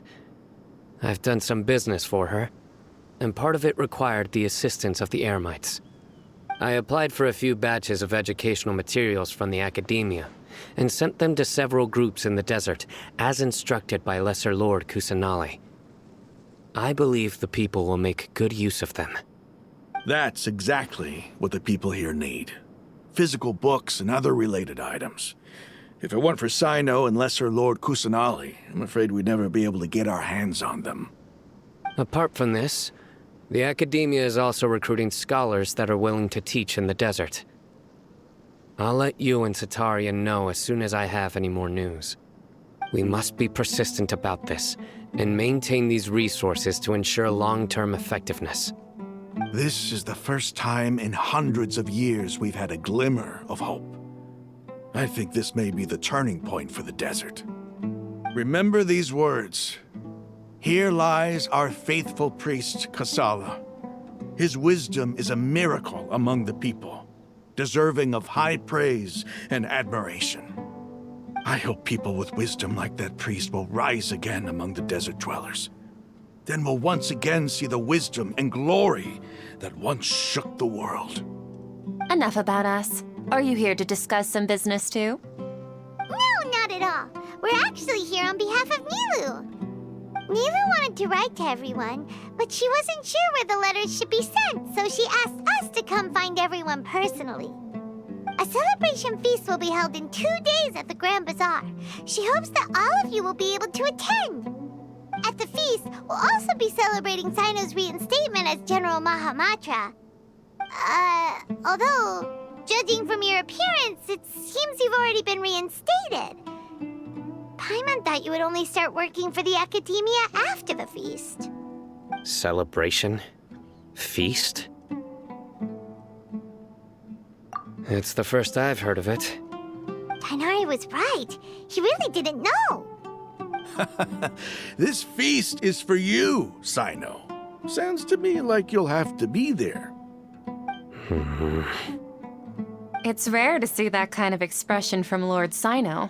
You must not like feasts very much. No, not really. But I'll go. Well, I still have a lot to handle here. Besides, I need to look after Miss Sataria in the desert, so I'll have to pass. I'm afraid I won't be able to join you. Although, if you'd be so kind, please give a message to Miss Nilou for me. The message is, I'm sorry for how I treated you before, but now I understand the beauty of your dance. It's like a light shining in the sky. You and the art you symbolize are not only beautiful, but also lively and powerful, so much so that it was prohibited. Please keep dancing, and someday I'll be able to appreciate your art in person. Okay, we've got all that down.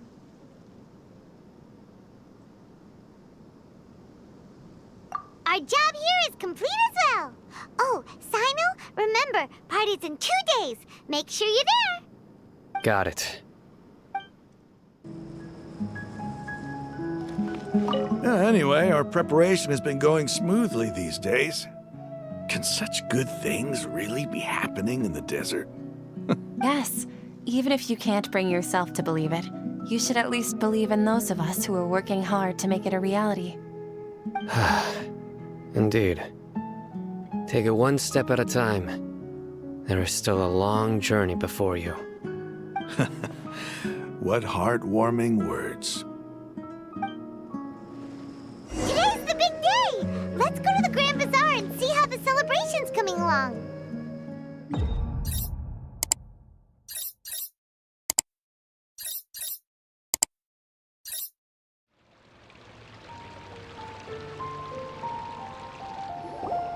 Everybody's already here.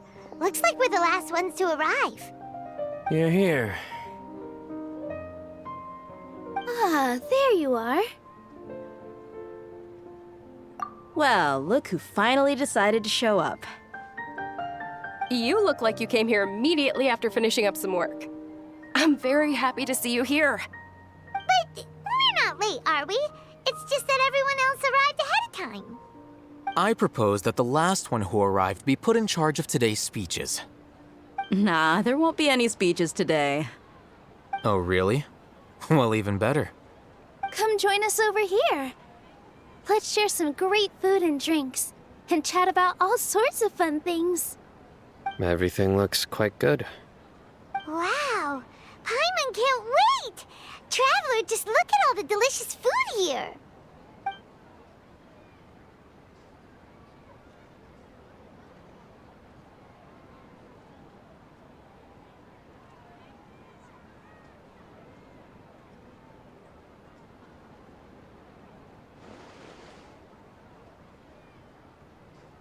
Whoa! It's so delicious! Oh, this grilled meat tastes amazing! The food was specially prepared for you by everyone in the Grand Bazaar. And we have gifts that were sent by the residents of Sumeru City when they heard we were holding a feast. Everyone that came said that you saved Sumeru, and wanted me to thank you all on their behalf. Ah, feels kinda nice to be seen as a hero. I could get used to this. Being a bodyguard is also a hero's job. You've always been amazing, Dia. My lady sure has a way with words. Thanks. I'm glad to hear it. And I'm happy to meet everyone that participated in the great plan. Don't mention it. Come to think of it, we've really done something impressive together. It's unbelievable. We owe it to our abilities. And luck. Really? Why do I remember everybody thinking that luck was against us and feeling like we hardly had a chance of succeeding? That's how I remember it too. It's luck that brought us together, and it was luck that let us form a team. Then, it took even more luck for us to formulate a plan and implement it successfully. Moreover, judging from the results, everything worked out well. Yeah. Everyone gave it their all when it mattered most. It was almost like a performance. We took the stage and put on our best show. Everyone played their part, and thanks to everyone's efforts, the performance was a great success. So, would you say we're good actors too?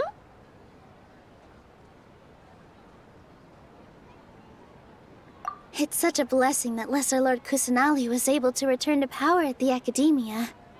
Yes! Even after being abandoned and neglected so many times, she's finally returned. Uh-huh. Lesser Lord Kusanali once used all her power in a great disaster, which resulted in her losing all her wisdom and memories of the past. The Academia basically abandoned her because of it. This should be something everybody should remember.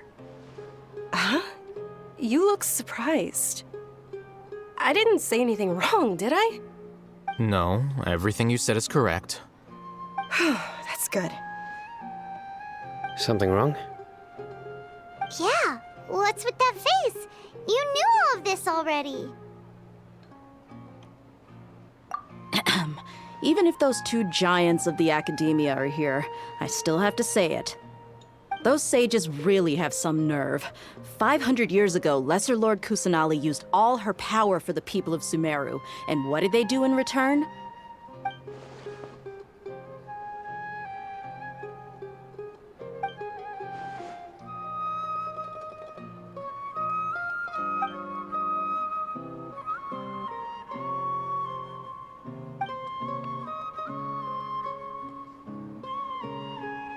If you bite the hand that feeds you, don't act surprised when it turns into a knuckle sandwich, right, Sino? Perhaps I shouldn't say this, but their treatment of Lesser Lord Kusanali calls for a more severe punishment. You could simply tell Lesser Lord Kusanali that you wish to have Azar and his accomplices severely punished. I respect our deity's decision, and won't interfere in any way. While we're on this topic, why didn't you accept the Academia's invitation to become the Grand Sage? Are you trying to say that I'm fit to be a sage? Not at all. But every person handling the selection process has said that you are the most suitable candidate to lead the Academia right now. Why? Because he dethroned Azar from power? Could you try to put it another way? This is a good thing, yet you're making it sound like I overthrew Azar for my own personal gain. But seriously, though, I always wondered if you had some personal motives behind it. I did have my own motive, but it had nothing to do with being a sage. If the rules of our nation were suddenly cast by the wayside, then it wouldn't be long until chaos ensued. I had no intention of letting their dreams disrupt my life. By that, you mean your life working as the Academia's scribe. Precisely. Wait, is that all? So, that's the only reason why you joined us and came up with all those plans? It's reason enough. You've certainly got quite the personality. You flatter me. All right then. How about you? You've already resumed work as the General Mahamatra, right? That's right. Will you be happy with that life? It's not about being happy. There are merely a lot of things that I must do.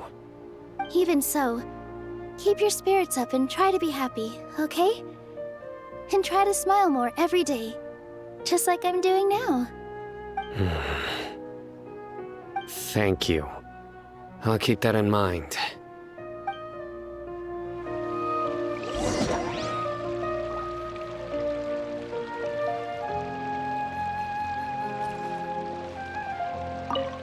I seldom participate in such lively gatherings, but the atmosphere here is quite good. No. This gathering today has a unique meaning. The Grand Bazaar is lively because the people here feel happiness from the bottom of their hearts, unlike the farces at the Academia. That happiness is an emotion that'll be forever alien to those bookworms who have driven themselves insane by studying. I seem to have taken both keys when I left the house. Oh well.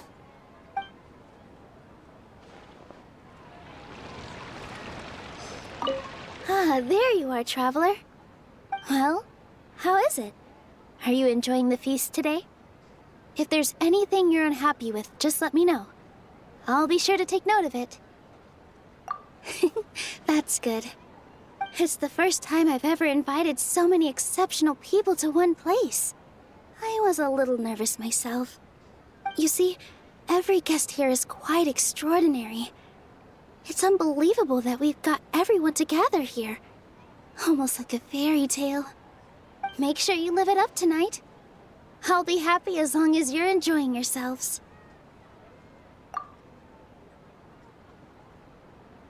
I'm honored to have her think of me this way. If I have a chance in the future, I would really like to invite her to one of my performances. I can't explain why, but I just feel elated right now. Thank you.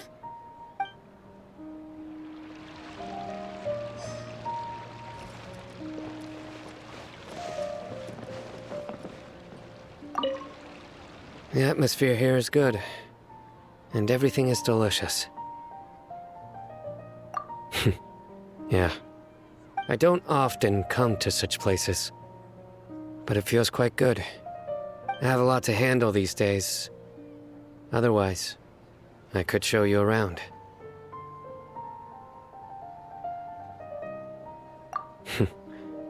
There's always next time. We're friends after all.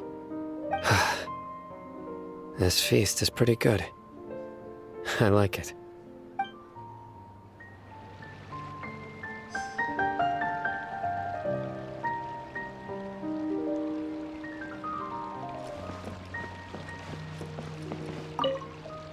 My lady, the grilled meat over there is delicious. Have you tried it? Yes, I also tried some fruit just now. Oh, they're very sweet. What an amazing place to relax. No wonder everybody likes to rest at the Grand Bazaar. You said it. Oh, look who else is here. Hello. Oh, I'm so happy Nilu invited everybody. Oh, now I have the chance to meet all the heroes. Hey, less of that polite chit-chat and more eating and drinking. The feast is about having fun, not stuffy formalities.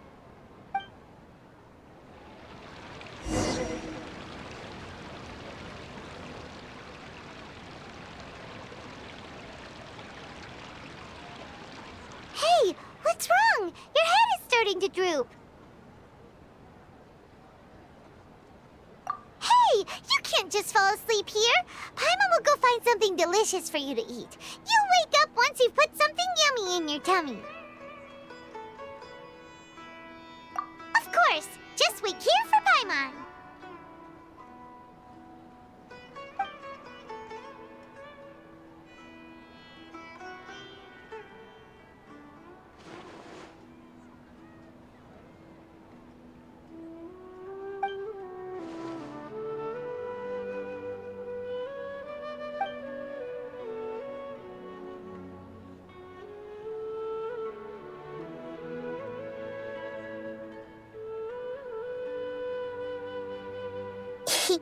It's me.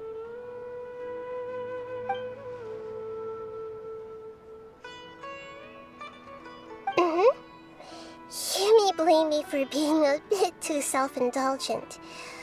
I was thinking about talking with you, and the next thing I knew, I had made a connection with you. The connection between us is amazing. It's like flora and the fence it grows upon.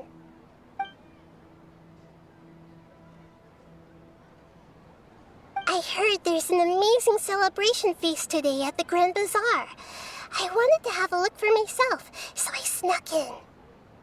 Lately, I've been so busy dealing with all the fallout from recent events, so I really haven't had any free time. Although you've already helped me with a lot, there's still one more thing I hope you can help me with.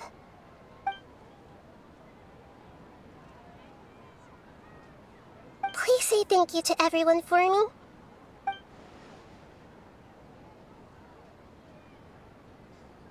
Oh, is it not convenient for you to do that for me?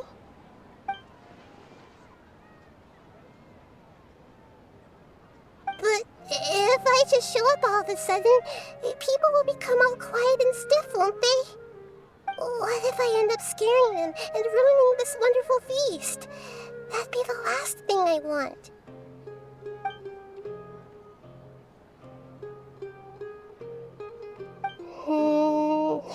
Let me think about it.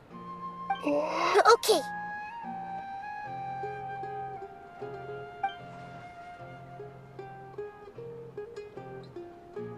Yes, I have.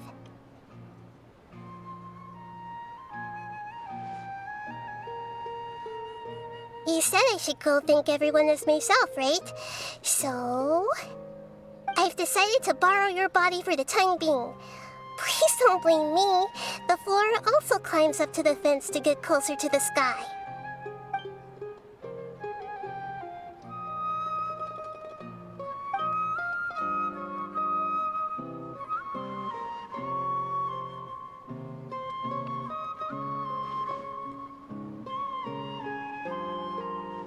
Everyone! Are you awake now? Paimon was just about to bring you the food. It's me. Huh? That voice. Nahida? Hold up. What's going on? I didn't expect to have a conversation with the consciousness of Lesser Lord Kusanali in the Grand Bazaar. Interesting. Is this also a part of the feast? No, of course not. Are you... Lesser Lord Kusanali? Hello, Nilu. You know who I am? Yes, I already know every one of you. Nilu, Alhaitham, Sino, Dia, Paimon, and Dunyarzad.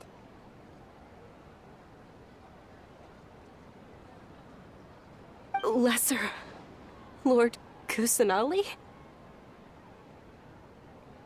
I took the liberty of occupying the traveler's body so that I could thank all of you in person. Thank you so much for rescuing me, even if that meant placing your own safety in peril and taking the risk of becoming enemies with the academia, the sages, the doctor, the balladeer, and even the entirety of Sumeru. Without you, without any of you, I would have been in a much more difficult situation. Had you not helped me to resolve the crisis, not only I, but Sumeru and even the entirety of Tevat would have suffered great misfortune. People refer to you as the heroes who managed to rescue a god. I'm quite fond of this name. It not only explains your identities, but also bears witness to your relationship with me. Please, allow me to present to you my most sincere gratitude. Lesser Lord Kusanali, you have done so much for Sumeru, and I didn't even have a chance to do anything for you. You don't have to do this. Dunyarzad, the suffering you endured during your illness is also proof of you being with me and praying for me. Thank you. You don't need to be so ceremonious. It's always been my duty to protect you. This is how the relationship between the Academia and Dendro Archon should be. We just did what was necessary and set things back on the right path. You're an Archon, but you act so humble. You really don't need to be so polite with us. I'm honored to have been able to take part in this plan. I hoped you liked the dance I dedicated to you. Thank you, all of you. Thank you so much.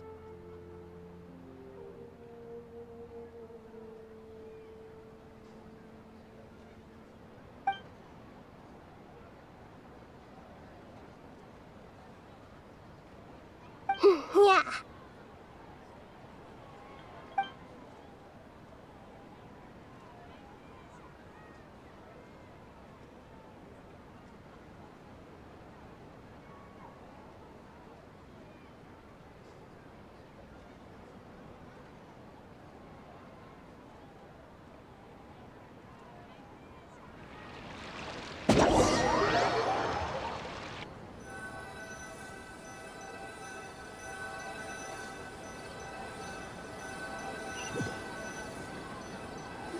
Are you awake?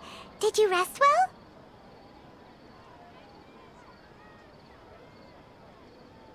After Nahida left, you ate a lot of food. You've become a glutton. That just means you still have a lot to learn from Master Paimon, the Sage of Gluttony! Alright, since you're awake now, should we go and have a chat with Nahida? She should be in the academia right about now. If you have any questions, now's your chance to ask.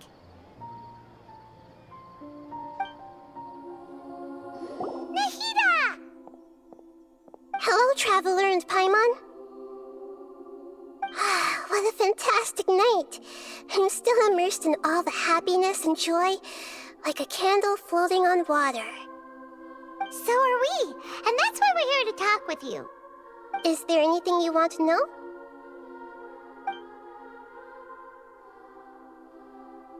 After recent events, the Akasha can no longer function as it used to.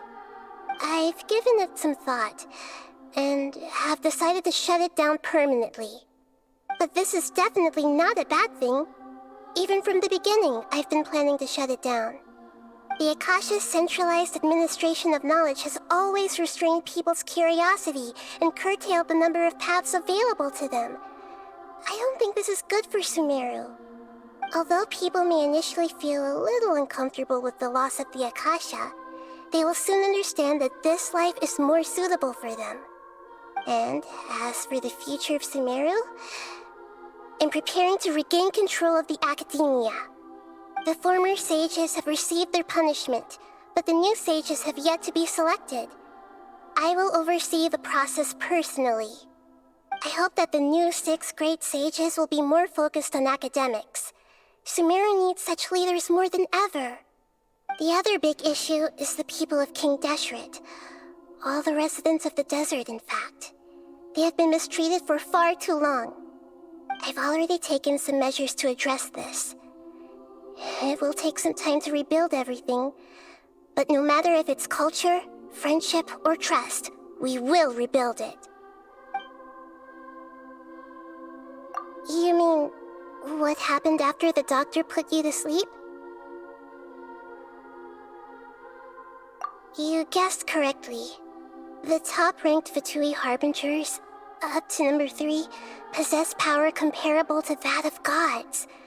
I was no match for him in that kind of situation. However, in spite of the bad situation, I still managed to make a fair deal with the doctor. I'm sure you remember the entity that changed your fate, the Heavenly Principles. In fact, the Heavenly Principles has been quiet since the Conria disaster 500 years ago. I used this point as leverage against the doctor. I told him that the Heavenly Principles may be awakened if I destroy the Gnosis. Although it's just a bluff, he still fell for it. I assumed that the Heavenly Principles wouldn't just stand by and let such extensive damage to its laws take place. And as for what I exchanged for the Gnosis, the exchange served as both punishment for the doctor as well as a boon of new knowledge that I couldn't refuse as the God of Wisdom.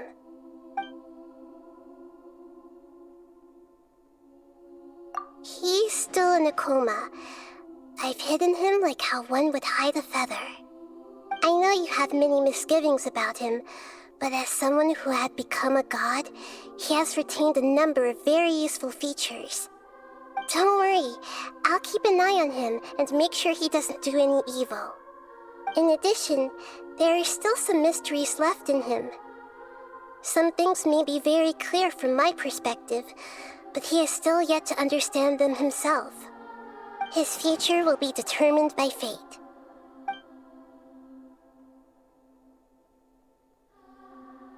Is that where you're headed next? Fontaine, the Nation of Justice? As far as I know, that nation operates in a judicial system. Does their Archon personally judge people? No, there's a Chief Justice in Fontaine. Generally speaking, the Hydra Archon, Focalor, won't preside over individual trials.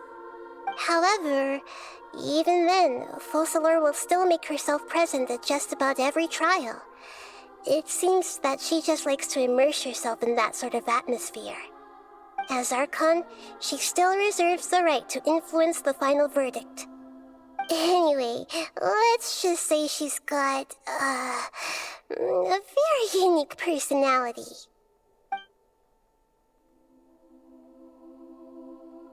Are you sure?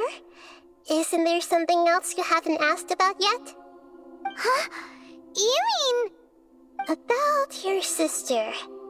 While you were resting at Gandharvaville, I took some time to perform an Irminsul search for information on your sister.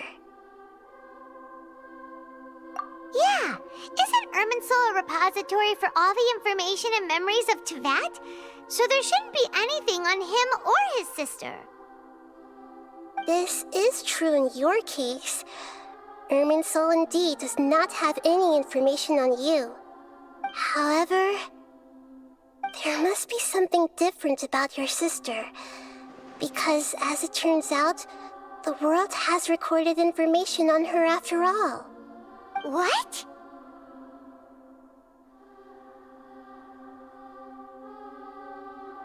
There is only one possible explanation. She belongs to this world.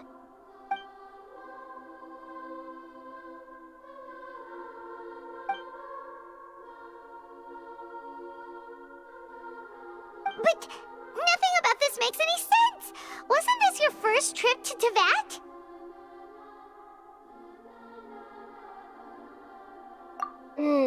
According to the records I was able to access, your sibling suddenly appeared in Conria.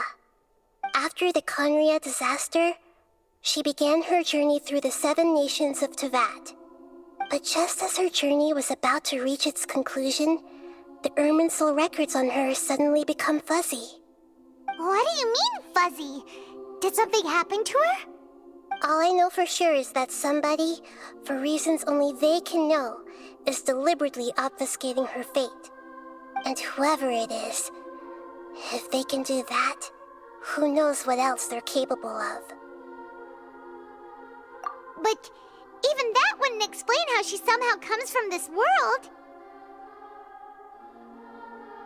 Something else I noticed was that according to these records, the Fatui have not classified your sibling as one of the Descenders. What's a Descender? Paimon's never heard of it.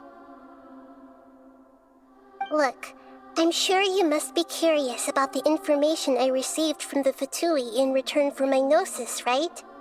A very important part of the intel was about this world's Descenders. External beings, ones that don't belong to this world. Traveler, you are Teyvat's 4th Descender. Huh? So the Fatui count 3 other Descenders before the Traveler, and his sister isn't even one of them? That's right. My current hypothesis is that the first Descender was likely what we now call the Heavenly Principles.